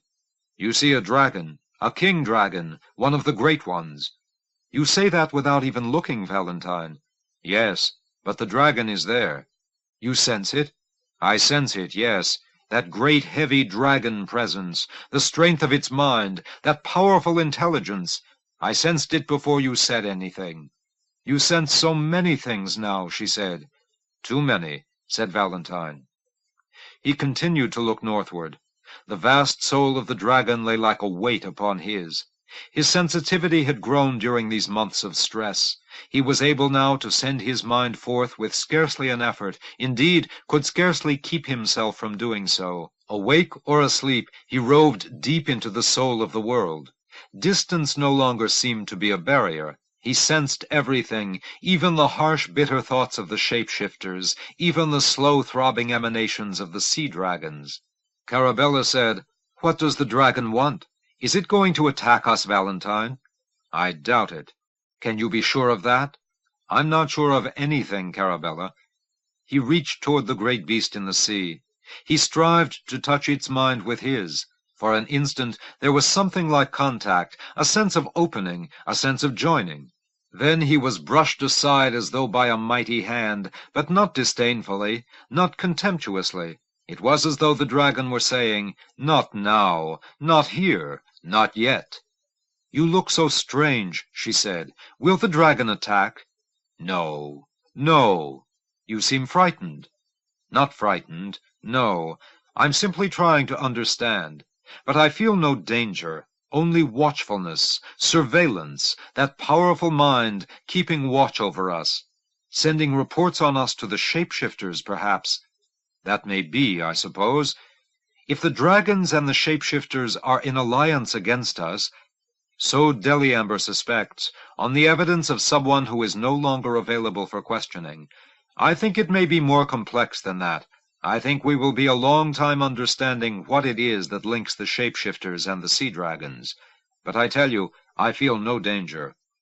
She was silent a moment, staring at him. "You can actually read the dragon's mind?" "No. No. I feel the dragon's mind, the presence of it. I can read nothing. The dragon is a mystery to me, Carabella. The harder I strive to reach it, the more easily it deflects me." "It's turning. It's beginning to swim away from us." "Yes, I can feel it closing its mind to me, pulling back, shutting me out." "What did it want, Valentine? What did it learn?" "I wish I knew," he said. He clung tightly to the rail, drained, shaking. Carabella put her hand over his a moment and squeezed it, and then she moved away, and they were silent again. He did not understand. He understood so very little, and he knew it was essential that he understand. He was the one through which this turmoil in the world might be resolved, and reunion accomplished. Of that he was sure. He, only he, could bring the warring forces together into harmony. But how? How? When, years ago, his brother's death had unexpectedly made him a king, he had taken on that burden without a murmur, giving himself over fully to it, though often the kingship felt to him like a chariot that was pulling him mercilessly along behind it. But at least he had had the training a king must have. Now, so it was beginning to seem, Majapur was demanding of him that he become a god, and he had had no training at all for that.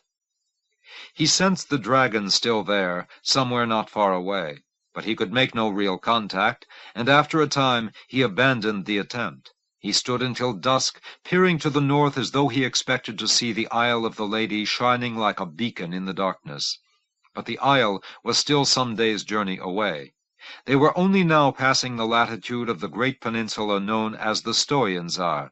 The sea road from Tolagai to the Isle cut sharply across the inner sea, almost to Alhanroel, to the Stoyanzar's tip practically, and then angled up the back face of the Rhodomont archipelago to Numenor port. Such a route took fullest advantage of the prevailing wind from the south and of the strong Rhodomont current. It was far quicker to sail from Souvrael to the Isle than from the Isle to Souvrael. That evening there was much discussion of the dragon. In winter these waters normally abounded with them, for the dragons that had survived the autumn hunting season customarily proceeded past the Stoyanzar coast on their eastward journey back to the Great Sea. But this was not winter, and, as Valentine and the others had already had the opportunity to observe, the dragons had taken a strange route this year, veering northward past the western coast of the Isle toward some mysterious rendezvous in the polar seas. But these days, though, there were dragons everywhere in the sea, or so it seemed, and who knew why? Not I, Valentine thought. Certainly not I. He sat quietly among his friends, saying little, gathering his strength, replenishing himself. In the night, lying awake with Carabella at his side, he listened to the voices of Majapur. He heard them crying with hunger in Kintor and whimpering with fear in Pidruid. He heard the angry shouts of vigilante forces running through the cobbled streets of Velithus and the barking outbursts of street-corner orators in Alesor. He heard his name called out 50 million times. He heard the metamorphs in their humid jungle savoring the triumph that was sure to come, and he heard the dragons calling to one another in great solemn tones on the floor of the sea. And also he felt the cool touch of his mother's hand across his brow, and the lady saying, "You will be with me soon, Valentine, and I will give you ease." And then the King of Dreams was with him to declare, "This night will I traverse the world seeking your enemies, friend Coronel, and if I can bring them to their knees, why, that I mean to do." Which gave him some repose, until the cries of dismay and pain began again, and then the singing of the sea dragons, and then the whispering of the shapeshifters, and so the night became morning, and he rose from his bed more weary than when he had entered it. But once the ships had passed the tip of the Stoyanzar, and entered into the waters between Alhanroel and the Isle, Valentine's malaise began to lift. The bombardment of anguish from every part of the world did not cease, but here the power of the lady was paramount, and grew daily stronger, and Valentine felt her beside him in his mind, aiding, guiding, comforting. In Souvrael, confronted with the pessimism of the King of Dreams, he had spoken eloquently of his conviction that the world could be restored. "There is no hope," said Minax Barjazid, to which Valentine replied, "There is, if only we reach out to seize it. I see the way." And the Barjazid said, "There is no way, and all is lost," to which Valentine replied, "Only follow me, and I will show the way." And eventually he had pulled Minax from his bleakness and won his grudging support.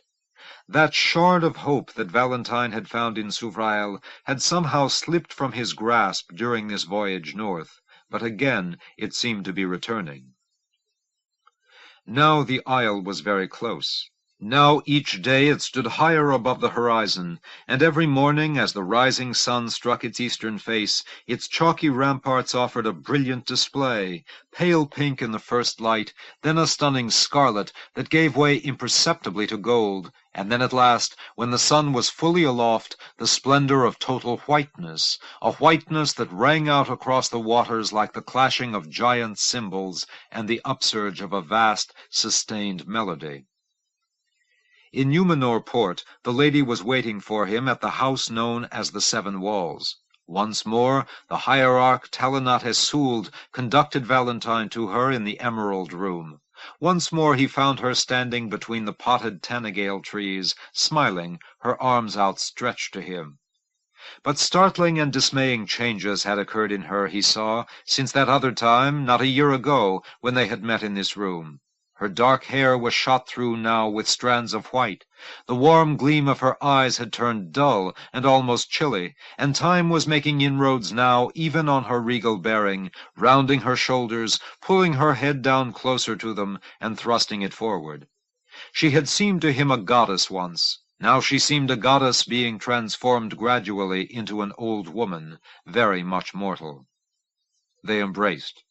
She seemed to have grown so light that the merest vagrant gust would carry her away. They drank a cool golden wine together, and he told her of his wanderings in Purifane, of his voyage to Souvrael, of his meeting with Dominin Barjazid, and of the pleasure it had given him to see his old enemy restored to his right mind and proper allegiance. "And the King of Dreams?" she asked. "Was he cordial?" "To the utmost. There was great warmth between us, which surprised me." "The Barjazids are rarely lovable. The nature of their life in that land, and of their dread responsibilities, prevents it, I suppose. But they are not the monsters that they are popularly thought to be. This Minax is a fierce man. I feel it in his soul when our minds meet, which is not often, but a strong and virtuous one. He views the future bleakly, but he has pledged his fullest support to all that we must do. At this moment he lashes the world with his most potent sendings in the hope of bringing the madness into check." "So I am aware," said the lady. "These weeks past I have felt the power of him flooding out of Souvrael as it has never come before. He has launched a mighty effort, as have I in my quieter way. But it will not be enough. The world has gone mad, Valentine. Our enemy's star ascends, and ours wanes, and hunger and fear rule the world now, not Pontifex and Coronel. You know that.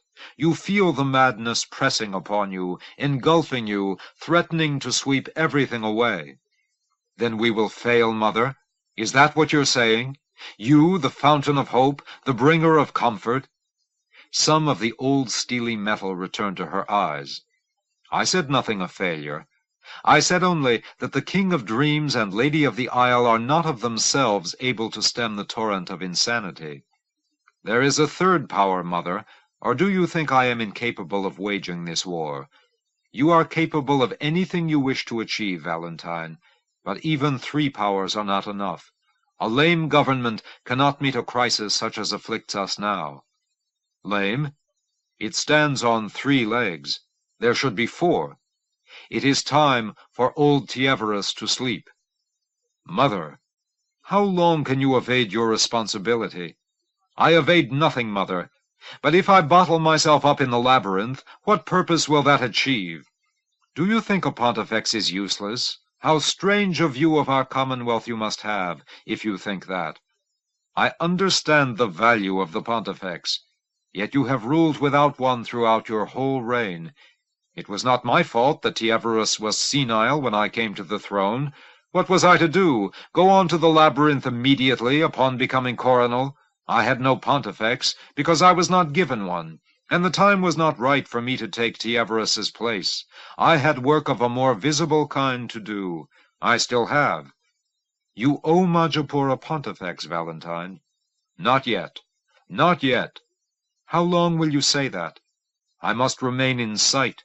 I mean to make contact with the Danapure somehow, Mother, and bring her into a league with me against this Farah-Ata, our enemy, who will wreck all the world in the name of regaining it for his people.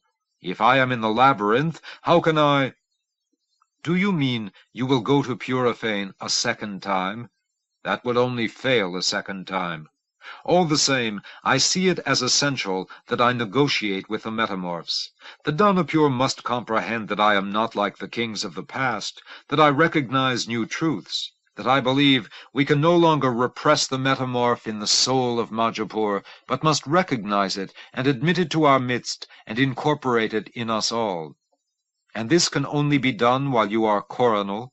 So I am convinced, Mother."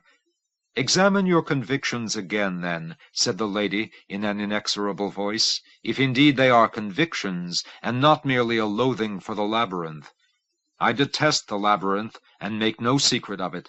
But I will go to it obediently, if not gladly, when the time comes. I say the time is not yet at hand. It may be close, but it is not yet here." "May it not be long in coming, then. Let Tievărus sleep at last, Valentine. And let it be soon." Chapter 5. It was a small triumph, Farah-Ata thought, but one well worth savoring, this summons to meet with the Danapure. So many years an outcast, flitting miserably through the jungle, so many years of being mocked when he was not being ignored, and now the Danapure had, with the greatest of diplomatic courtesy, invited him to attend her at the House of Offices in Illyrivoin. He had been tempted at first to reverse the invitation and tell her loftily to come to him in New Velleisure. After all, she was a mere tribal functionary whose title had no pre-exile pedigree, and he, by the acclamation of multitudes, was the prince to come, and the king that is, who spoke daily with water kings, and commanded loyalties far more intense than any the Danapure could claim. But then he reconsidered. How much more effective it would be, he told himself, to march at the head of his thousands into Illyrivoin, and let the Danapure and all her flunkies see what power he held. So be it, he thought. He agreed to go to Illyrivoin. The capital, in its newest site, still had a raw, incomplete look. They had, as usual, chosen an open place in the forest for it, with an ample stream nearby. But the streets were mere hazy paths, the wicker houses had little ornamentation, and their roofs looked hastily woven, and the plaza in front of the House of Offices was only partially cleared, with vines still snaking and tangling everywhere. Only the House of Offices itself afforded any connection with the former Illyrivoin. As was the custom, they had carried the building with them from the old site, and re-erected it at the center of town, where it dominated everything. 3 stories high, fashioned of gleaming poles of bannockop, with polished planks of swamp mahogany for its facade, it stood out above the crude huts of the Puravars of Illyrivoin, like a palace. But when we cross the sea and restore Velleisure, Faraata thought, we will build a true palace out of marble and slate that will be the new wonder of the world, and we will decorate it with the fine things that we will take as booty from Lord Valentine's castle. And then let the Danapure humble herself before me. But for now he meant to observe the protocols. He presented himself before the House of Offices, and shifted himself through the 5 changes of obeisance: the wind, the sands, the blade, the flow, the flame.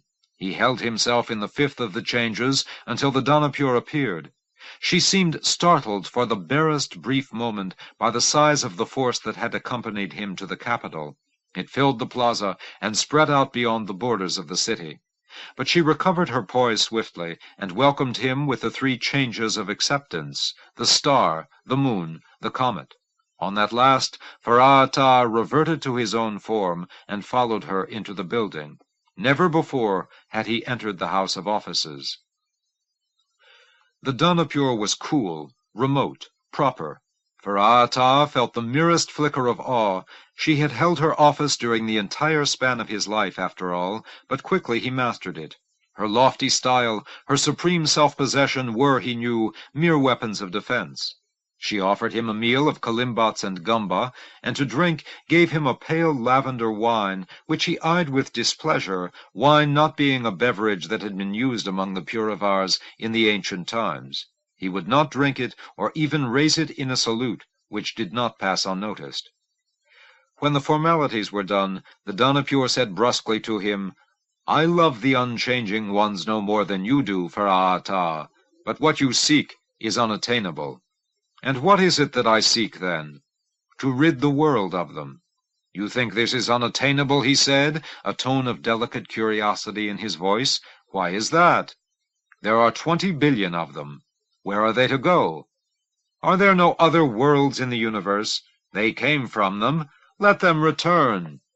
She touched her fingertips to her chin, a negative gesture carrying with it amusement and disdain for his words. Faraata refused to let it irritate him. "When they came," said the Danapure, "they were very few. Now they are many, and there is little travel in these times between Majapur and other worlds. Do you understand how long it would take to transport 20 billion people from this planet? If a ship departed every hour carrying 10,000 of them, I think we would never be rid of them all, for they must breed faster than the ships could be loaded. Then let them stay here, and we will continue to wage war against them. And they will kill one another for food, and after a time there will be no food, and the ones who remain will starve to death, and their cities will become ghost places. and we will be done with them forever. Again, the fingertips to the chin. 20 billion dead bodies. Farata! Farata! Be sensible. Can you comprehend what that means? There are many more people in Nimoya alone than in all of Purifane. And how many other cities are there? Think of the stench of all those bodies. Think of the diseases of corruption let loose by so much rotting flesh. It will be very sparse flesh if they all have starved to death. There will not be so much to rot. You speak too frivolously, Farata. Do I? Well, then, I speak frivolously. In my frivolous way, I have shattered an oppressor under whose heel we have writhed for 14,000 years. Frivolously, I have hurled them into chaos. Frivolously, Farata!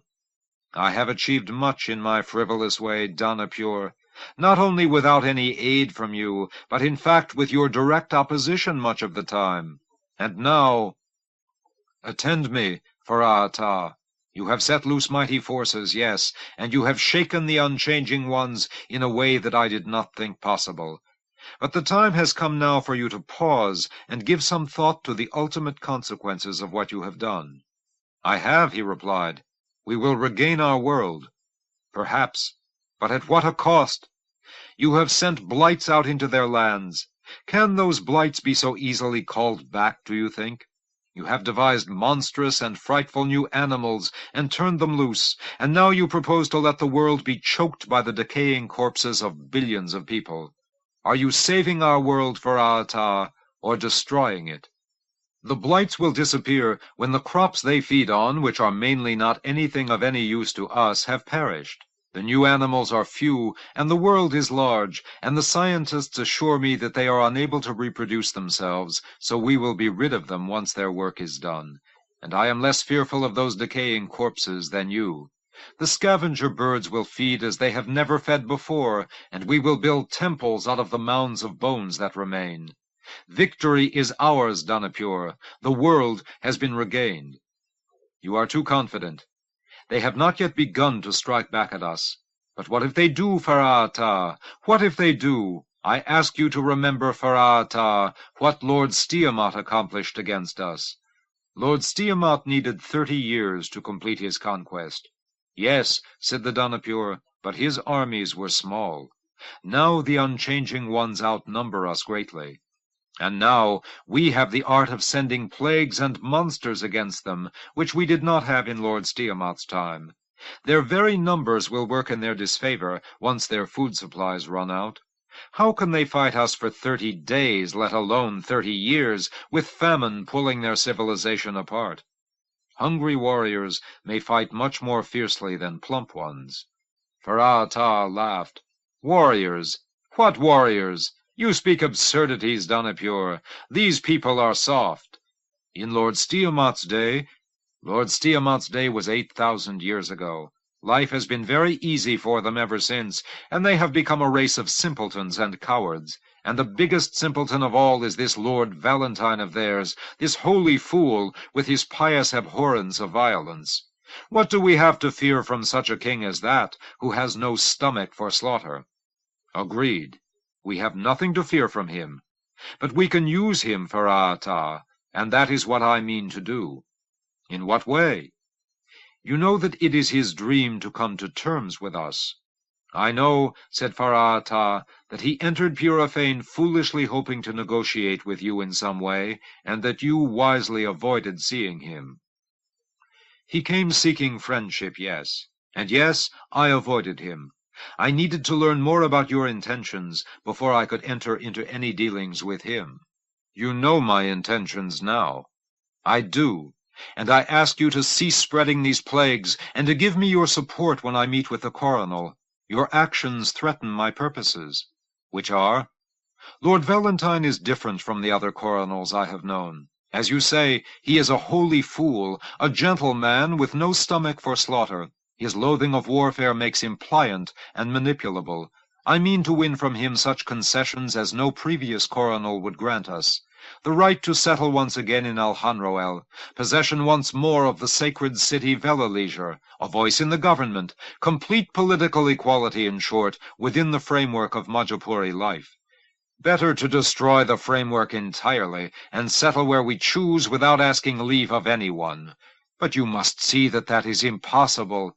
You can neither evict 20 billion people from this planet, nor exterminate them. What we can do is to make peace with them. And in Valentine lies our opportunity for peace, Farata. Peace! What a foul, lying word that is! Peace! Oh, no, Donipure, I want no peace. I am interested not in peace, but in victory, and victory will be ours. The victory you crave will be the doom of us all, the Donipure retorted. I think not, and I think your negotiations with the coronel will lead you nowhere. If he grants such concessions as you mean to ask, his own princes and dukes will overthrow him, and replace him with a more ruthless man, and then where will we be? No, Donipure, I must continue my war until the unchanging ones have vanished entirely from our world. Anything short of that means our continued enslavement. I forbid it. Forbid? I am the Donipure. So you are. But what is that? I am the king that is, of whom the prophecies spoke. How can you forbid me anything? The unchanging ones themselves tremble before me. I will destroy them, Donipure, and if you oppose me, I will destroy you as well. He rose, and with a sweep of his hand he knocked aside his untouched wine-bowl, spilling its contents across the table. At the door he paused and looked back, and briefly allowed his shape to flicker into the form known as the river, a gesture of defiance and contempt. Then he resumed his own form. "The war will continue," he said. "For the time being, I permit you to retain your office, but I warn you to make no treasonous approaches to the enemy. As for the Holy Lord Valentine, his life is forfeit to me. His blood will serve to cleanse the tables of the gods on the day of the rededication of Velaleisure. Be wary, Donipure, or I will use yours for the same purpose." Chapter 6. "The coronel Lord Valentine is with his mother the lady at Inner Temple," said the hierarch Telenat Isould. "He asks you to rest here this night at the royal lodging-place in Numenor, Prince Hisoun, and to begin your journey toward him in the morning." "As the coronel wishes," said Hisoun. He stared past the hierarch at the vast white wall of first cliff rising above Numenor. It was dazzling in its brightness, almost painfully so, nearly as brilliant as the sun itself. When the isle first had come into view some days before on the voyage from Alhanroel, he had found himself shading his eyes against that powerful white glare, and wanting to look away altogether, and Alcinomy, standing beside him, had turned in terror from it, crying, "I have never seen anything so bright. Will it blind us to look at it?" But now, at close range, the white stone was less frightening. Its light seemed pure, soothing, the light of a moon rather than of a sun. A cool, sweet breeze blew from the sea, the same breeze that had carried him so swiftly, but not nearly swiftly enough to still the impatience that day after day mounted and surged in him from Elesor to the isle. That impatience still rode him now that he had arrived in the lady's domain. But yet he knew he must be patient, and adapt himself to the unhurried rhythms of the isle and its serene mistress, or he might never be able to accomplish the things he had come here to accomplish. And indeed, he felt those gentle rhythms settling over him as he was conducted by the hierarchs through the small quiet harbor town to the royal lodging known as the Seven Walls. The spell of the isle, he thought, was irresistible. It was such a tranquil place, serene, peaceful, testifying in every aspect of itself to the presence of the lady. The turmoil now racking Majapur seemed unreal to him here.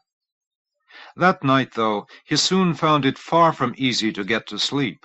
He lay in a magnificent chamber hung with splendid dark-hued fabrics of an antique weave, where, for all he knew, the great Lord Confolum had slept before him, or Prestimion, or Stiamat himself.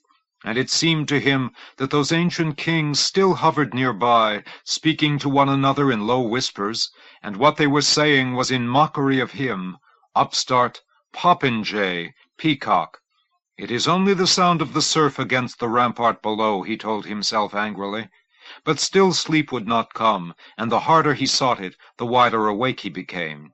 He rose and walked from room to room, and out into the courtyard, thinking to rouse some servitor who might give him wine. But he found no one about, and after a time he returned to his room and closed his eyes once again.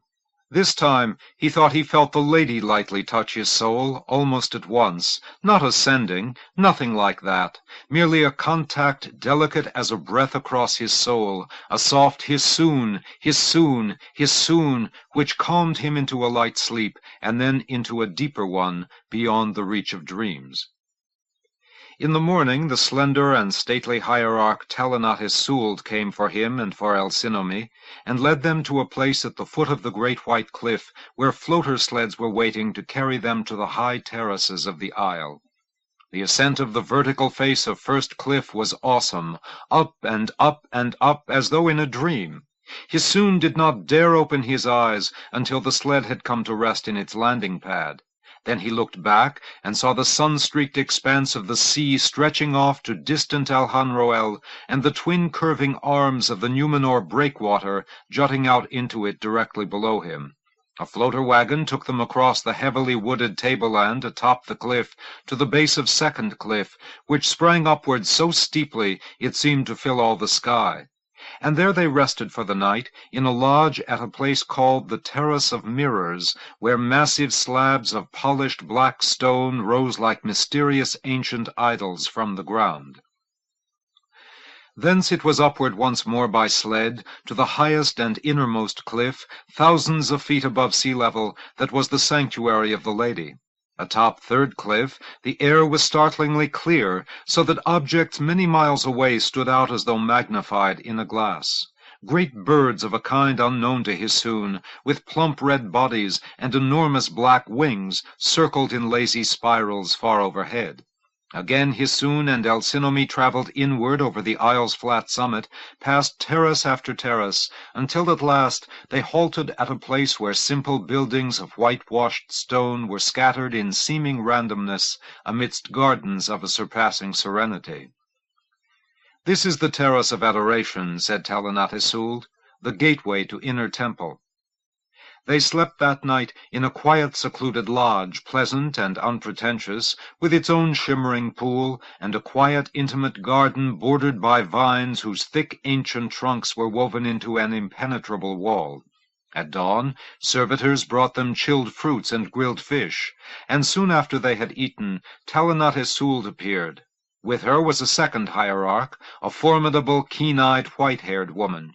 She greeted them each in a very different way, offering Hisoon the salute befitting a prince of the Mount, but doing it in a strangely casual, almost perfunctory manner, and then turning to Alcinomi and clasping both of her hands in her own, and holding them a long moment, staring warmly and intently into her eyes.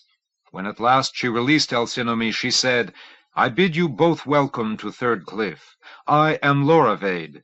The lady and her son await you."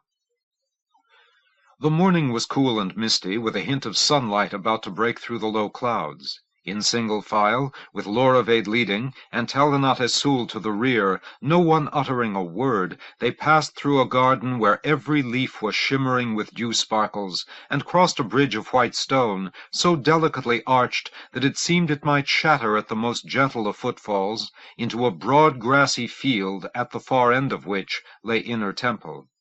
Hisoon had never seen a building more lovely. It was constructed of the same translucent white stone as the bridge. At its heart was a low, flat-roofed rotunda, from which 8 long, slender, equidistant wings radiated like star-beams. There was no ornamentation. Everything was clean, chaste, simple, flawless. Within the rotunda, an airy 8-sided room with an octagonal pool at its center, Lord Valentine and a woman who was surely his mother the lady were waiting for them. Hisoon halted at the threshold, frozen, overcome by bewilderment. He looked from one to the other in confusion, not knowing to which of these powers he should offer the first obeisance. The lady, he decided, must take precedence. But in what form should he pay his homage? He knew the sign of the lady, of course, but did one make that sign to the lady herself as one made the starburst sign to the coronal, or was that hopelessly gauche? Hissoun had no idea. Nothing in his training had prepared him for meeting the lady of the Isle. He turned to her nevertheless. She was much older than he had expected her to be, face deeply furrowed, hair streaked with white, eyes encircled by an intricate network of fine lines. But her smile, intense and warm and radiant as the midday sun, spoke eloquently of the vigor and force that still were hers.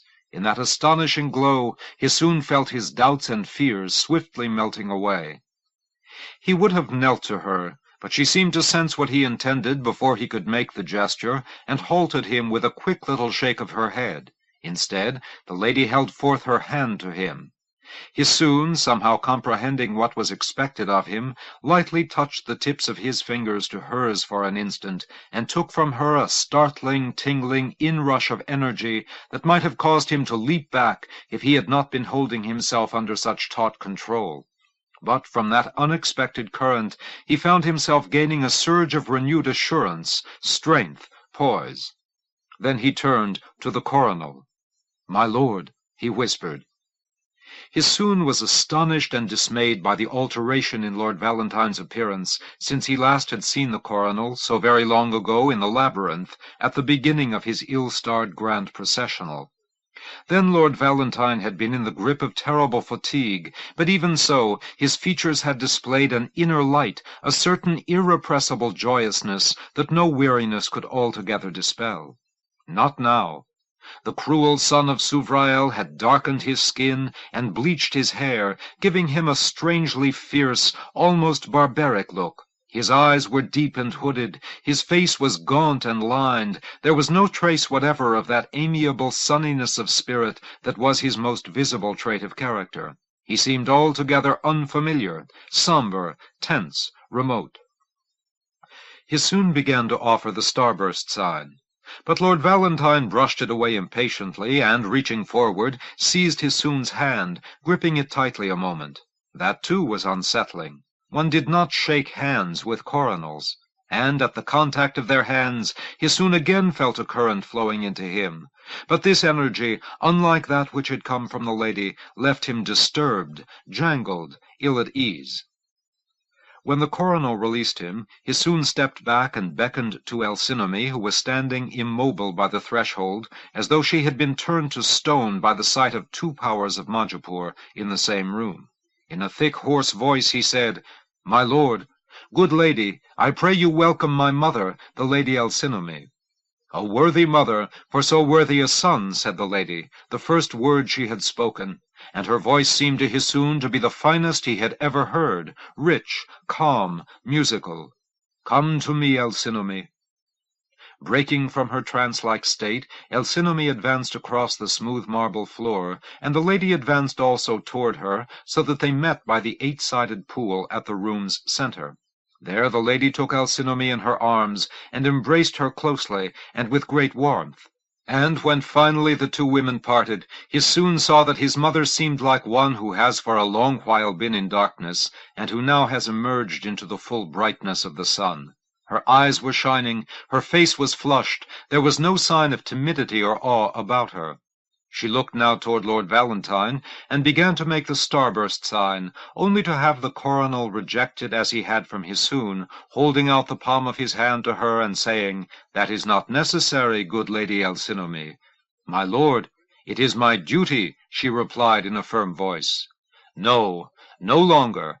The coronal smiled for the first time that morning. "All that gesturing and bowing is stuff designed for public show. There's no need of such pomp in here." To Hissoun then he said, "I would not have recognized you, I think, had I not known it was you who was coming here today. We have been apart such a long time that we have become strangers, or so it feels to me." "Several years, my lord, and not easy years," Hissoun replied. "Time always works changes, and years like these work great changes." "So they do. Leaning forward, Lord Valentine studied Hissoun with an intensity that he found disconcerting. At length the coronel said, "Once I thought that I knew you well, but the Hissoun I knew was a boy who hid shyness behind slyness. The one who stands here today has become a man, a prince even, and there is a little shyness left in him, but not much, and the slyness, I think, has turned into something deeper, craftiness perhaps, or even statesmanship if the reports I have of you are true, and I would believe that they are. I think I still can see the boy I once knew somewhere within you, but recognizing him is far from easy. And it is hard for me, my lord, to see in you the man who hired me once to be his guide through the labyrinth. Am I changed that much then, Hissoun? You are, my lord. I fear for you. Fear for Majapur if you must fear. Waste none on me. I do fear for Majapur, and greatly. But how can you ask me not to fear for you? You are my benefactor, my lord. All I am I owe to you, and when I see you grown so bleak, so wintry— These are wintry times, Hissoun. The weather of the world is reflected on my face, but perhaps there is a springtime ahead for us all. Tell me, what is the news from Castle Mount? I know the lords and princes have been hatching great plans there. Indeed, my lord. Speak then. You understand, my lord, that these schemes are put forth subject to your ratification, that the Council of Regency would not presume to undertake— So I assume. Tell me what the Council proposes. Hissoun drew his breath in deeply. First, he said, we would situate an army encircling all borders of Purifane, so that we may prevent the metamorphs from exporting any further plagues and other horrors. To encircle Purifane, did you say, or to invade it? Asked Lord Valentine. Primarily to encircle it, my lord.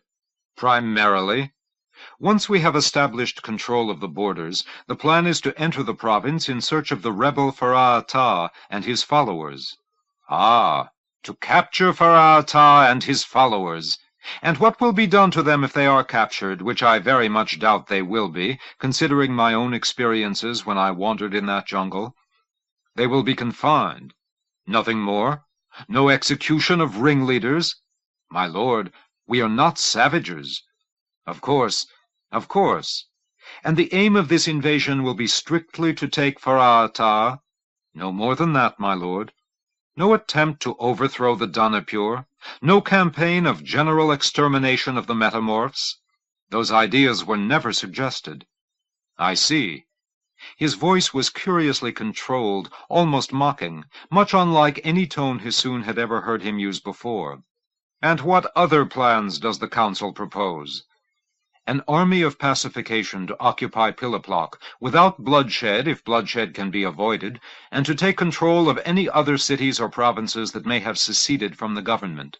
Also, neutralization of the various private armies established by the false coronels now infesting many areas, and if possible, the turning of those armies toward the service of the government. Finally, military occupation of any provinces that refuse to take part in a newly instituted program for sharing food supplies with the afflicted zones. Quite a comprehensive scheme, Lord Valentine said, in that same odd detached tone. And who will lead all these armies? The Council has suggested dividing the command between my Lord Divis, my Lord Tunagorn, and myself, replied Hissoun. And I? You will, of course, have supreme command over all our forces, my lord. Of course. Lord Valentine's gaze turned within, and for a long span of silence he appeared to be contemplating all that Hissoun had said. Hissoun watched him closely. There was something deeply troublesome about the coronel's austere, restrained manner of questioning him. It seemed clear that Lord Valentine knew as well as Hissoun himself where the conversation was heading, and Hissoun found himself dreading the moment when it must get there. But that moment, Hissoun realized, was already at hand. The coronel's eyes brightened strangely as his attention turned once again toward Hissoun, and he said, "Was anything else proposed by the Council of Regency, Prince Hissoun?" "One thing more, my lord." "Which is?" "That the commander of the army that will occupy Piloplok and other rebellious cities should be one who bears the title of coronel." "The coronel, you have just told me, will be the supreme commander." "No, my lord. The Pontifex must be the supreme commander." The silence that followed seemed to endure for 1,000 years. Lord Valentine stood almost motionless. He might have been a statue, but for the slight flickering of his eyelids and the occasional quiver of a muscle in his cheek. He soon waited tensely, not daring to speak. Now that he had done it, he felt amazed at his own temerity in delivering such an ultimatum to the coronel. But it was done. It could not be withdrawn. If Lord Valentine, in his wrath, were to strip him of his rank and send him back to beg in the streets of the labyrinth, so be it. It was done. It could not be withdrawn. The coronel began to laugh. It was a laughter that began somewhere deep within him and rose like a geyser through his chest to his lips, a great bellowing, booming laugh, more the sort of sound that some giant like Liseman Hulton or Zalzan Kavol might make than anything one would expect the gentle Lord Valentine to let loose. It went on and on, until Hisoun began to fear that the coronel had taken leave of his senses, but just then it ceased, swiftly and suddenly, and nothing remained of Lord Valentine's bizarre mirth but a strange, glittering smile. "Well done," he cried. "Ah, well done, Hisoun, well done." "My lord?" "And tell me, who is the new coronel to be?" "My lord, you must understand that these are only proposals, for the sake of the greater efficiency of the government in this time of crisis." "Yes, of course. And who, I ask you again, is to be brought forward in the name of greater efficiency?" "My lord, the choice of a successor remains always with the former coronel." "So it does. But the candidates, are they not proposed by the high councillors and princes? Elidath was the heir presumptive, but Elidath, as I think you must know, is dead. So then, who is it to be, Hisoun?" "Several names were discussed," said Hisoun softly. He could scarcely bear to look directly at Lord Valentine now. "If this is offensive to you, my lord—" "Several names, yes. Whose?" "My Lord Stasilaine, for one, but he at once declared that he had no wish to be coronel. My Lord Divis, for another—" "Divis must never be coronel," said Lord Valentine sharply, with a glance toward the lady. "He has all the faults of my brother Voriac's, and none of his merits, except valor, I suppose, and a certain forcefulness, which are insufficient." "There was one other name, my lord." "Yours, Hisoun?" "Yes, my lord," said Hisoun, but he could get the words out only in a choking whisper. "Mine." Lord Valentine smiled. "And would you serve?" "If I were asked, my lord, yes. Yes."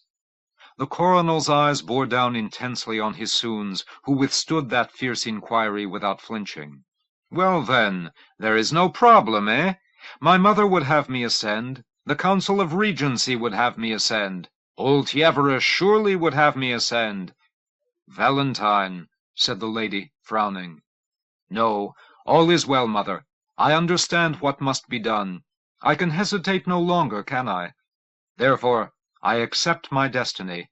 We will send word to Horncast that Tievere is to be permitted at last to cross the Bridge of Farewells. You, mother, you finally may put down your burden, as I know you wish to do, and retire to the ease of the life of a former lady. You, Alcinomy, your task is only beginning, and yours, Hisoun. See, the thing is done.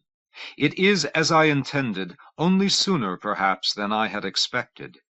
Hisoun, watching the coronel in astonishment and perplexity, saw the expression on his face shift. The harshness, the uncharacteristic ferocity left his features, and into his eyes came the ease and warmth and gentleness of the Valentine he had once been, and that eerie, rigid, glittering smile, so close almost to a madman's, was replaced by the old Valentine smile, kind, tender, loving. "It is done," said Valentine quietly. He raised his hands, and held them forth in the starburst sign, and cried, "Long life to the coronel! Long life to Lord Hisoun!" Chapter 7. 3 of the 5 great ministers of the pontificate were already in the council chamber when Horncast entered. In the center, as usual, sat the Geirog Shinam, Minister of External Affairs, his forked tongue flickering nervously as though he believed that a death sentence was about to be passed, not on the ancient creature he had served so long, but on himself. Beside him was the empty seat of the physician Sepulthrove, and to the right of that was Dilaphon, that shriveled and palsied little man, sitting huddled in his throne-like chair, gripping its armrests for support. But his eyes were alive with a fire Horncast had not seen in them for years. On the other side of the room was the dream-speaker Naramir, radiating dark morbidity and terror from behind the absurdly voluptuous, sorcery-induced beauty with which she cloaked her century-old body. How long, Horncast wondered, had each of these three been awaiting this day, and what provision had they made in their souls for the time of its coming? "Where is Sepulthrove?" Horncast demanded. "With the Pontifex," said Dilaphon. "He was summoned to the throne-room an hour ago. The Pontifex has begun to speak once more, so we have been told." "Strange that I was not notified," said Horncast. "We knew that you were receiving a message from the coronel," Shinam said. "We thought it best you not be disturbed." "This is the day, is it not?" Naramir asked, leaning tensely forward, running her fingers again and again through her thick, lustrous black hair. Horncast nodded. "This is the day." "One can hardly believe it," said Dilaphon. "The farce has gone on so long, it seemed it might never end." "It ends today," said Horncast. "Here is the decree, quite elegantly phrased in truth." Shinam, with a thin rasping laugh, said, "I would like to know what sort of phrases one uses in condemning a reigning pontifex to death. It is a document that will be much studied by future generations, I think." "The decree condemns no one to death," said Horncast. "It issues no instructions. It is merely a proclamation of the coronel Lord Valentine's grief upon the death of his father and the father of us all, the great Pontifex Tieverinus." "Ah, he is shrewder than I thought," Dilaphon said. "His hands remain clean." "They always do," said Naramir. "Tell me, Horncast, who is the new coronel to be?" "Hisoon, son of Alcinomi, has been chosen." "The young prince out of the labyrinth?" "The same." "Amazing! And there is to be a new lady, then?" "Alcinomi," said Horncast. "This is a revolution!" cried Shinam. "Valentine has overturned Castle Mount with a single push. Who can believe it? Who can believe it? Lord Hisoon! Can it be? How do the princes of the Mount accept it?" "I think they had little choice," Horncast replied. "But let us not concern ourselves with the princes of the Mount. We have our own tasks to carry out on this our final day of power." "And thanks be to the divine that it is," said Dilaphon. The Geirog glared at him. "You speak for yourself alone." "Perhaps I do, but I speak also for the Pontifex Tieverinus." "Who seems to be speaking for himself this day, eh?" said Horncast. He peered at the document in his hand. "There are several curious problems that I must call to your attention. For example, my staff has so far been unable to locate any description of the proper procedure for proclaiming the death of a pontifex and the ascension of a new one, it having been so long since such an event has occurred." "Very likely no one now alive has any experience of such things," said Dilaphon, "except the Pontifex Tieverinus himself." "I doubt that he will aid us in this matter," Horncast said. "We are searching the archives now for details of the proclamation of the death of Ossier and the ascension of Tieverinus, but if we can find nothing, we will have to invent our own ceremony." Naramir, eyes closed, said in a low, far-away voice, "You forget. There is one person who was present on the day of the ascension of Tieverinus." Horncast looked at her in amazement. Ancient she was, that everyone knew, but no one knew how ancient, except that she had been the imperial dream-speaker as far back as anyone recalled. But if she had indeed survived out of the reign of Tieverinus as coronel, she was older even than he imagined, and he felt a shiver go down his back, he who had thought he was himself far beyond the age when anything could cause surprise. "You remember it, then?" he asked. "I see it through the mists. It is announced first in the Court of Columns, then in the Court of Globes, and then in the Place of Masks, and after that it is declared in the Hall of Winds and the Court of Pyramids. after which it is announced one final time at the mouth of Blades. And when the new Pontifex arrives at the labyrinth, he must enter at the mouth of Blades, and journey down through the levels on foot. That I remember, Tievere striding with immense vigor through huge crowds that called his name, and he walked so fast that no one could keep pace with him, and he would not halt until he had traversed the whole labyrinth to its lowest level. Will the Pontifex Valentine display such energy, I wonder? That is the second curious matter, said Horncast. The Pontifex Valentine has no immediate plans for taking up residence in the labyrinth. What? Dilaphon blurted. He is now at the Isle, with the former lady and the new coronel and the new lady. The Pontifex informs me that it is his intention to go next to Zimroel in order to bring the rebellious provinces under his control. He expects this process to be a lengthy one, and he urges me to postpone any celebration of his ascension. For how long? Shinam asked. Indefinitely, said Horncast. Who knows how long this crisis will last? And while it does, he will remain in the upper world. In that case, said Naramir, we may expect the crisis to last as long as Valentine lives. Horncast glanced toward her and smiled. You understand him well. He detests the labyrinth, and I think we'll find every pretext to avoid dwelling in it. Dilaphon shook his head slowly. But how can that be? The Pontifex must dwell in the labyrinth. It is the tradition. Never in 10,000 years has a Pontifex lived in the upper world. Never has Valentine been Pontifex either, Horncast said. I think there will be many changes forthcoming in his reign, if the world survives this war the shapeshifters wage against it.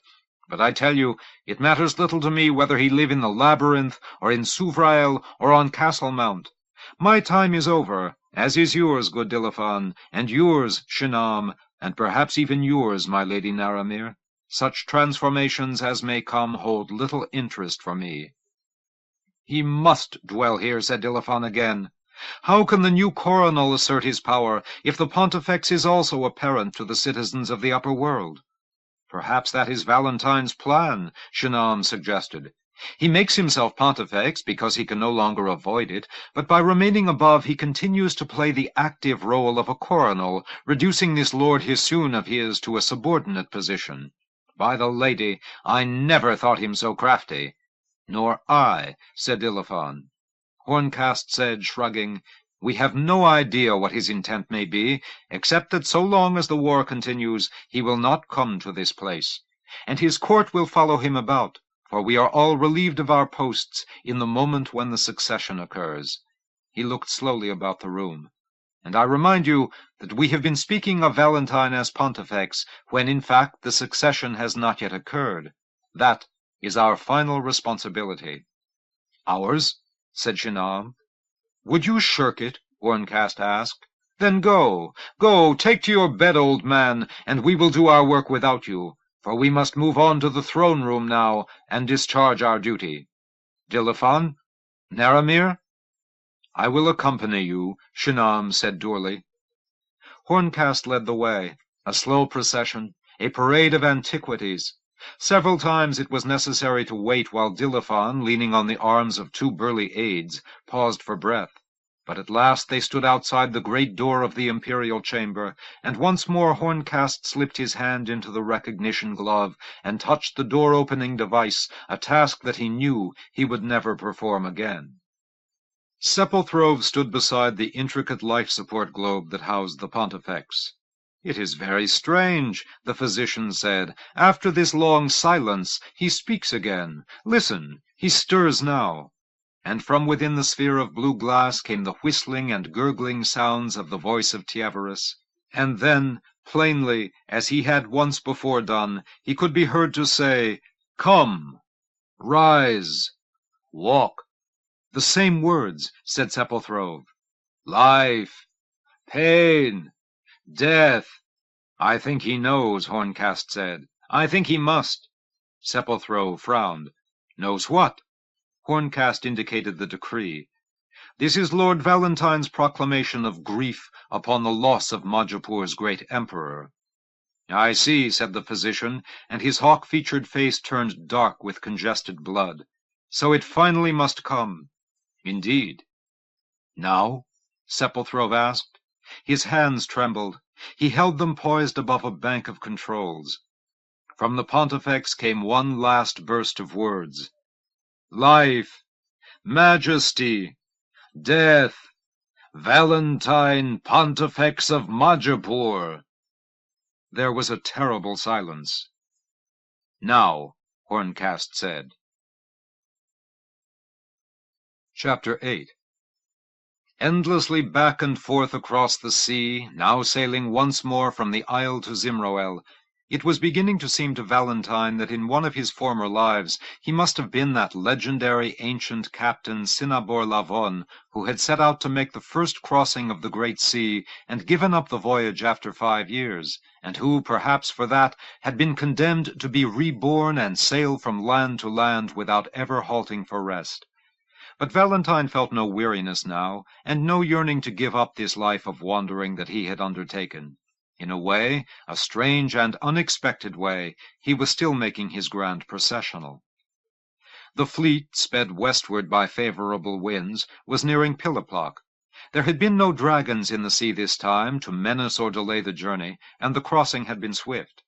From the masts, the banners stood out straight toward Zimroel ahead, no longer the green and gold colors of the coronal, for now Lord Hisoon sailed under those as he made his separate voyage to Zimroel. Valentine's ships bore the red and black of the Pontifex, with the labyrinth symbol blazoned upon them. He had not yet grown accustomed to those colors, nor to that symbol, nor to that other alterations that had come. They did not make the starburst sign to him any longer when they approached him. Well, so be it. He had always thought that such salutes were foolishness anyway. They did not address him as my lord now when they spoke with him, for a Pontifex must be called your majesty, which made little difference to Valentine, except that his ear had long since grown accustomed to that oft-repeated my lord as a kind of punctuation, a way of marking the rhythm of a sentence, and it was odd not to hear it.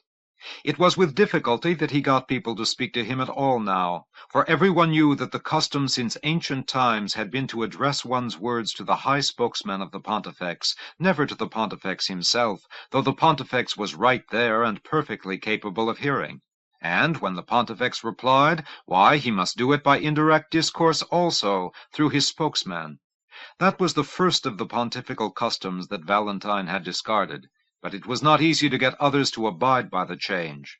He had named Sleet his high spokesman. It seemed a natural enough appointment, but Sleet was forbidden to indulge in any of that antique mummery of pretending to be the Pontifex's ears. For that matter, no one could comprehend the presence of a Pontifex aboard a ship, exposed to the brisk winds and the bright warm sunlight. The Pontifex was an emperor shrouded in mystery. The Pontifex belonged out of sight. The Pontifex, as everyone knew, should be in the labyrinth. I will not go, Valentine thought. I have passed along my crown, and someone else now has the privilege of putting Lord before his name, and the castle now will be Lord Hisoon's castle, if ever he has the chance to return to it. But I will not bury myself in the ground. Carabella, emerging on deck, said, Asenhart asks me to tell you, my lord, that we will be within range of Piloplok in 12 hours, if the wind holds true. Not my lord, Valentine said. She grinned. I find that so hard to remember, your majesty. As do I, but the change has been made. May I not call you my lord even so when we are in private? For that is what you are to me, my lord. Am I? Do I order you about, and have you pour my wine for me, and bring me my slippers like a servant? You know I mean otherwise, Valentine. Then call me Valentine, and not my lord. I was your king, and I am your emperor now, but I am not your master. That has always been understood between us, so I thought. I think perhaps it has, your majesty. She laughed, and he laughed with her, and drew her close and held her against him. After a moment he said, I have often told you I feel a certain regret, or even guilt, for having taken you away from a juggler's free life, and given you in its place all the heavy responsibilities of Castle Mount. And often you have told me, No, no, nonsense, there is nothing to regret. I came of my own will to live by your side. As in all truth I did, my lord. But now I am Pontifex. By the lady, I say those words, and they sound like another language in my mouth. I am Pontifex, I am indeed Pontifex, and now I feel once more that I must rob you of the joys of life. Why, Valentine? Must a Pontifex give up his wife, then? I've heard nothing of that custom. A Pontifex must live in the labyrinth, Carabella. You come back to that again. It never leaves me. And if I am to live in the labyrinth, why then you must live there also. And how can I ask that of you? Do you ask it of me? You know I have no wish to part from you, nor I from you, my lord. But we are not in the labyrinth now, and it was my belief you had no plan for going there. What if I must, Carabella? Who says must to a Pontifex? He shook his head. But what if I must? You know as well as I how little love I have for that place. But if I must, if for reasons of state I must, if the absolute necessity of it is forced upon me, which I pray the divine will not happen, but if indeed there comes a time when I am compelled by the logic of government to go down into that maze, why, then I will go with you, my lord, and give up all fair winds, and bright sunny days, and the sea, and the forest, and the mountains. Surely you would find a pretext for coming forth now and then, even if you found it necessary to take up residence down there. And if I can't? You pursue problems too far beyond the horizon, my lord. The world is in peril. Mighty tasks await you, and no one will shove you into the labyrinth while those tasks are undone. There is time later to worry about where we will live, and how we will like it. Is that not so, my lord? Valentine nodded. Indeed, I foolishly multiply my woes. But I tell you this, and then let us talk no further of it. If you find some honorable way of escaping the labyrinth forever, I will rejoice. But if you must go down into it, I will go with you, and never give it a second thought. When, as coronel, you took me as consort, do you imagine I failed to see that Lord Valentine must one day become Valentine Pontifex? When I accepted you, I accepted the labyrinth. Just as you, my lord, accepted the labyrinth when you accepted the crown your brother had worn. So let us say no more on these matters, my lord. Your Majesty, said Valentine. He slipped his arm again about her shoulders, and touched his lips lightly to hers. I will promise to do no more brooding about the labyrinth, he said, and you must promise to call me by my proper title. Yes, your Majesty! Yes, your Majesty! Yes, your Majesty! And she made a wondrous sweeping salutation, swinging her arms round and round in a flamboyantly exaggerated mockery of the labyrinth symbol. After a time, Carabella went below. Valentine remained on deck, studying the horizon through a seeing tube. What kind of reception, he wondered, would he have in the free republic of Piliplock? There was hardly anyone who had not opposed his decision to go there. Sleet, Tunagorn, Carabella, Hissoon, they all spoke of the risk, the uncertainty. Piliplock, in its madness, might do anything, seize him even, and hold him hostage to guarantee its independence. Whoever enters Piliplock, Carabella said, as she had said months before in Purifane, must do so at the head of an army, and you have no army, my lord. From Hissoon had come the same argument. It was agreed on Castle Mount, he said, that when the new armies are organized, it is the coronel who should lead troops against Piliplock, while the Pontifex directs the strategy at a safer remove. It will not be necessary to lead troops against Piliplock, said Valentine. Your Majesty? Valentine said, I had much experience during the War of Restoration in pacifying rebellious subjects without bloodshed. If you were to go to Piliplock, a new coronel, untried, unknown, with soldiers at his back, it would be sure to stir armed resistance in them. But if the Pontifex himself appears, who can remember a time when a Pontifex was seen in Piliplock? They will be awed, they will be cowed, they will not dare to raise a hand against him, even if he enter the city alone. Though Hissoon had continued to voice strong doubts, in the end Valentine overruled him. There could have been no other outcome, Valentine knew. This early in his pontificate, having only just handed over the temporal power of the coronel to the younger man, he could not yet relegate himself wholly to the kind of figurehead position that a pontifex might be expected to assume. Power, Valentine was discovering, was not easily relinquished, not even by those who once thought they had little love for it. But it was not wholly a matter of contending for power, Valentine realized. It was a matter of preventing bloodshed where bloodshed was needless. He soon plainly did not believe that Piliplock could be retaken peacefully. Valentine intended to demonstrate that it could be. Call it part of the new coronel's education in the arts of government, Valentine thought. And if I fail, he thought, well then, call it part of mine. In the morning, as Piliplock burst into view high above the dark mouth of the great river Zimmer, Valentine ordered his fleet to form two wings, with his flagship, the Lady Theon, at their apex, and he placed himself, clad in the richly hued pontifical robes of scarlet and black that he had had made for himself before departing from the isle, at the prow of his vessel, so that all of Piliplock might see him clearly as the royal fleet approached. "Again they send the dragon ships to us," Sleet said.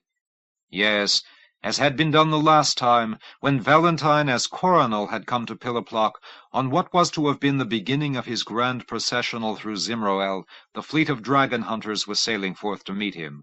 But that other time they had had bright coronal ensigns of green and gold fluttering in their riggings, and they had greeted him with the joyous sounds of trumpets and drums. Now, Valentine saw, the dragon ships flew a different flag, a yellow one with a great crimson slash across it, as somber and sinister as the spike-tailed vessels themselves. It was surely the flag of the free republic that Piliplock now deemed itself to be. Nor was this fleet coming to hail him in any friendly way. Grand Admiral Asenhart looked uneasily toward Valentine. He indicated the speaking tube he held and said, "Shall I order them to yield and escort us into port, Majesty?" But the Pontifex only smiled and signaled to him to be calm. Now the mightiest of the Piliplock vessels, a monstrous thing with a horrifying fanged figurehead and bizarrely elaborate three-pronged masts, moved forward from the line and took up a position close by the Lady Theon. Valentine recognized it as the ship of old Gwydrag, the senior among the dragon captains. And yes, there she was, the fierce old Skandar woman herself, on the deck, calling out through a speaking tube, "In the name of the free republic of Piliplock, stand forth and identify yourselves." "Give me the tube," Valentine said to Asenhart. Putting it to his lips, he cried, "This is the Lady Theon, and I am Valentine. Come aboard and speak with me, Gwydrag." "I may not do that, my lord." "I did not say Lord Valentine, but Valentine," he responded. "Do you take my meaning? And if you will not come to me, why, then I will go to you. Prepare to take me on board." "Majesty!" said Sleet in horror. Valentine turned to Asenhart. "Make ready a floater basket for us. Sleet, you are the high spokesman. You will accompany me. And you, Deliamber." Carabella said urgently, "My lord, I beg you." "If they mean to seize us," he said, "they will seize us whether I am aboard their ship or mine. They have 20 ships for each of ours, and well-armed ones at that. Come, Sleet, Deliamber." "Majesty," said Lysamon Hulton sternly, "you may not go unless I accompany you." With a smile, Valentine said, "Ah, well done. You give commands to the Pontifex. I admire your spirit, but no, I will take no bodyguards this time, no weapons, no protection of any sort except these robes. Is the floater ready, Asenhart?" The basket was rigged and suspended from the foremast. Valentine clambered in, and beckoned to Sleet, grim-faced and bleak, and to the Vroon. He looked back at the others gathered on the deck of the flagship, Carabella, Tunagorn, Asenhart, Zalzan Kavol, Lysamon, Shanamir, all staring at him as though he had at last taken complete leave of his wits. "You should know me better by this time," he said softly, and ordered the basket lifted over the side. Out over the water it drifted, skimming lightly above the waves and climbing the side of the dragon ship until snared by the hook that Gwydrag lowered for it. A moment later, Valentine stepped out onto the deck of the other vessel, the timbers of which were dark with the ineradicable stains of sea-dragon blood. A dozen towering Skandars, the least of whom was half again Valentine's size, confronted him, and at their head was old Gwydrag, even more gap-toothed than before, her thick matted fur even more faded. Her yellow eyes gleamed with force and authority, but Valentine detected some uncertainty in her features as well. He said, "What is this, Gwydrag, that you offer me so unkind a welcome on this visit? My lord, I had no idea it was you returning to us. Yet it seems I have returned once again, and am I not to be greeted with more joy than this?" "My lord, things have changed here," she said, faltering a little. "Changed?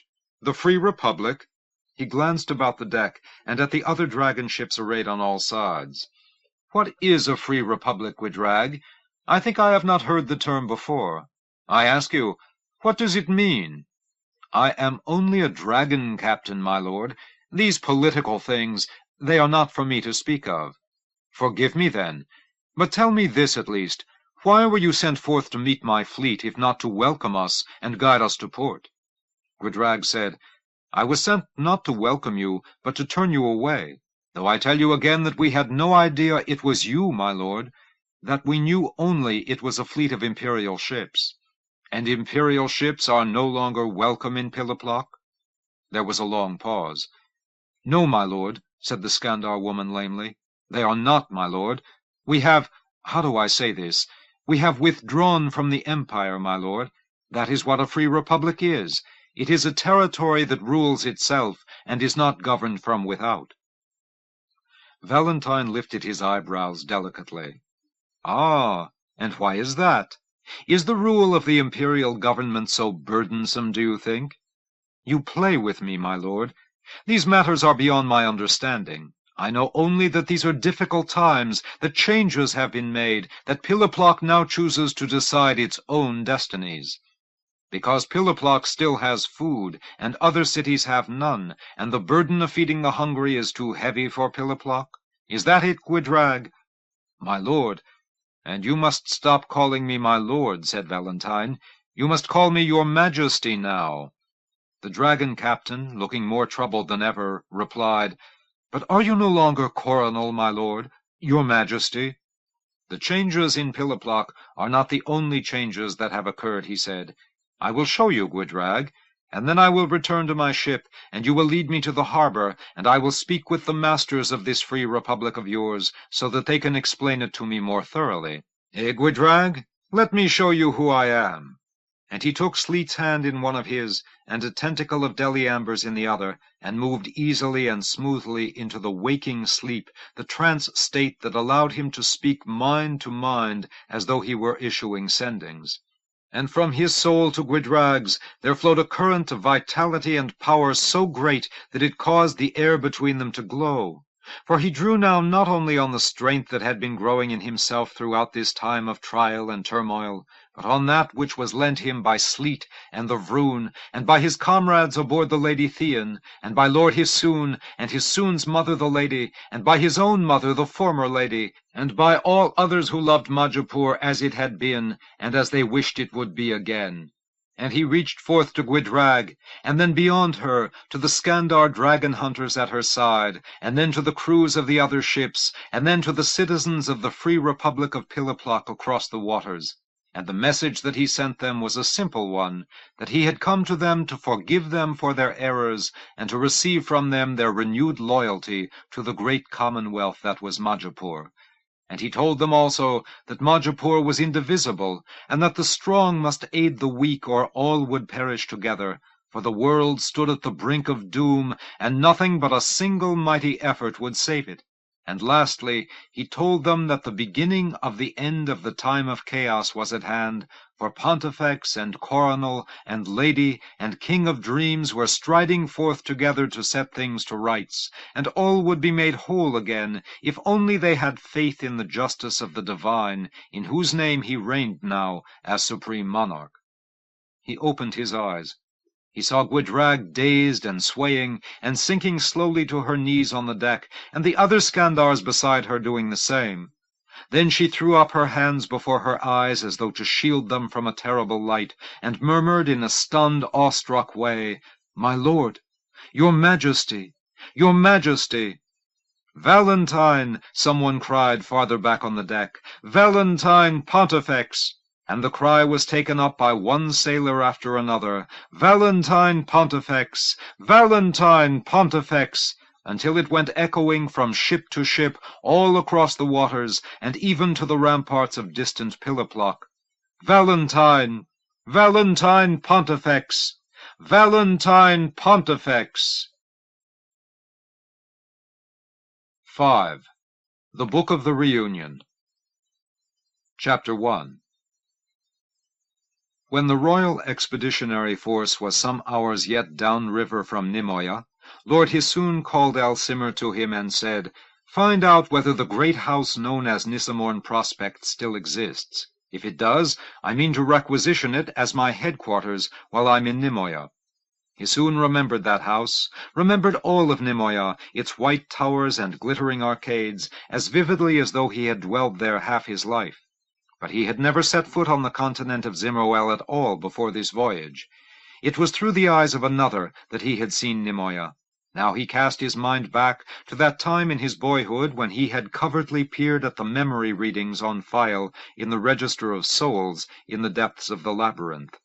What was her name, the little shopkeeper from Velithis, who had married the Duke's brother and came to inherit Nissamorn Prospect? Inyana, he thought. Inyana Forlana, who had been a thief in the Grand Bazaar until the course of her life so amazingly changed. All that had happened at the end of Lord Malabor's reign, only some 20 or 25 years ago. Very likely she was still alive, Hisoon thought, still living in her wondrous mansion overlooking the river. And then I will go to her, and I will say, "I know you, Inyana Forlana. I understand you as well as I understand myself. We are of the same kind, you and I, Fortune's favorites, and we know that the true favorites of Fortune are those who know how to make the best use of their own good luck." Nissamorn Prospect still stood, rising splendidly on its rocky headland above the harbor, its cantilevered balconies and porticos floating dreamlike in the shimmering air. But Inyana Forlana no longer lived there.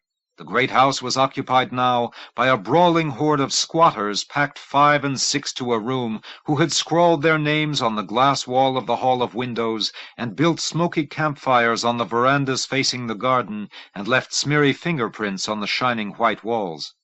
Most of them fled like morning mists the moment the coronel's forces came through the gates, but a few remained, sullenly staring at Hisoon as if he were an invader from some other world. "Shall I clear the last of this rabble out, my lord?" Stimian asked. Hisoon nodded. "But give them some food and something to drink first, and tell them that the coronel regrets that he must have their place for his lodging, and ask them if they know of the Lady Inyana, whose house this once was." Grimly he went from room to room, comparing what he beheld to the radiant vision of this place he had had from the memory reading of Inyana Forlana. The transformation was a saddening one. There was no part of the house that was not in some way soiled, spoiled, stained, blemished, ravaged. It would take an army of craftsmen years to restore it to what it had been, Hisoon thought. As with Nissamorn Prospect, so too with all of Nimoya. Hisoon, disconsolately wandering the hall of windows with its sweeping views of every part of the city, looked out upon a scene of horrifying ruination. This had been the wealthiest and most resplendent city of Zimroel, equal to any of the cities of Castle Mount. The white towers that had housed 30 million people now were blackened with the smoke of scores of great fires. The ducal palace was a shattered stump atop its magnificent pedestal. The Gossamer Galleria, a mile-long span of suspended fabric where the finest shops of the city had been cut loose from its moorings at one side and sprawled like a discarded cloak across the avenue below it. The glass domes of the Museum of Worlds were broken, and Hisoon did not want to think of what must have become of its treasures. The revolving reflectors of the Crystal Boulevard were dark. He looked toward the harbor and saw what must have been the floating restaurants where once it had been possible to dine elegantly on the rarest delicacies of Narabal and Stee and Pidruid and other distant cities, capsized and turned bottom side up in the water. He felt cheated. To have dreamed so long of seeing Nimoya, and now at last to be here and find it like this, perhaps beyond repair. How had this happened, he wondered? Why had the people of Nimoia, in their hunger and panic and madness, turned against their own city? And was it like this all across the heartland of Zimroel, all the beauty that it had taken thousands of years to create, tossed away in a single paroxysm of mindless destruction? We have paid a heavy price, he soon told himself, for all those centuries of smug self-satisfaction.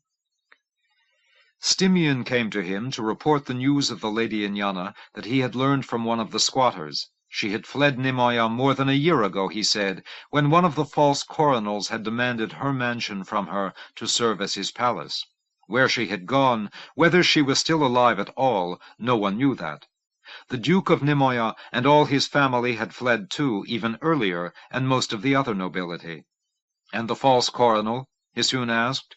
Gone also, my lord, all of them, for there was more than one, and toward the end there were 10 or 12, squabbling among themselves. But they ran like frightened billentoons when the Pontifex Valentine reached the city last month. There is only one coronel in Nimoia today, my lord, and his name is Hissoun. Hissoun smiled faintly. And is this my grand processional, then? Where are the musicians? Where are the parades? Why all this filth and destruction? This is not what I thought my first visit to Nimoia would be like, Stimmyon. You will return in a happier time, my lord, and all will be as it was formerly. Do you think so? Do you truly think so? Ah, I pray you are right, my friend. Alcimar appeared. My lord, the mayor of this place sends his respects, and asks leave to call upon you this afternoon. Tell him to come this evening. We have more urgent things to do just now than meet with local mayors. I will tell him, my lord. I think the mayor feels some alarm, my lord, over the size of the army that you intend to quarter here. He said something about the difficulty of supplying provisions, and some problem of sanitation that he will supply provisions as required, Alcimar, or we will supply ourselves with a more capable mayor, said Hissoun. Tell him that also. You might tell him also that my lord Divis will shortly be here, with an army nearly as great as this, or perhaps greater, and my lord Tunagorn will be following, and therefore he can consider his present efforts as merely a rehearsal for the real burdens that will be placed upon him soon. But let him know also that the overall food requirements of Nimoia will be somewhat lessened when I leave here, because I will be taking several million of his citizens with me as part of the army of occupation going to Purifane, and ask him what method he proposes for choosing the volunteers. And if he balks at anything, Alcimar, point out to him that we have come here not to annoy him, but to rescue his province from chaos, though we would much prefer to be jousting atop Castle Mount just now. If you think his attitude is inappropriate after you have said all that, put him in chains, and see if there is a deputy mayor who is willing to be more cooperative, and if there is not, find someone who is. Hissoun grinned. So much for the mayor of Nimoia. Has there been any news of my lord Divis? A great deal, my lord. He has left Pilliplock, and is following us up the Zimmer as swiftly as he can, gathering his army as he goes. We have messages from him from Port Sykeforge, Stenwamp, Orgalius, Impamond, and Obliorn Vale, and the last word we have is that he is approaching Larnamisculus. Which, as I recall, is still some thousands of miles east of here, is it not? Said Hissoun. So we have no little while yet to wait for him. Well, he will get here when he gets here, and there can be no hurrying it, nor do I think it wise to set out for Purifane until I have met with him. He smiled ruefully. Our task would be 3 times as simple, I think, if this world were half as big. Alcimar, send messages of our highest regard to Divis at Larnamisculus, and perhaps to Belka and Clarashans and a few other cities along his route, telling him how eager I am to see him once again. And are you, my lord? Alcimar asked. Hissoun looked closely at him. That I am, he said. Most genuinely I am, Alcimar. He chose for his headquarters the grand study on the 3rd floor of the building. Long ago, when this had been the home of Calain, brother to the Duke of Nimoia, so Hissoun recalled out of his acquired memory of the place, the huge room had housed Calain's library of ancient books bound in the hides of uncommon animals. But the books were gone. The study was a vast empty space with a single scarred desk in its center. There he spread out his maps and contemplated the enterprise that lay before him. It had not pleased Hissoun to be left behind at the Isle of Sleep when Valentine sailed to Piliploch. He had meant to handle the pacification of Piliploch himself by force of arms, but Valentine had had other ideas, and Valentine had prevailed. Coronel might indeed Hissoun be, yes, but it became clear to him at the time of that decision that his situation was for some time going to be an anomalous one, for he would have to contend with the existence of a vigorous and active and highly visible Pontifex who had no intention whatever of retreating to the labyrinth. Hissoun's historical studies provided him with no precedent for that. Even the strongest and most ambitious of coronels, Lord Confalum, Lord Prestimian, Lord Decoret, Lord Kinniken, had yielded up their place and gone to their subterranean abode at the completion of their time at the castle. But there was no precedent, Hissoun conceded, for anything that was happening now. And he could not deny that Valentine's voyage to Piliploch, which to Hissoun had seemed to be the maddest sort of folly, had in fact been a brilliant stroke of strategy. Imagine the rebellious city meekly hauling down its flags and submitting without a whimper to the Pontifex, precisely as Valentine had predicted. What magic did he have, Hissoun wondered, that allowed him to carry off so bold a coup with such self-assurance? But he had won back his throne in the War of Restoration with much the same tactics, had he not? His mildness, his gentleness, they concealed a temperament of remarkable strength and determination. And yet, thought Hissoun, it was not a mere cloak conveniently put on, that gentleness of Valentine. It was the essential nature of his character, the deepest and truest part of it. An extraordinary being, a great king, in his curious fashion. And now the Pontifex proceeded westward along the Zimmer with his little entourage, traveling from one broken land to another, gently negotiating a return to sanity. From Piliploch he had gone to Nimoya, arriving some weeks before Hissoun. False coronels had fled at his approach. Vandals and bandits had ceased their maraudings. The dazed and impoverished citizens of the great city had turned out by the millions, so went the report, to hail their new Pontifex as if he could, with one wave of his hand, restore the world to its former state, which made matters far simpler for Hissoun, following in Valentine's wake. Instead of having to expend time and resources bringing Nimoya under control, he found the city quiet and reasonably willing to cooperate in whatever must be done.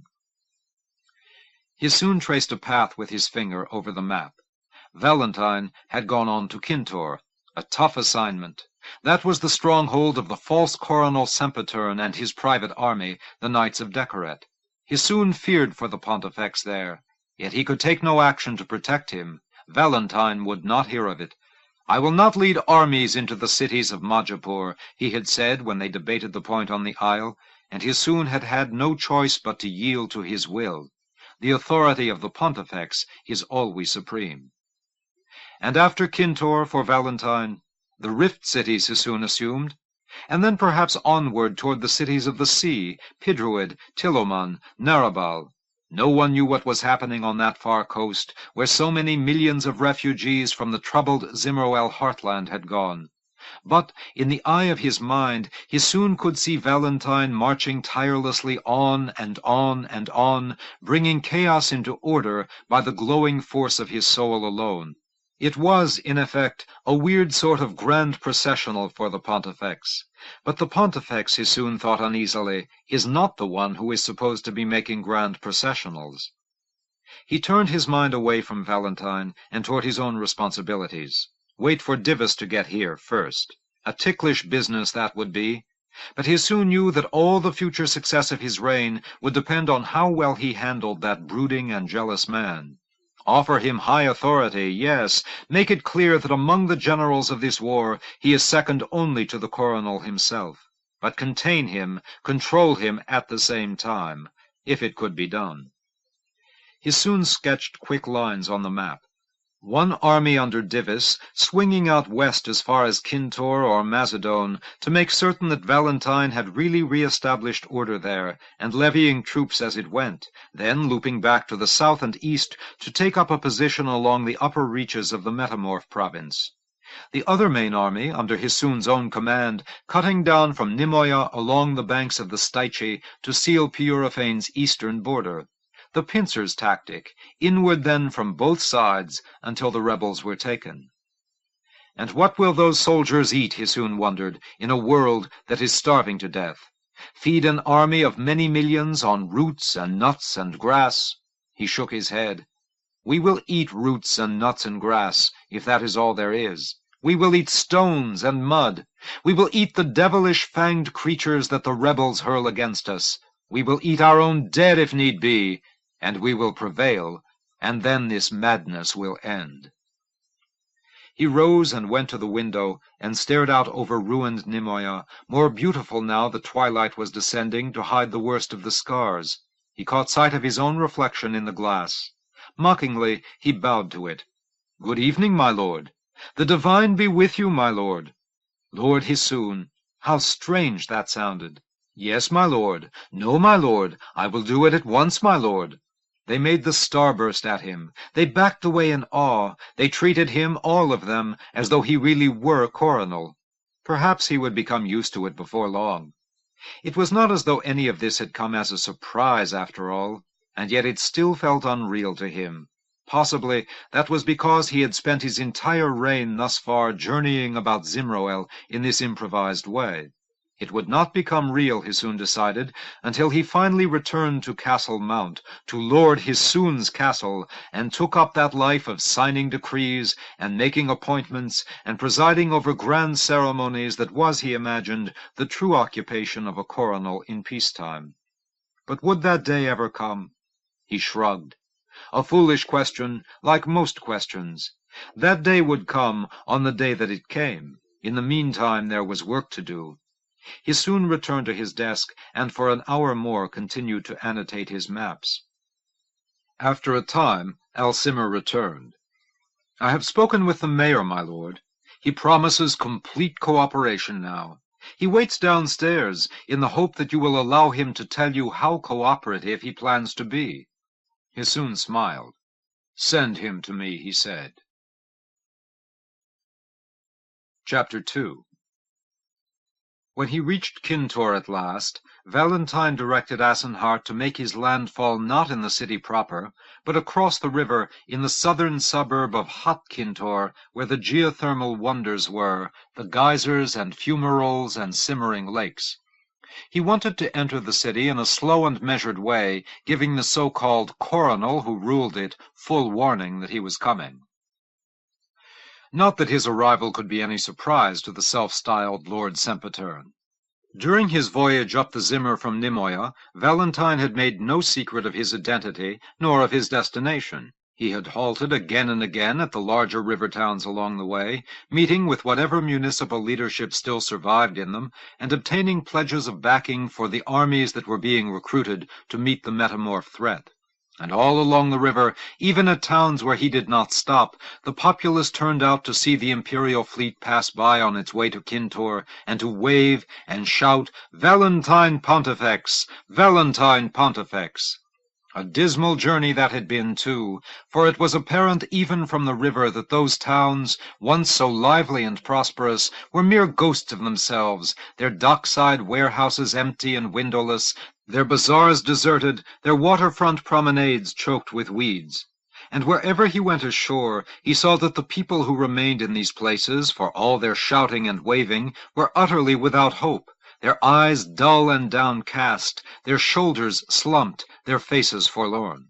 But when he had landed in that fantastic place of booming geysers and hissing, gurgling thermal lakes and boiling clouds of pale green gas that was Hot Kintore, Valentine saw something else on the faces of the crowds that had gathered at the quay, an alert, curious, eager look, as though they were anticipating some sort of sporting event.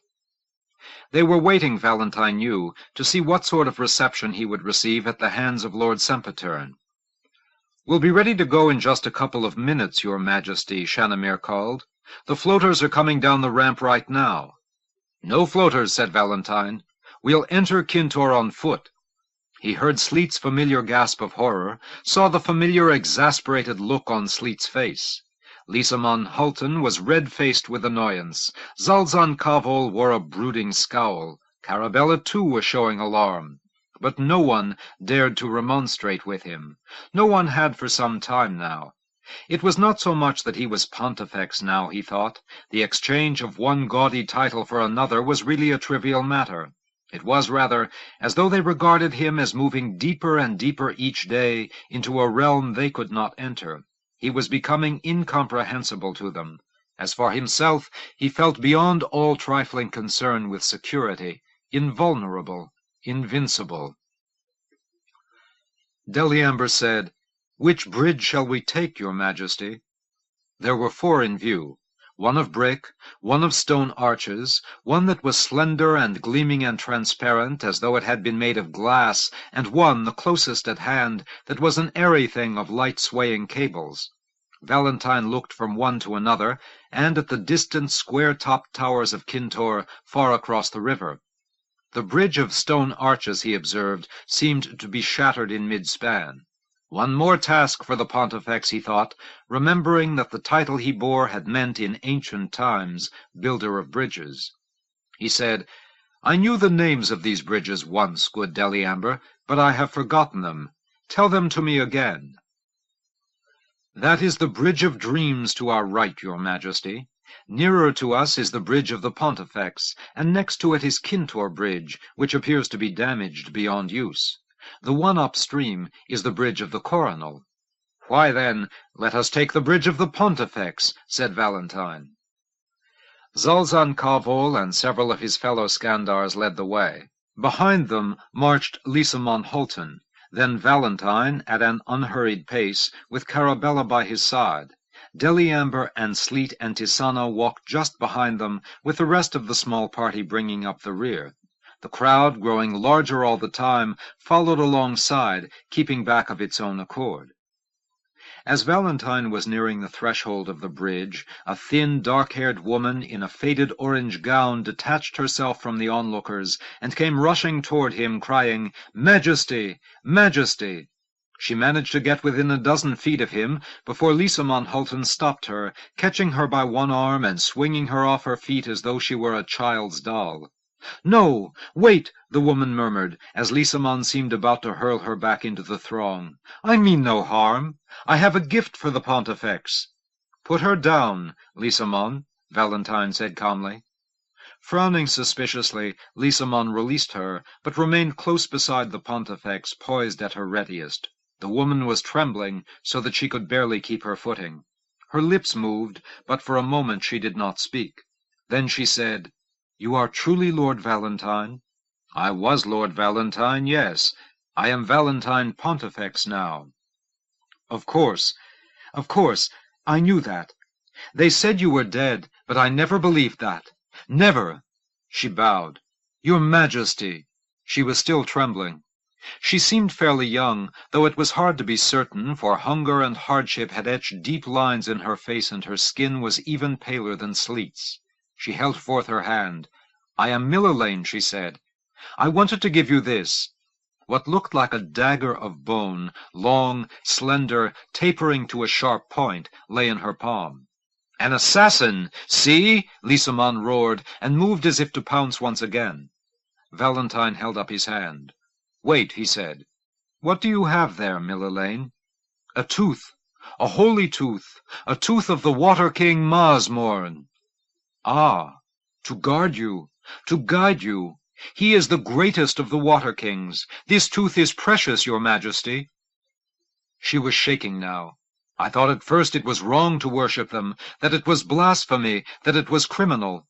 But then I returned, I listened, I learned. They are not evil, the Water Kings, your Majesty. They are the true masters. We belong to them, we and all others who live on Majapur. And I bring you the tooth of Maasmorn, your Majesty, the greatest of them, the high power." Softly, Carabella said, "We should be moving onward, Valentine." "Yes," he said. He put forth his hand and gently took the tooth from the woman. It was perhaps 10 inches long, strangely chilly to the touch, gleaming as though with an inner fire.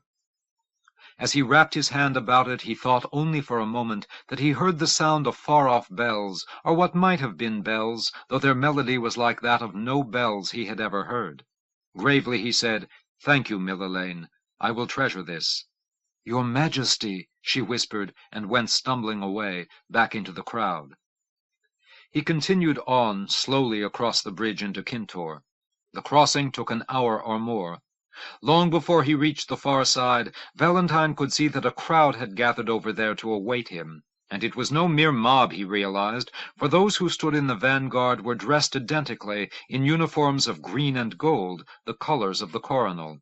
This was an army, then, the army of the coronal Lord Sempitern. Zalzan Kavo looked back, frowning. "Your Majesty?" he said.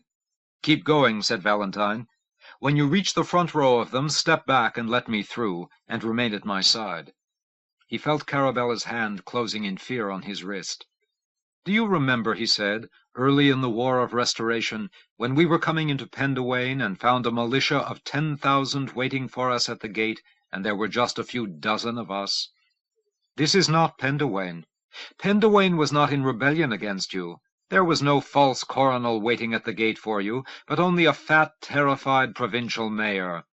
"It is all the same," Valentine said. He came to the bridge's end. The way was blocked there by the troops in green and gold. An officer in the front line, whose eyes were glittering with fear, called out hoarsely, "Who are you that would enter Kintore without leave of Lord Sempitern?" "I am the Pontifex Valentine, and I need no one's leave to enter a city of Majapur." "The coronel Lord Sempitern will not have you come further on this bridge, stranger." Valentine smiled.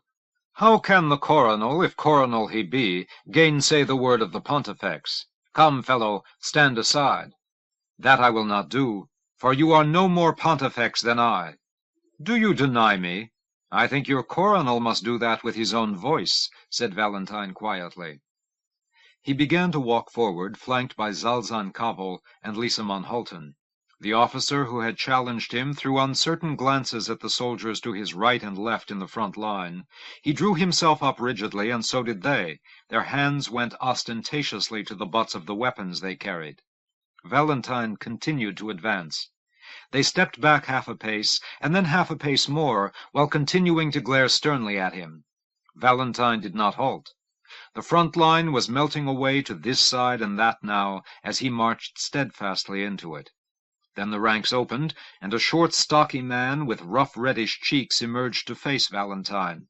He was clad in a coronal's white robe over a green doublet, and he wore the starburst crown, or a reasonable likeness of it, in his great wild tuft of black hair.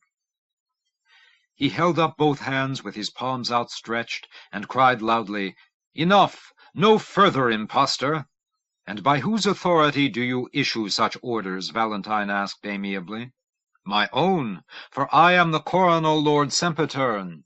"Ah, you are the coronel, and I am an impostor? I had not understood that. And by whose will are you coronel, then, Lord Sempitern?" "By the will of the divine, who has appointed me to rule in this time of a vacancy on Castle Mount." "I see," said Valentine. "But I know of no such vacancy. There is a coronel, Lord Hisoon by name, who holds office by legitimate appointment." "An impostor can make no legitimate appointments," Sempitern rejoined. "But I am Valentine, who was coronel before him, and who now is Pontifex, by will of the divine also, so it is generally believed." Sempitern grinned darkly. "You were an impostor when you claimed to be coronel, and you are an impostor now." "Can that be so? Was I acclaimed wrongly, then, by all the princes and lords of the Mount, and by the Pontifex Tieverus, may he rest always at the source, and by my own mother the lady? I say you deceived them all, and the curse that has descended on Majapur is best proof of that. For the Valentine who was made coronel was a dark-complected man, and look at you, your hair is bright as gold." Valentine laughed. "But that is an old story, friend. Surely you know of the witchery that deprived me of my body, and put me into this one." "So you say." And so the powers of the realm agreed. "Then you are a master of deceit," said Sempitern. "But I will waste no more time with you, for I have urgent tasks. Go, get you back into hot Kintor, and board your ship, and sail yourself off down the river. If you are found in this province by this hour tomorrow, you will regret it most sorely." "I will leave soon enough, Lord Sempitern. But first I must ask a service of you. These soldiers of yours, the Knights of Decoret, do you call them? We have need of them to the east, on the borders of Purifane, where the coronel Lord Hissoun is assembling an army. Go to him, Lord Sempitern. Place yourself under his command. Do what he asks of you. We are aware of what you have accomplished in gathering these troops, and we would not deprive you of leadership over them, but you must make yourself part of the greater effort." "You must be a madman," Sempitern said. "I think otherwise. Leave my city unguarded? March off thousands of miles to surrender my authority to some usurper? It is necessary, Lord Sempitern. In Kintor I alone decide what is necessary." "That must change," said Valentine. He slipped easily into the waking trance, and sent forth the merest tendril of his mind toward Sempitern, and played with him, and brought a frown of confusion from the red-faced man.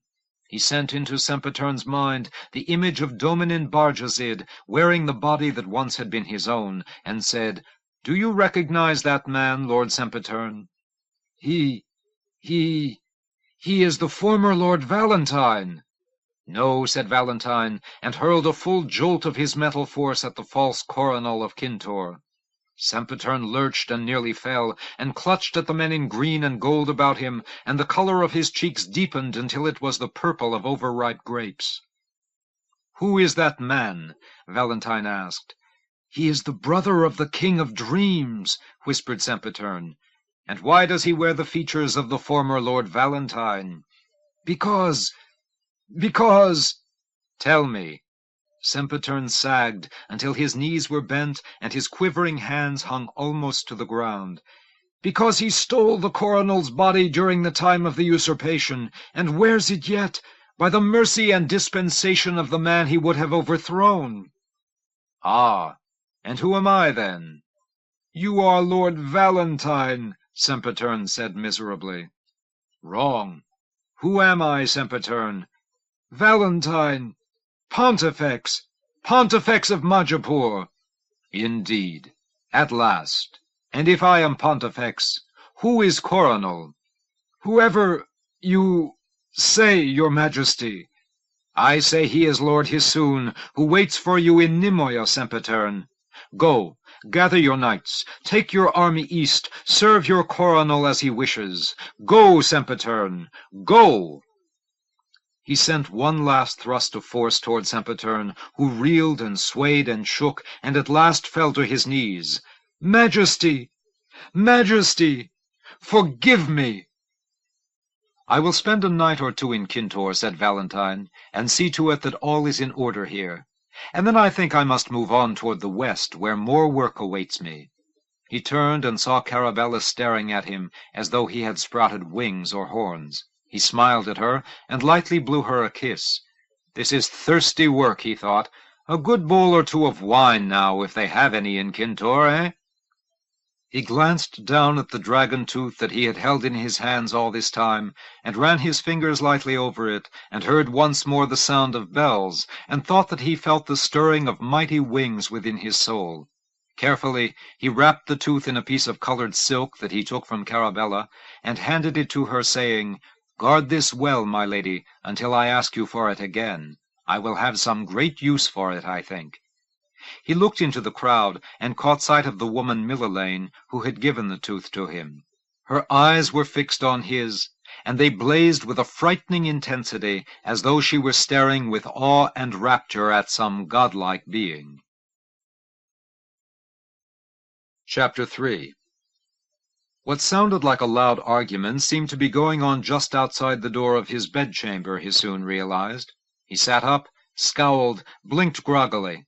Through the great window to his left he saw the red daybreak glow of the sun low on the eastern horizon. He had been awake far into the night, preparing for the arrival this day of Divis, and he was hardly pleased to be roused from sleep so soon after sunrise. "Who's out there?" he growled. "What in the name of the divine is all that racket?" "My lord, I have to see you at once." Alcimer's voice. "Your guards say you must not be awakened under any circumstances, but I absolutely must speak with you." Hisoon sighed. "I seem to be awake," he said. "You may as well come in." There was the sound of unbolting of the doors. After a moment Alcimer entered, looking greatly agitated. "My lord." "What's going on?" "The city is under attack, my lord." Suddenly Hisoon was fully awake. "Attack? By whom?" "Strange, monstrous birds," Alcimer said, "with wings like those of sea dragons, and beaks like scythes, and claws that drip poison." "There are no birds of such a kind." "These must be some evil new creatures of the shapeshifters that began entering Nimoya shortly before dawn from the south, a great hideous flock, hundreds of them, perhaps thousands. Already they have taken 50 lives or more, and it will get much worse as the day goes on." Alcimer went to the window. "See, my lord, there are some of them now, circling above the old palace of the Duke." Hisoon stared. A swarm of ghastly shapes soared and hovered in the clear morning sky, huge birds, bigger than Gehornas, bigger even than Maluftas, and far more ugly. Their wings were not bird wings, but rather the sort of black leathery things, supported on outstretched finger-like bones, that sea dragons had. Their beaks, wickedly sharp and curved, were flaming red, and their long outstretched claws were bright green. Fiercely they dived in quest of prey, swooping and rising and swooping again, while in the streets below people ran desperately for cover. Hisoon watched one unwary boy of 10 or 12 years, with school books under his arm, emerge from a building directly into the path of one of the creatures. It swept downward until it was no more than 9 or 10 feet above the ground, and its claws flicked out in a quick, powerful assault that slashed through his tunic and ripped a bloody track up his back. As the bird swung swiftly upward again, the boy went sprawling, hands slapping the pavement in wild convulsions. Then, almost at once, he was still, and 3 or 4 of the birds plummeted like stones from the sky, falling upon him, and at once beginning to devour him. Hisoon muttered a curse. "You did well to awaken me. Have any countermeasures been taken yet?" "We have some 500 archers heading for the rooftops already, my lord, and we're mobilizing the long-range energy throwers as fast as we can." "Not enough. Not nearly enough. What we have to avoid is a general panic in the city, 20 million frightened civilians running around trampling each other to death. It's vital to show them that we're bringing the situation under control right away. Put 5,000 archers up on the roofs, 10,000 if we have them. I want everybody who knows how to draw a bow up there taking part in this, all over the city, highly visible, highly reassuring." "Yes, my lord." "And issue a general command to the citizens to stay indoors until further orders. No one is to go outside. No one, regardless of how urgent he thinks his business is, while the birds are still a menace. Also, have Stimian send word downriver to Divis that we're having a little trouble here, and he'd better be on guard if he's still planning to enter Nimoya this morning. And I want you to send for that old man who runs that rare animal zoo in the hills, the one I spoke with last week, Kitane, something like that. Tell him what's been going on this morning, if he doesn't already know, and bring him here under careful guard, and have someone collect a few of the dead birds and bring them here, too, for him to examine." Hisoon turned to the window again, glowering. The boy's body was wholly hidden by the birds, 9 or 10 of them now, that fluttered greedily about it. His school-books lay scattered in a pathetic sprawl nearby. "Shapeshifters!" he exclaimed bitterly, "sending monsters to make war on children. Ah, but we'll have them pay dearly for this, Alcimer. We'll feed Farah Ta to his own birds, eh? Go now. There's much that needs doing." More detailed reports arrived in a steady stream as Hisoon had his hasty breakfast. More than 100 deaths now were attributed to the aerial onslaught, and the number was mounting rapidly. And at least 2 more flocks of the birds had entered the city, making, so far as anyone had been able to reckon, at least 1,500 of the creatures so far. But already the rooftop counterattack was producing results. The birds, on account of their great size, were slow and graceless flyers, and made conspicuous targets for the archers, of whom they showed virtually no fear. So they were being picked off fairly easily, and eliminating them seemed mainly a matter of time, even if new hordes of them were still en route from Purifane. The streets of the city had largely been cleared of civilians, for word of the attack and of the coronel's orders to stay indoors had by now spread to the farthest suburbs. The birds circled morosely over a silent, deserted Nimoya. In mid-morning, word came that Yarmuz Kitane, the curator of the Park of Fabulous Beasts, had been brought to Nissamorn Prospect and was presently at work in the courtyard dissecting one of the dead birds. Hisoon had met with him some days earlier, for Nimoya was infested with all sorts of strange and lethal creatures spawned by the metamorph rebels, and the zoologist had had valuable advice to offer on coping with them. Going downstairs now, Hisoon found Kitane, a somber-eyed, hollow-chested man of late middle years, crouching over the remains of a bird so huge that at first Hisoon thought there must be several of them outspread on the pavement. "Have you ever seen such a thing as this?" Hisoon asked. Kitane looked up. He was pale, tense, trembling. "Never, my lord. It is a creature out of nightmares." "Metamorph nightmares, do you think?" "Beyond doubt, my lord. Plainly, it is no natural bird." "Some kind of synthetic creature, you mean?" Kitane shook his head. "Not quite, my lord. I think these are produced by genetic manipulation from existing life forms. The basic shape is that of a melufta, that much seems clear. Do you know of it? The largest carrion-feeding bird of Zimroel. But they have made it even larger, and turned it into a raptorial bird, a predator instead of a scavenger. These venom glands at the base of the claws, no bird of Majapur has those, but there is a reptile of Purifane known as the Amazoar that is armed in such a way, and they seem to have modeled them after those." "And the wings?" Hisoon said. "Borrowed from sea dragons, are they?" "Of similar design. That is, they are not typical bird wings, but rather the kind of expanded finger webs that mammals sometimes evolve, diems, for instance, or bats, or sea dragons. The sea dragons, my lord, are mammals, you know."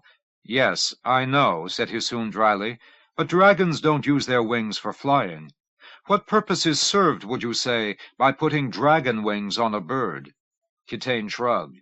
"No aerodynamic purpose, so far as I can tell. It may have been done merely to make the birds seem more terrifying.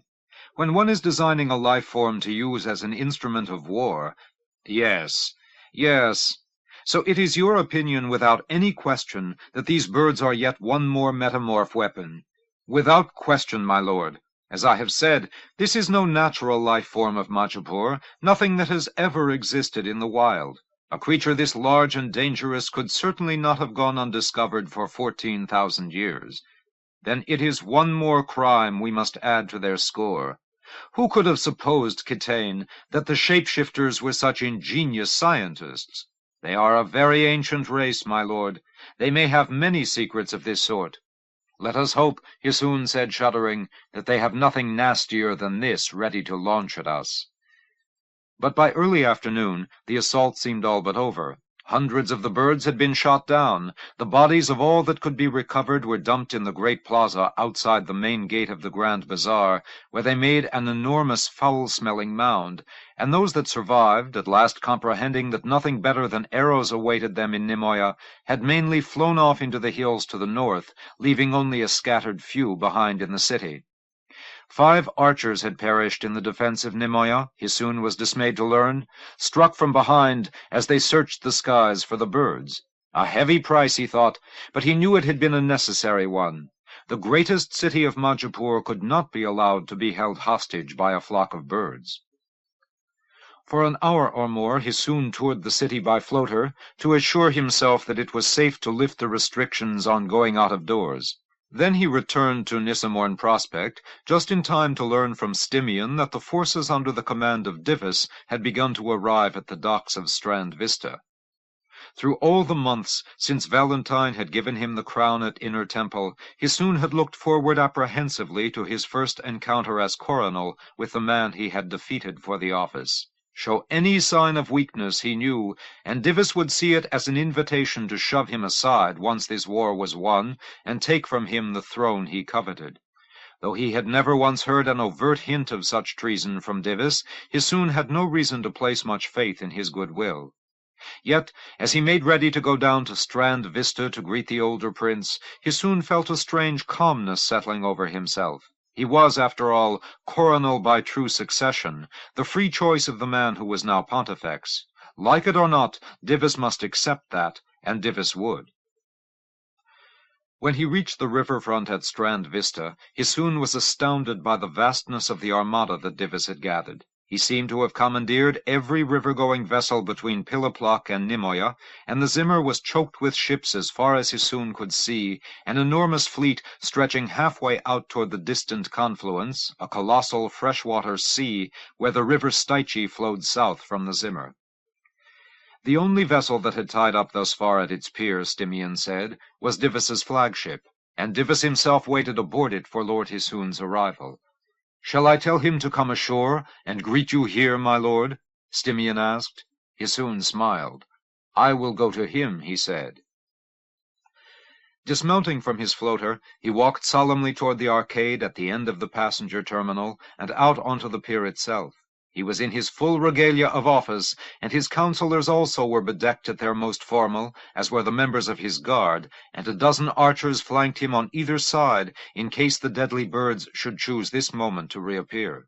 Though Hisoon had elected to go to Divis, which perhaps was in violation of protocol, he knew that the image he projected was a lordly one, that of a king deigning to confer an unusual honor upon a loyal subject. Divis stood at the head of his ship's entranceway. He too had taken care to make himself look majestic, for he was clad, despite the heat of the day, in a great black robe of fine haggis hides, and a splendid gleaming helmet that seemed almost to be a crown. As he soon went upward onto the deck, Divis loomed above him like a giant. But then at last they were face to face, and, though Divis was by far the bigger man, Hisoon regarded him with a steadiness and coolness that did much to minimize the difference in their size. For a long moment neither spoke. Then Divis, as Hisoon knew he must do or be in open defiance, made the starburst gesture, and went down to one knee and offered his first homage to the new coronel. "Hisoon! Lord Hisoon! Long life to Lord Hisoon! And long life to you, Divis, for we will have need of your bravery in the struggle that lies before us. Get up, man, get up!" Divis rose. His eyes unhesitatingly met Hisoon's, and across his features there played such a succession of emotions that Hisoon could hardly interpret them all, though it seemed to him that he saw envy there, and anger, and bitterness, but also a certain degree of respect, and even a grudging admiration, and something like a tinge of amusement, as if Divis could not resist smiling at the strange permutations of fate that had brought them together in this place, in these new roles. Waving a hand behind him at the river, Divis said, "Have I brought you sufficient troops, my lord?" "An immense force, yes, a brilliant accomplishment, recruiting an army of such size. But who knows what will be sufficient, Divis, in fighting an army of phantoms? The shapeshifters will have many ugly surprises for us yet." With a light laugh, Divis said, "I heard, my lord, of the birds they sent you this morning." "No laughing matter, my lord Divis. These were dread monsters of a most frightful sort that struck down people in the streets and fed upon their bodies before they were cold. I saw that done to a child, myself, from the window of my own bedroom. But I think we have slain them all, or nearly, and in due course we will slay their makers too." "It surprises me to hear you so vengeful, my lord." "Am I vengeful?" Hisoon said. "Why then, if you say it, I suppose it must be so. Living here for weeks in this shattered city makes one vengeful, perhaps. Seeing monstrous vermin turned loose upon innocent citizens by our enemies makes one vengeful. Purifane is like some loathsome boil, from which all manner of putrescence comes spilling out into the civilized lands. I intend to lance that boil and cauterize it entirely. And I tell you this, Divis, with your help I will impose a terrible vengeance upon those who have made this war on us." "You sound very little like Lord Valentine, my lord, when you speak of vengeance that way.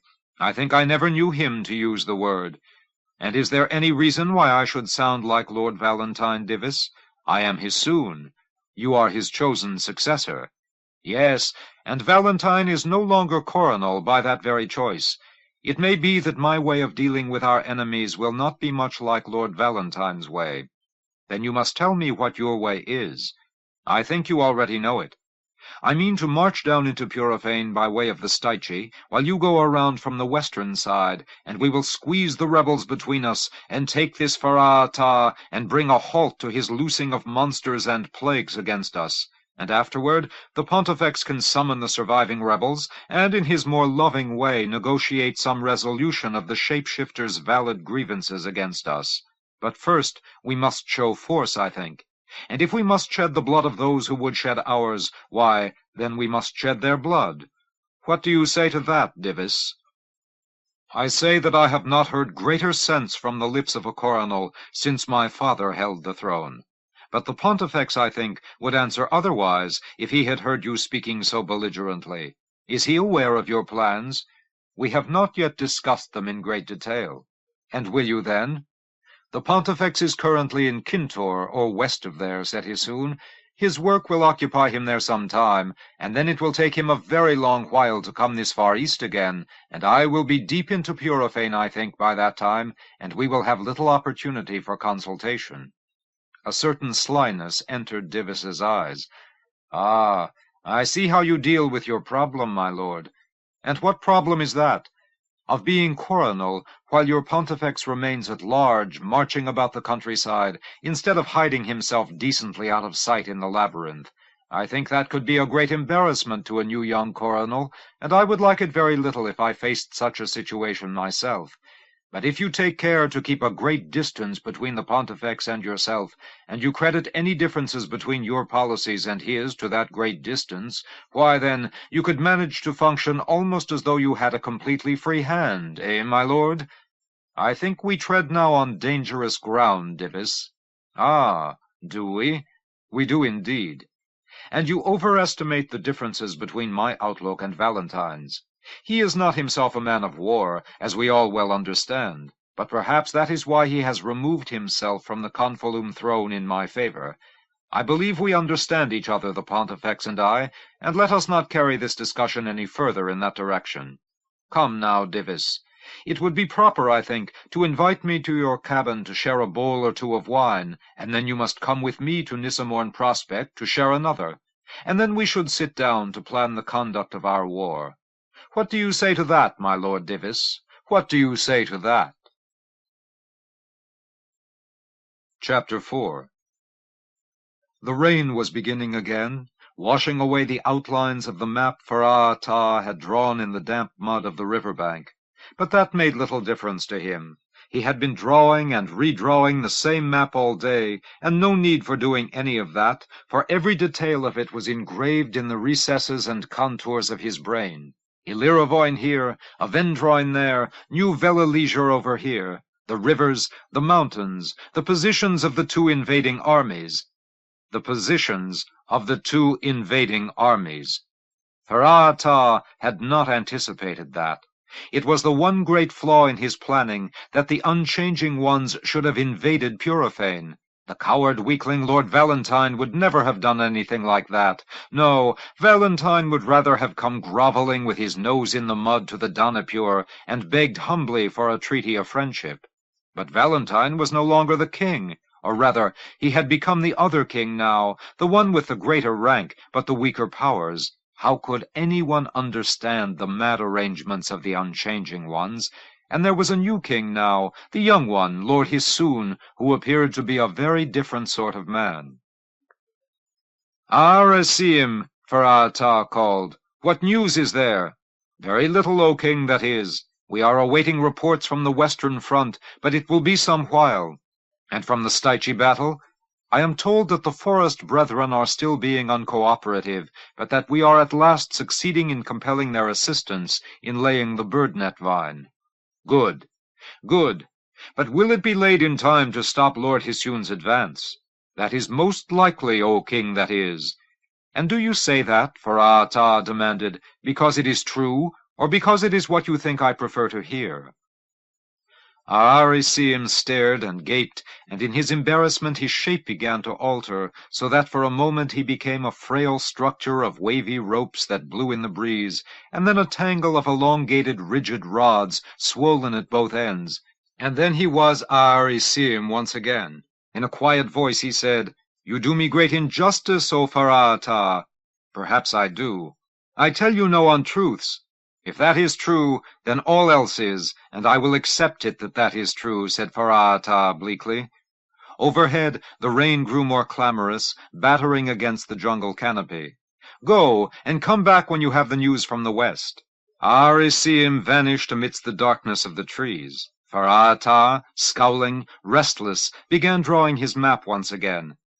There was an army in the west, uncountable millions of the unchanging ones, led by the hairy-faced lord whose name was Divis, that was a son of the former coronal Lord Voriax. "We slew your father while he hunted in the forest. Did you know that, Divis? The huntsman who fired the fatal bolt was a Purivar, though he wore the face of a castle lord. See, the pitiful shapeshifters can kill a coronal. We can kill you also, Divis. We will kill you also, if you are careless, as your father was." But Divis, who surely had no knowledge of how his father had died, there was no secret more closely guarded than that among the Purivar folk, was not being at all careless, Faraata thought gloomily. His headquarters was tightly protected by devoted knights, and there was no possibility of slipping an assassin through that line, no matter how shrewdly disguised. With angry stabbing gestures of his keenly honed wooden dirk, Faraata dug the lines of Divis's march deeper and deeper into the riverbank. Down from Kintor, and along the inside wall of the great western mountains, making roads through wild country that had been roadless since the beginning of time, sweeping everything before him, filling Purifane with his innumerable troops, closing off the countryside, polluting the sacred streams, trampling the sacred groves. Against that horde of troops, Faraata had been compelled to unleash his army of Pilgrigorms. He regretted that, for they were very nearly the nastiest of his biological weapons, and he had been hoarding them to dump into Nimoya or Kintor at some later phase of the war. Land-dwelling crustaceans the size of a fingertip they were, with armored shells that could not be crushed with a hammer, and a myriad busy, fast-moving legs that Faraata's genetic artists had altered so that they were as sharp as saws. The appetite of a Pilgrigorm was insatiable. It demanded 50 times its own weight in meat each day, and its method of satisfying that appetite was to carve openings in any sort of warm-blooded animal life that lay in its path, and devour its flesh from the inside out. 50,000 of them, Faraata had thought, could bring a city the size of Kintor into total turmoil in 5 days. But now, because the unchanging ones had chosen to invade Purifane, he had had to release the Pilgrigorms not within a city, but on Purifane's own soil, in the hope that they would drive Divis's immense army into confusion and retreat. No reports had come in yet, though, on the success of that tactic. On the other side of the jungle, where the coronal Lord Hisoon was leading a second army southward on another impossible route along the west bank of the Styche, it was Faraata's plan to string a net of the infinitely sticky and impenetrable bird-net vine for hundreds of miles in their path, so that they were forced to take wider and ever wider detours until they were hopelessly lost. The difficulty with that stratagem was only that no one could handle bird-net vine effectively except the forest brethren, those maddening little apes who secreted in their perspiration an enzyme that rendered them immune to the vine's stickiness. But the forest brethren had little reason to love the Purivars, who had hunted them for centuries for the rich flavor of their flesh, and gaining their assistance in this maneuver was apparently not proving easy. Faraata felt the rage rising and boiling over within him. It had all gone so well at first, releasing the blights and plagues into the farming districts, bringing agriculture into collapse over such a wide region, the famine, the panic, the mass migrations, yes, all according to plan. And setting loose the specially bred animals had worked nicely too, on a smaller scale, that had intensified the fears of the populace and made life more complicated for the city dwellers. But the impact had not been as strong as Faraata had hoped. He had imagined that the blood-hungry giant Meluftas would terrorize Nimoya, which had already been in a state of chaos, but he had not expected that Lord Hisoon's army would be in Nimoya when the Meluftas reached the city, or that his archers could dispose of the deadly birds so easily. And now Farata had no more Miluftas, and it would take 5 years to breed enough to make any impact. But there were Pilligrigorms. There were Ganagogs by the millions in the holding tanks, ready to be set loose. There were Quexes, there were Vriegs, there were Zambanaxes, there were Malamolas, there were new plagues, a cloud of red dust that would sweep over a city in the night and leave its water supply poisonous for weeks, and a purple spore from which came a maggot that attacked all grazing animals, and even worse. Farata hesitated to let some of these loose, for his scientists had told him it might not be so simple to bring them under control after the defeat of the unchanging ones. But if it seemed that the war would go against his people, if there appeared to be no hope, why then, Farata would not hesitate to release whatever could do harm to the enemy, regardless of the consequences. Arisium returned, approaching timidly. "There is news, O king, that is." "From which front?" "Both, O king." Farata stared. "Well, how bad is it?" Arisium hesitated. "In the west they are destroying the Pilligrigorms. They have a kind of fire that they throw from metal tubes, which melts their shells. And the enemy is advancing rapidly through the zone where we have let the Pilligrigorms loose." "And in the east?" said Farata stonily. "They have broken through the forest, and we were not able to erect the bird net vines in time. They are searching for a Liravoin, so the scouts report. To find the Danapure, to make an alliance with her against us." Farata's eyes blazed. "It is bad, Arisim, but we are far from finished. Call Benuiab here, and Siimi, and some of the others. We will go to Illyravoin ourselves, and seize the Danapure before they can reach her, and we will put her to death if need be, and then who will they make their alliance with? If they seek a Puravar with the authority to govern, there will be only Farata, and Farata will not sign treaties with unchanging ones." "Seize the Danapure?" said Arisim doubtfully. "Put the Danapure to death?" "If I must," Farata said, "I will put all this world to death before I give it back to them." Chapter 5. In early afternoon, they halted at a place in the eastern rift called Prestimian Vale, which Valentine understood had once been an important farming center. His journey across tormented Zimroel had taken him through scenes of almost unrelieved grimness, abandoned farms, depopulated cities, signs of the most terrifying struggles for survival, but this Prestimian Vale was surely one of the most disheartening places of all. Its fields were charred and blackened, its people silent, stoic, stunned. "We were growers of lusavander and rice," said Valentine's host, a planter named Nitikemal, who seemed to be the district mayor. "Then came the lusavander smut, and everything died, and we had to burn the fields. And it will be 2 years more at least before it is safe to plant again. But we have remained. Not one of us from Prestimian Vale has fled, your majesty. We have little to eat, and we Gayrogs need very little, you understand, but even we do not have enough, and there is no work for us to do, which makes us restless, and it is sad to look at the land with these ashes upon it. But it is our land, and so we stay. Will we ever plant here again, your majesty?" "I know that you will," said Valentine, and wondered if he were giving these people false comfort. Nitikemal's house was a great manor at the head of the valley, with lofty beams of black Ganamore wood and a roof of green slate.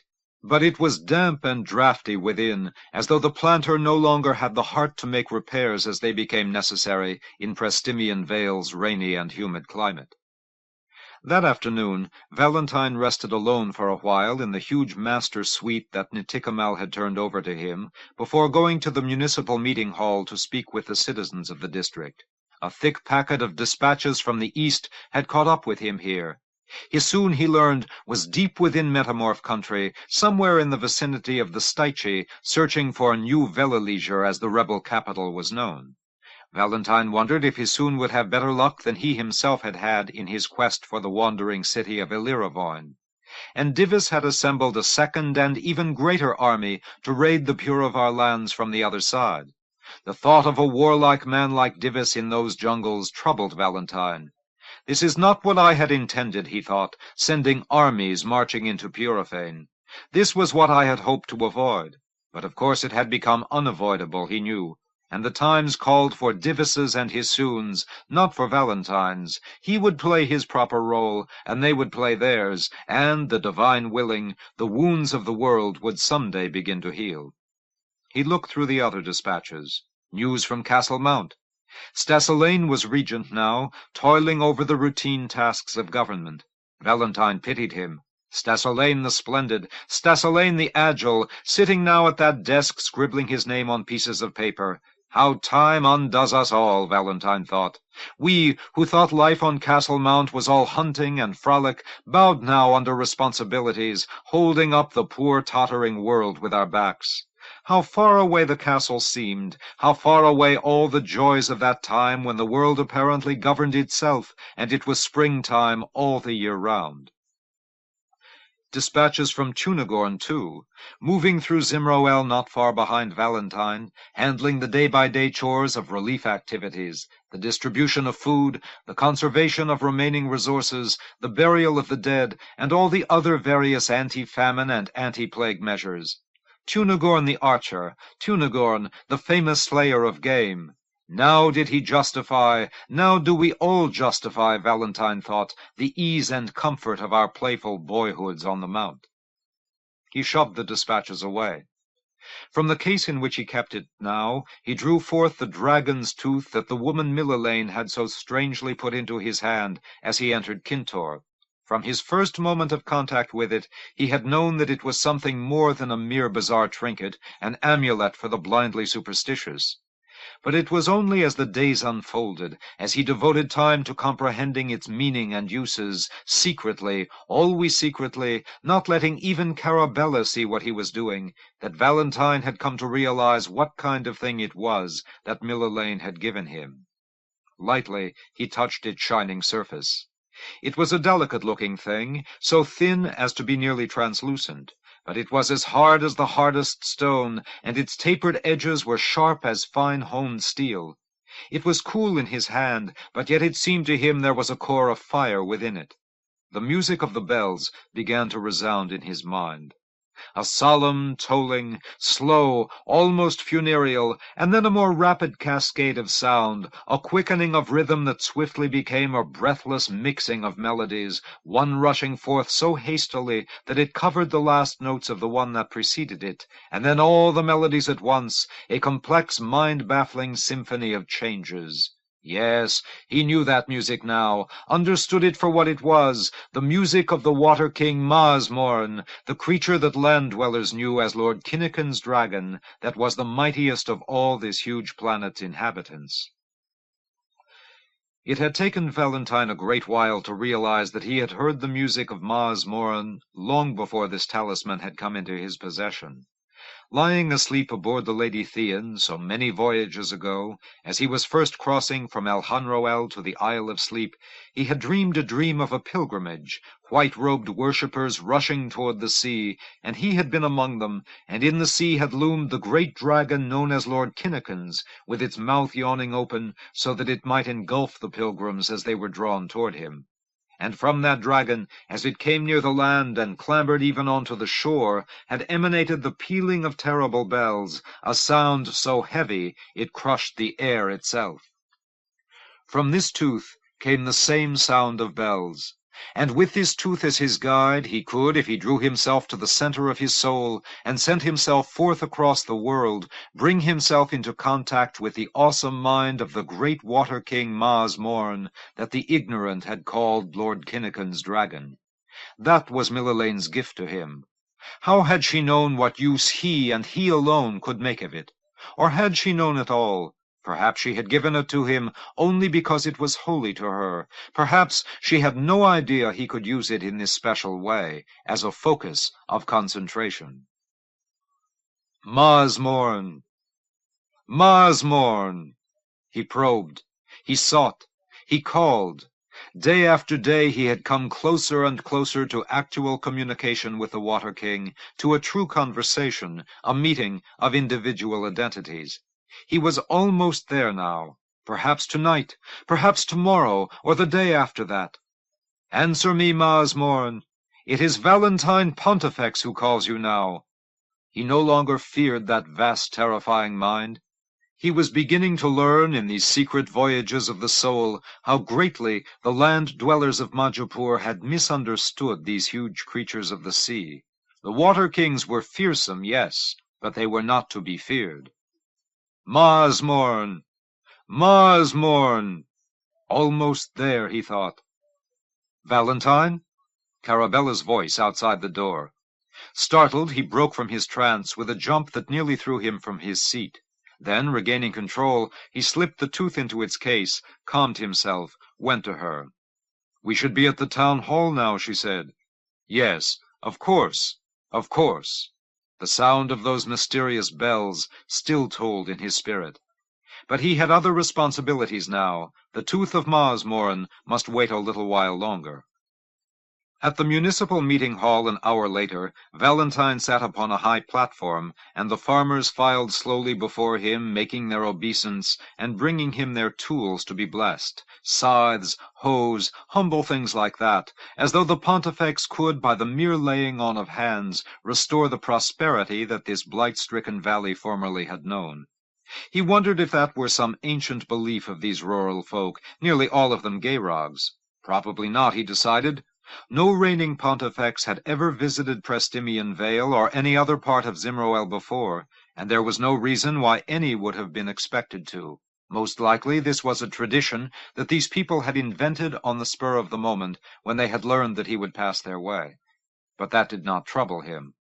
They brought him their tools, and he touched the handle of this one, and the blade of that one, and the shaft of another, and smiled his warmest smile, and offered them words of heartfelt hope that sent them away glowing. Toward the end of the evening there was a stirring in the hall, and Valentine, glancing up, saw a strange procession coming toward him. A Gayrog woman who, judging by her almost colorless scales and the drooping serpents of her hair, must have been of the most extreme old age, was walking up the aisle slowly between two younger women of her race. She appeared to be blind and quite feeble, but yet she stood fiercely erect and advanced step by step as though cutting her way through walls of stone. "It is Aximan Thrace," whispered the planter Nitikemal. "You know of her, your majesty?" "Alas, no. She is the most famous Lusavander planter of them all, a fount of knowledge, a woman of the highest wisdom. Near to death, so they say, but she insisted on seeing you tonight." "Lord Valentine!" she called out in a clear, ringing tone. "Lord Valentine no longer," he replied, "but Valentine Pontifex now, and you do me great honor by this visit, Aximan Thrace.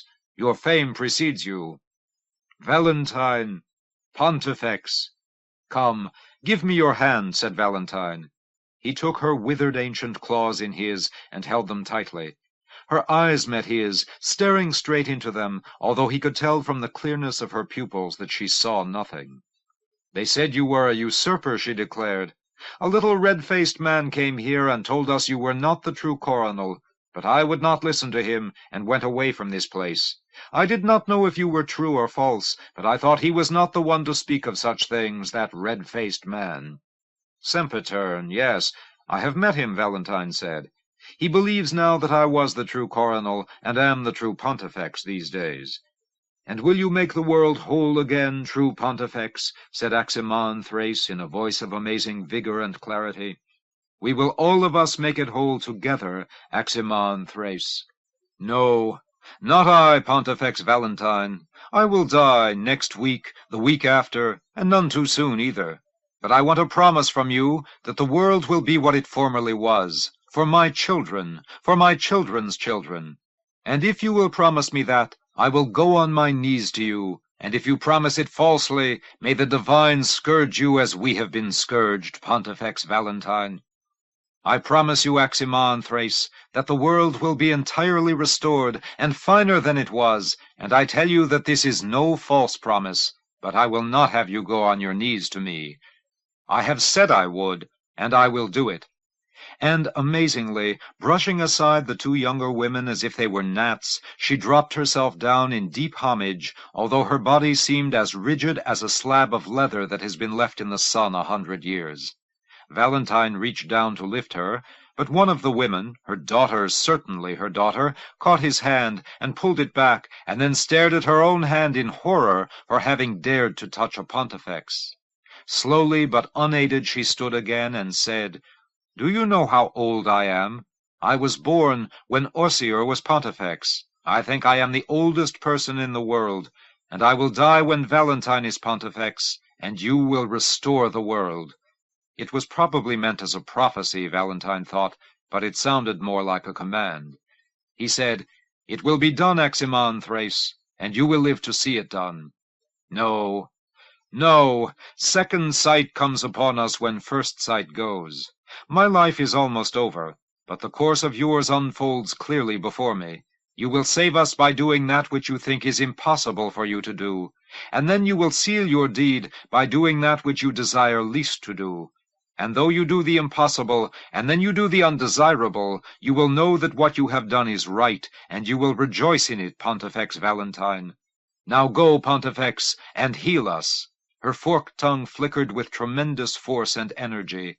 Heal us, Pontifex Valentine. Heal us.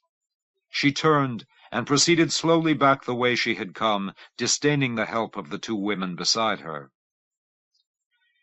It was an hour more before Valentine was able to disengage himself from the last of the Prestimian Vale folk. They crowded round him in a pathetically hopeful way, as though some pontifical emanation alone would transform their lives, and magically return them to the condition of the years prior to the coming of the Lusavander blight. But at last Carabella, pleading fatigue on his behalf, got them out of there. The image of Aximan Thrace continued to glow in his mind on the journey back to Niticamel's manor. The dry hissing of her voice still resonated in his mind. You will save us by doing that which you think is impossible for you to do, and then you will seal your deed by doing that which you desire least to do. Go, Pontifex, and heal us. Yes, yes. Heal us, Pontifex Valentine, heal us. But also within him there resounded the music of the Water King Maasmorn. He had been so close this time to the ultimate breakthrough, to the true contact with that inconceivably gigantic creature of the sea. Now, tonight. Carabella remained awake for a while to talk.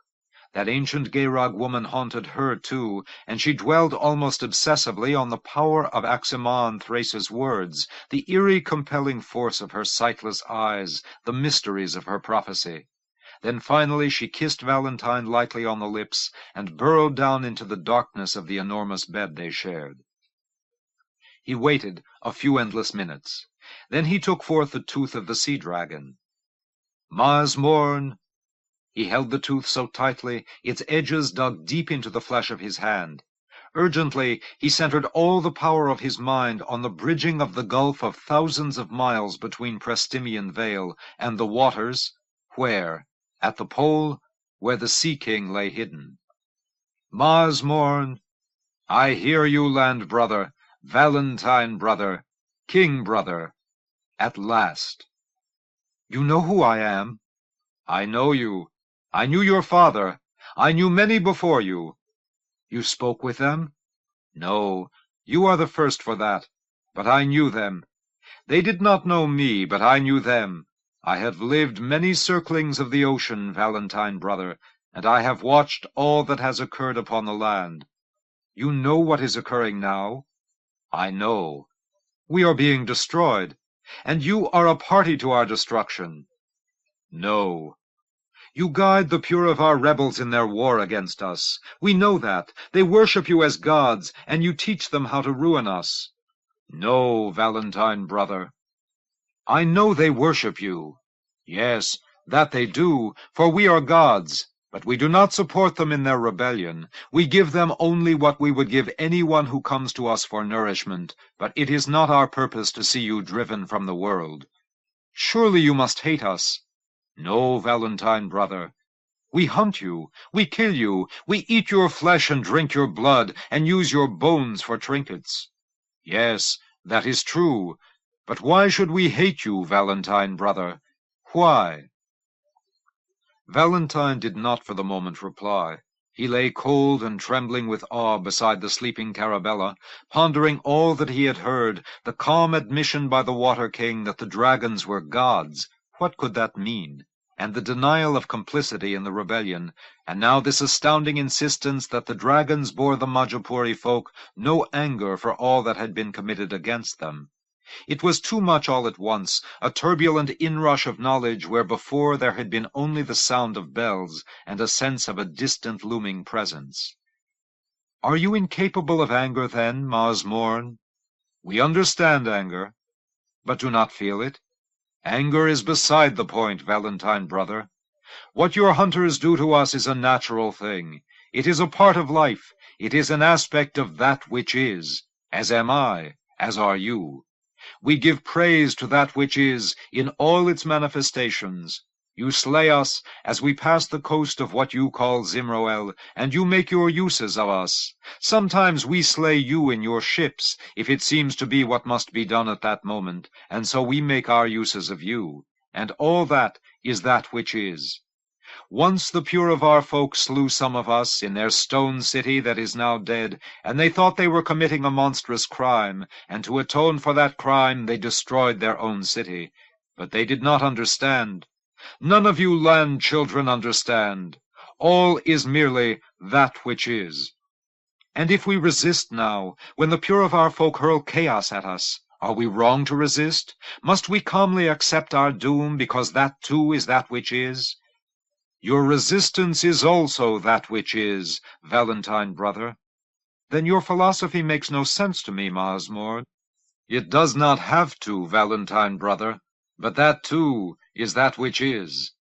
Valentine was silent once again, for an even longer time than before, but he took care to maintain the contact. Then he said, "I want this time of destruction to end. I mean to preserve the thing that we of Majapur have understood as that which is." "Of course you do." "I want you to help me." Chapter 6. "We have captured a shapeshifter, my lord," Alcimir said, "who claims he bears an urgent message for you, and you alone." He soon frowned. "A spy, do you think?" "Very likely, my lord. Or even an assassin. That possibility must never be overlooked, of course, but I think that is not why he is here. I know that he is a shapeshifter, my lord, and our judgments are all risky ones, but nevertheless, I was among those who interrogated him. He seems sincere." "Seems." "Shapeshifter sincerity," said Hisoon, laughing. "They sent a spy to travel in Lord Valentine's entourage, did they not?" "So have I been told." "What shall I do with him, then?" "Bring him to me, I suppose. And if he plans some shapeshifter trick, then we will have to move faster than he does, Alcimir. But bring him here." There were risks, Hisoon knew. But one could not simply turn away someone who maintains he is a messenger from the enemy, or put him to death out of hand on mere suspicion of treachery. And to himself he confessed it would be an interesting diversion to lay eyes on a metamorph at last, after so many weeks of tramping through this sodden jungle. In all this time they had not encountered one, not one. His camp lay just at the edge of a grove of giant dwicca trees, somewhere along Purifene's eastern border, not far from the banks of the river Styche. The dwiccas were impressive indeed. Great astounding things with trunks as wide as a large house, and bark of a blazing bright red hue, riven by immense deep cracks, and leaves so broad that one of them could keep 20 men dry in a soaking downpour, and colossal rough-skinned fruits as big around as a floater, with an intoxicating pulp within. But botanical wonders alone were small recompense for the dreariness of this interminable forced march in the metamorph rainforest. The rain was constant. Mildew and rot afflicted everything, including, Hisoon sometimes thought, one's brain, and, although the army now was deployed along a line more than 100 miles in length, and the secondary metamorph city of Avendroin was supposedly close by the midpoint of that line, they had seen no cities, no signs of former cities, no traces of evacuation routes, and no metamorphs at all. It was as if they were mythological beings, and this jungle were uninhabited. Divis, he soon knew, was having the same difficulty over on the far side of Purifane. The metamorphs were not numerous, and their cities appeared to be portable. They must flit from place to place like the filmy-winged insects of the night. Or else they disguised themselves as trees and bushes, and stood silently by, choking down their laughter, as the armies of the coronal marched past them. These great Dwickas, for all I know, might be metamorph scouts, thought he soon. Let us speak with the spy, or messenger, or assassin, or whatever he may be. We may learn something from him, or at the very least we may be entertained by him. Alcimar returned in moments with the prisoner, who was under heavy guard. He was, like those few Puravars whom Hisoon had seen before, a strangely disturbing-looking figure, extremely tall, slender to the point of frailness, naked but for a strip of leather about his loins. His skin and the thin rubbery strands of his hair were an odd pale greenish color, and his face was almost devoid of features, the lips mere slits, the nose only a bump, the eyes slanted sharply and barely visible beneath the lids. He seemed uneasy, and not particularly dangerous.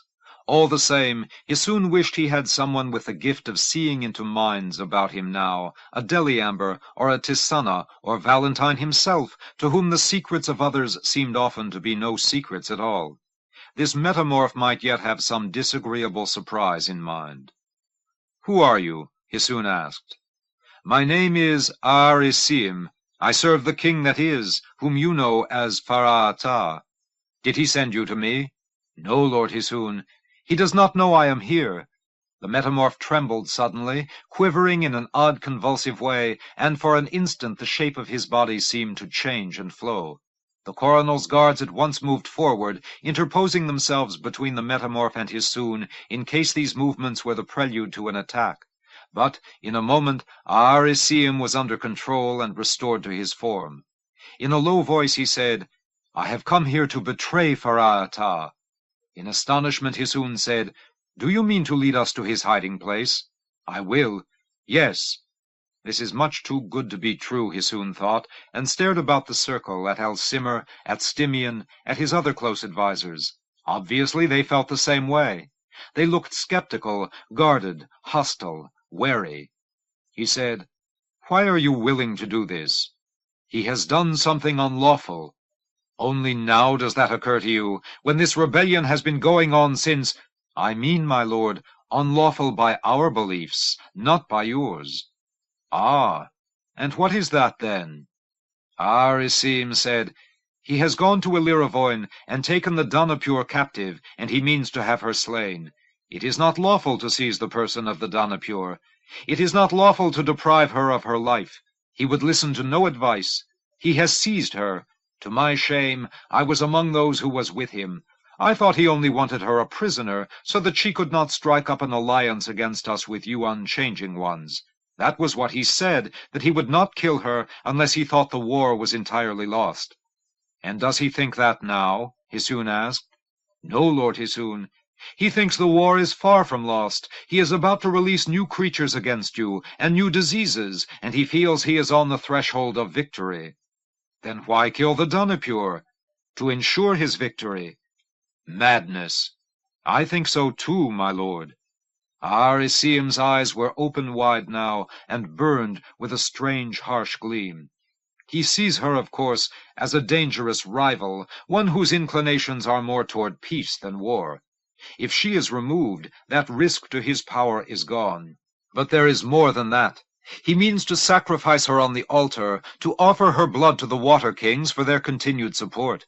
He has built a temple after the design of the one that was at old Velaleger, and he will put her upon the stone himself, and take her life with his own hands. And when is this supposed to happen? Tonight, my lord, at the hour of the Hagus.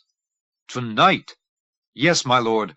I came as quickly as I could, but your army was so large, and I feared I would be slain if I did not find your own guards before your soldiers found me. I would have come to you yesterday, or the day before, but it was not possible. I could not do it." "And how many days' journey from here is New Velaleger?" "4, perhaps 3 if we do it very swiftly." "Then the Danapure is lost!" Hisoon cried angrily. "If he does not sacrifice her tonight—" "You said tonight was the night."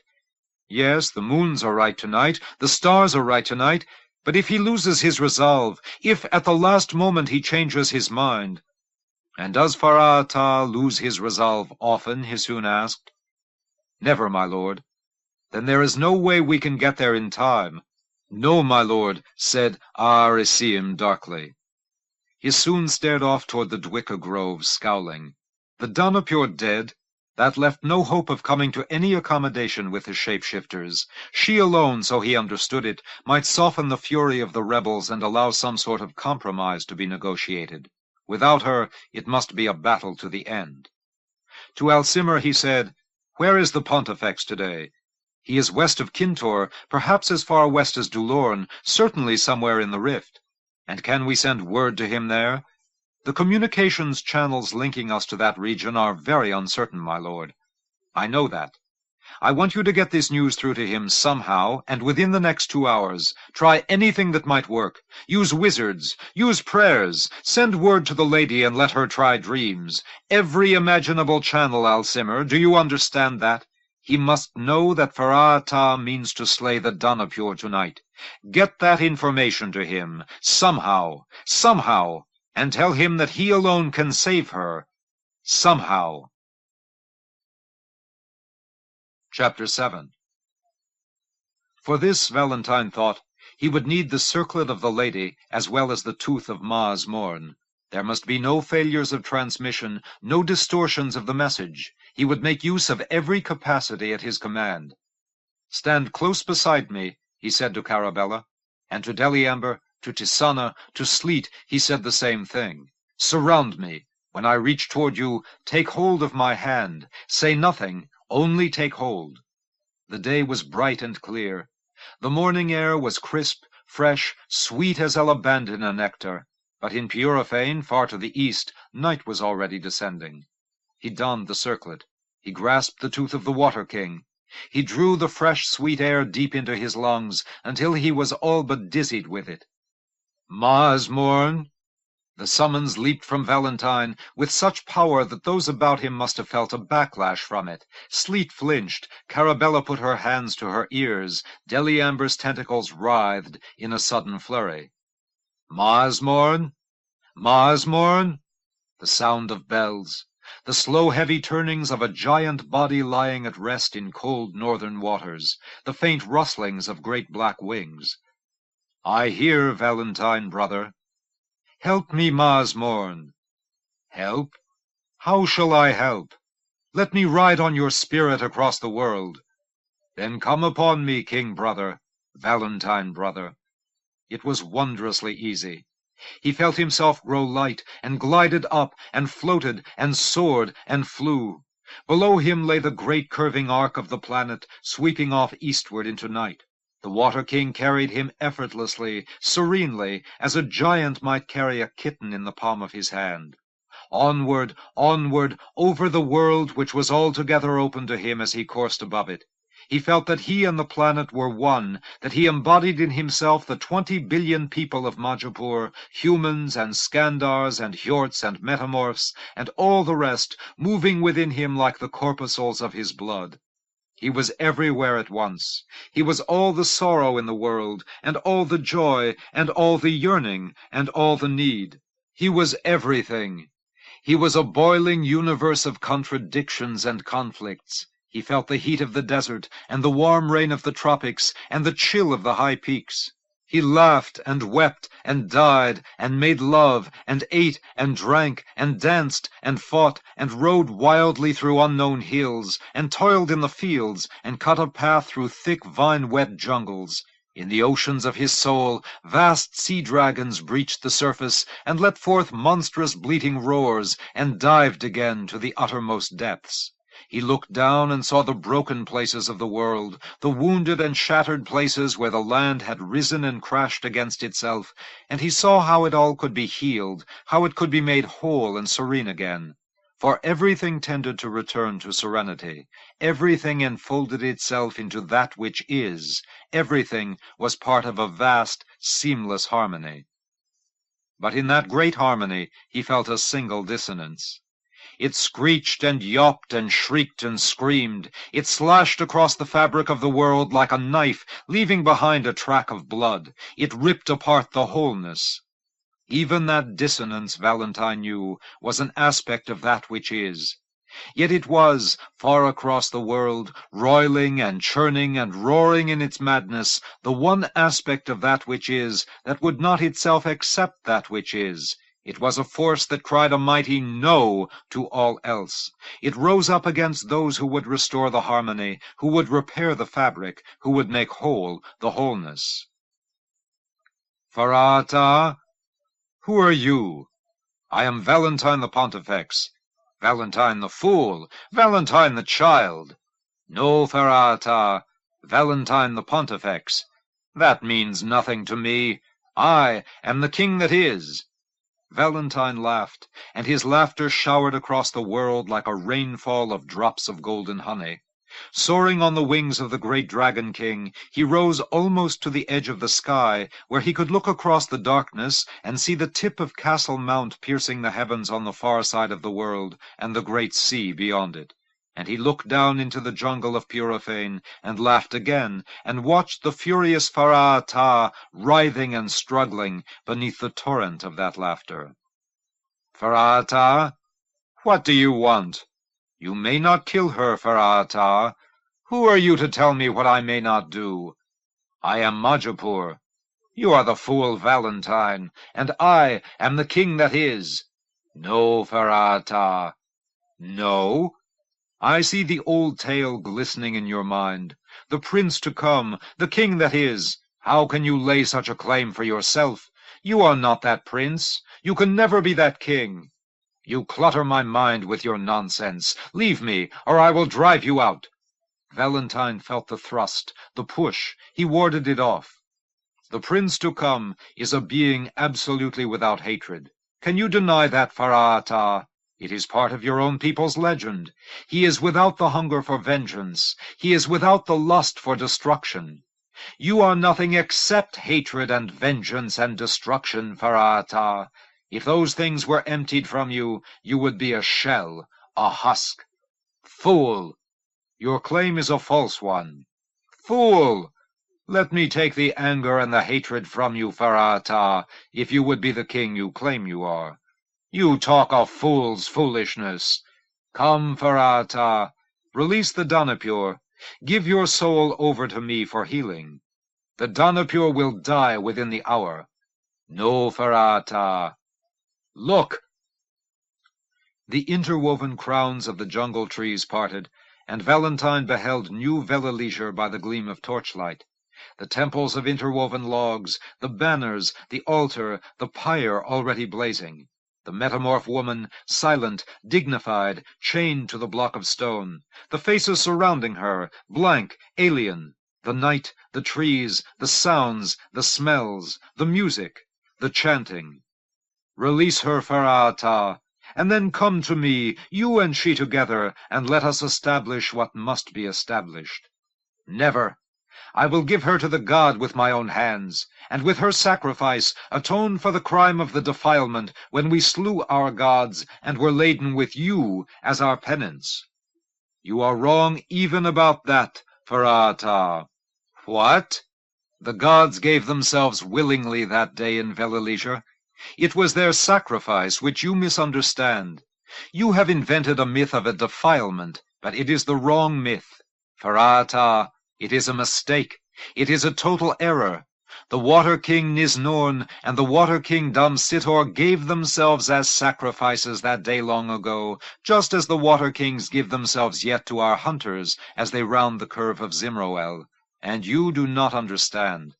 You understand nothing at all. Foolishness! Madness! Set her free, Farata. Sacrifice your hatred as the Water Kings sacrificed themselves. I will slay her now with my own hands. You may not do it, Farata. Release her. No! The terrible force of that no was unexpected. It rose like the ocean in its greatest wrath, and swept upward toward Valentine, and struck him with stunning impact, buffeting him, swaying him, sweeping him for a moment into chaos. As he struggled to right himself, Farah hurled a second such bolt, and a third, and a fourth, and they hit him with the same hammer-blow power. But then Valentine felt the power of the Water King underlying his own, and he caught his breath, he regained his balance, he found his strength once more. He reached out toward the rebel chieftain. He remembered how it had been that other time years ago, in the final hour of the War of Restoration, when he had gone alone into the judgment hall of the castle, and found the usurper Dominin Bargezid there, seething with fury. And Valentine had sent love to him, friendship, sadness for all that had come between them. He had sent the hope of an amicable settlement of differences, of pardon for sins committed, of safe conduct out of the castle. To which the Bargezid had replied with defiance, hatred, anger, contempt, belligerence, a declaration of perpetual war. Valentine had not forgotten any of that, and it was the same all over again now, the desperate, hatred-filled enemy, the fiery resistance, the bitter refusal to swerve from the path of death and destruction, loathing and abomination, scorn and contempt. He expected no more of Farah than he had of Dominin Bargezid. But he was Valentine still, and still he believed in the possibility of the triumph of love. Farah, you are a child, Valentine. Give yourself over to me in peace. Put aside your hatred if you would be who you claim to be. Leave me, Valentine. I reach to you. No, no, no! No! This time Valentine was prepared for the blasts of negation that came rolling like boulders toward him. He took the full force of Farah's hatred and turned it aside, and offered in its place love, trust, faith, and had more hatred in return, implacable, unchanging, immovable. You give me no choice, Farah. With a shrug, Farah moved toward the altar on which the metamorph queen lay bound. He raised high his dirk of polished wood. Deliamber, Valentine said. Carabella, Tisana, Sleet. They took hold of him, grasping his hands, his arms, his shoulders. He felt their strength pouring into him, but even that was not enough. He called out across the world, and found the lady on her isle, the new lady, the mother of his Soon, and drew strength from her, and from his own mother, the former lady. And even that was not enough. But in that instant he went elsewhere. Tunagorn, Stassalane, help me! They joined him. He found Zalzan Kavol. He found Asenhart. He found Erminar. He found Lysamon. Not enough. Not enough. One more. Hisoon, come, you also, Hisoon. Give me your strength. Give me your boldness. I am here, your majesty. Yes. Yes, it would be possible now. He heard once more the words of old Aximan Thrace. You will save us by doing that which you think is impossible for you to do. Yes, it would be possible now. Farah! A single blast like the sound of a great trumpet traveled out from Valentine across the world to Purifane. It made the journey in the smallest part of a moment, and found its target, which was not Farah, but rather the hatred within Farah, the blind, wrathful, unyielding passion to avenge, destroy, obliterate, expunge. It found it and expunged it, draining it from Farah in one irresistible draught. Valentine drank all that blazing rage into himself, and absorbed it, and took from it its power, and discarded it, and Farah was left empty. For a moment his arms still rose high above his head, the muscles still tense and poised, the weapon still aimed at the Danapure's heart. Then from Farah came the sound of a silent scream, a sound without substance, an emptiness, a void. Still he stood upright, motionless, frozen. But he was empty, a shell, a husk. The dirk dropped from his lifeless fingers. Go, said Valentine. In the name of the divine, go. Go. And Farah fell forward and did not move again. All was silent. The world was terribly still. "You will save us," said Aximon Thrace, "by doing that which you think is impossible for you to do." And he had not hesitated. The voice of the Water King Masmorn came to him from far away. "Have you made your journey, Valentine, brother?" "Yes, I have made my journey now." Valentine opened his eyes. He put down the tooth, he took the circlet from his brow. He looked about him and saw the strange pale faces, the frightened eyes, Sleet, Carabella, Deliamber, Tisana. "It is done now," he said quietly. "The Donapure will not be slain. No more monsters will be loosed upon us." "Valentine," he looked toward Carabella. "What is it, love? Are you all right?" "Yes," he said, "I'm all right." He felt very tired, he felt very strange. But, yes, he was all right. He had done what had to be done. There had been no choice. And it was done now. To Sleet he said, "We are finished here. Make my farewells to Nitikemal for me, and to the others of this place, and tell them that all will be well, that I promise it most solemnly. And then let us be on our way." "Onward to Dulorn?" Sleet asked. The Pontifex smiled and shook his head. "No, eastward, to Purifane first, to meet with the Donapure and Lord Hisoon, and bring into being the new order of the world, now that this hatred has been thrust from it. And then it will be time to go home, Sleet. It will be time to go home." Chapter 8. They held the coronation ceremony outdoors, in the great grassy courtyard by Vildevar Close, where there was a fine view of the 99 steps and the uppermost reaches of the castle. It was not usual to hold the ceremony anywhere but in the Confalum throne room, but it was a long while since anyone had given much heed to what was usual, and the Pontifex Valentine had insisted that the ceremony take place outdoors.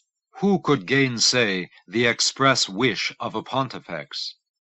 So they all had gathered, by the express wish of the Pontifex, under the sweet springtime sky of Castle Mount. The courtyard was lavishly decorated with flowering plants. The gardeners had brought in Halatinga trees in bloom, miraculously potting them into huge tubs without disturbing their buds, and down both sides of the courtyard their crimson and gold flowers cast an almost luminescent glow. There were tanagales and alabandinas, caramangs and cephitongals, elderons, pininas, and dozens more, everything in full bloom. Valentine had given orders that there be flowers on all sides, and so there were flowers on all sides. It was the custom at a coronation ceremony to arrange the powers of the realm in a diamond-shaped pattern if all 4 of them had been able to attend. The new coronal at the head of the diamond, and the Pontifex facing him, and the Lady of the Isle to one side, and the King of Dreams to the other. But this coronation was different from all other coronation ceremonies that Majapur had ever known, for this time there were 5 powers, and a new configuration had had to be devised. And so it was. Pontifex and coronal stood side by side. To the right of the coronal Lord Hisoon there stood, some distance away, his mother Elsinome, the Lady of the Isle.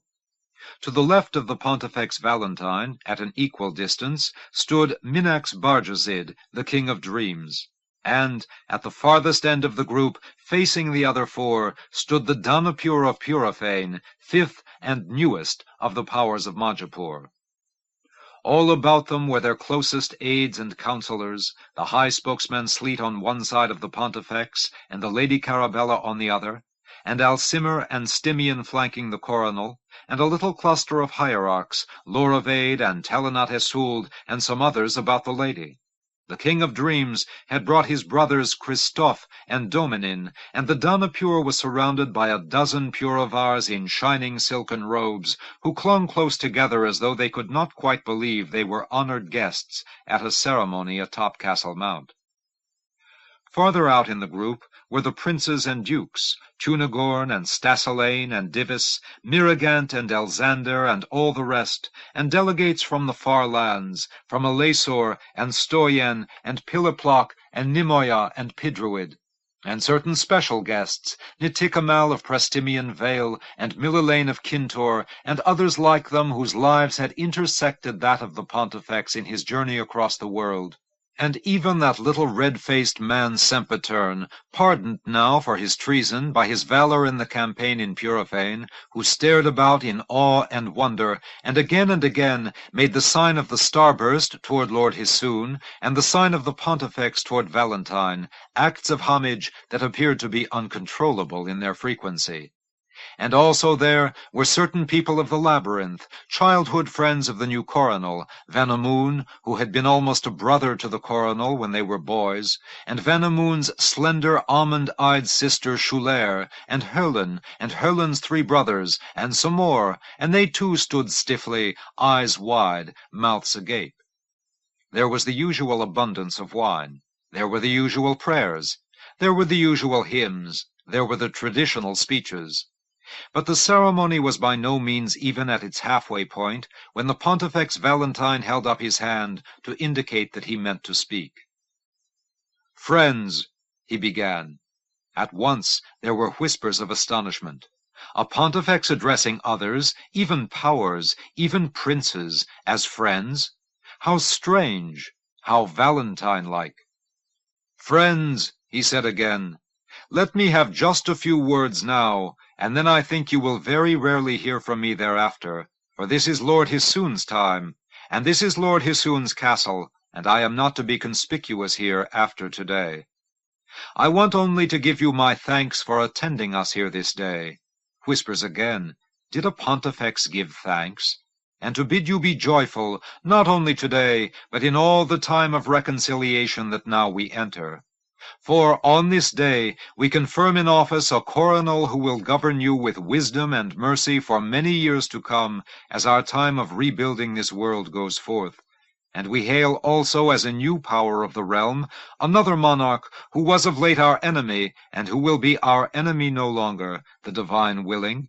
For now she and her people are welcomed into the mainstream of Majapuri life as equal partners. With goodwill on all sides, perhaps ancient wrongs can be redeemed, and atonement can begin." He paused, and took from a bearer a bowl brimming with glistening wine, and held it high. "I am almost done. All that remains now is to ask the blessing of the divine upon this festivity, and to ask also the blessing of our great brothers of the sea, with whom we share this world, at whose sufferance, perhaps, we inhabit a small part of this huge world, and with whom, at long last, we have entered into communion. They have been our salvation in this time of making of peace and binding of wounds. They will be our guides, let us hope, in the time to come. And now, friends, we approach the moment in the coronation ceremony when the newly anointed coronel dons the starburst crown and ascends the Convolume throne. But of course, we are not in the throne room now. By my request, by my command. For I wished one last time this afternoon to breathe the good air of Castle Mount, and to feel the warm sun upon my skin. I leave this place tonight, my Lady Carabella and I, and all these my good companions, who have stayed by my side through so many years, and so many strange adventures. We leave for the labyrinth, where I mean to make my home. A wise old woman who is now dead said to me when I was in a place far away called Prestimian Vale, that I must do that which I think is impossible for me to do if we are to be saved, and so I did because it was necessary for me to do it, and then I would have to do that which I least desired to do. And what is it I least desire to do? Why, I suppose it is to leave this place, and go down into the labyrinth where a Pontifex must dwell. But I will do it, and not bitterly, not angrily. I do it, and I rejoice in it, for I am Pontifex, and this castle is mine no longer, and I will move onward, as was the intent of the divine." The Pontifex smiled, and gestured with the wine bowl toward the coronel, and toward the lady, and toward the king of dreams, and toward the Danipure, and sipped the wine, and gave it to the Lady Carabella to sip, and said, "There are the 99 steps. Beyond them lies the innermost sanctuary of the castle, where we must complete today's rite. And then we will have our feast, and then my people and I will take our leave, for the journey to the labyrinth is a lengthy one, and I am eager to reach my home at last. Lord Hisoon, will you lead us within? Will you lead us, Lord Hisoon? End of Valentine Pontifex by Robert Silverberg. Narrated by Maurice Shroder in the studios of American Foundation for the Blind, Incorporated, for the Library of Congress, May 1984. For special distribution, as authorized by Act of Congress under Public Law 89-522, with the permission of the copyright holder and the publisher, Arbor House Publishing Company, 235 East 45th Street, New York, New York, 10017. End of book.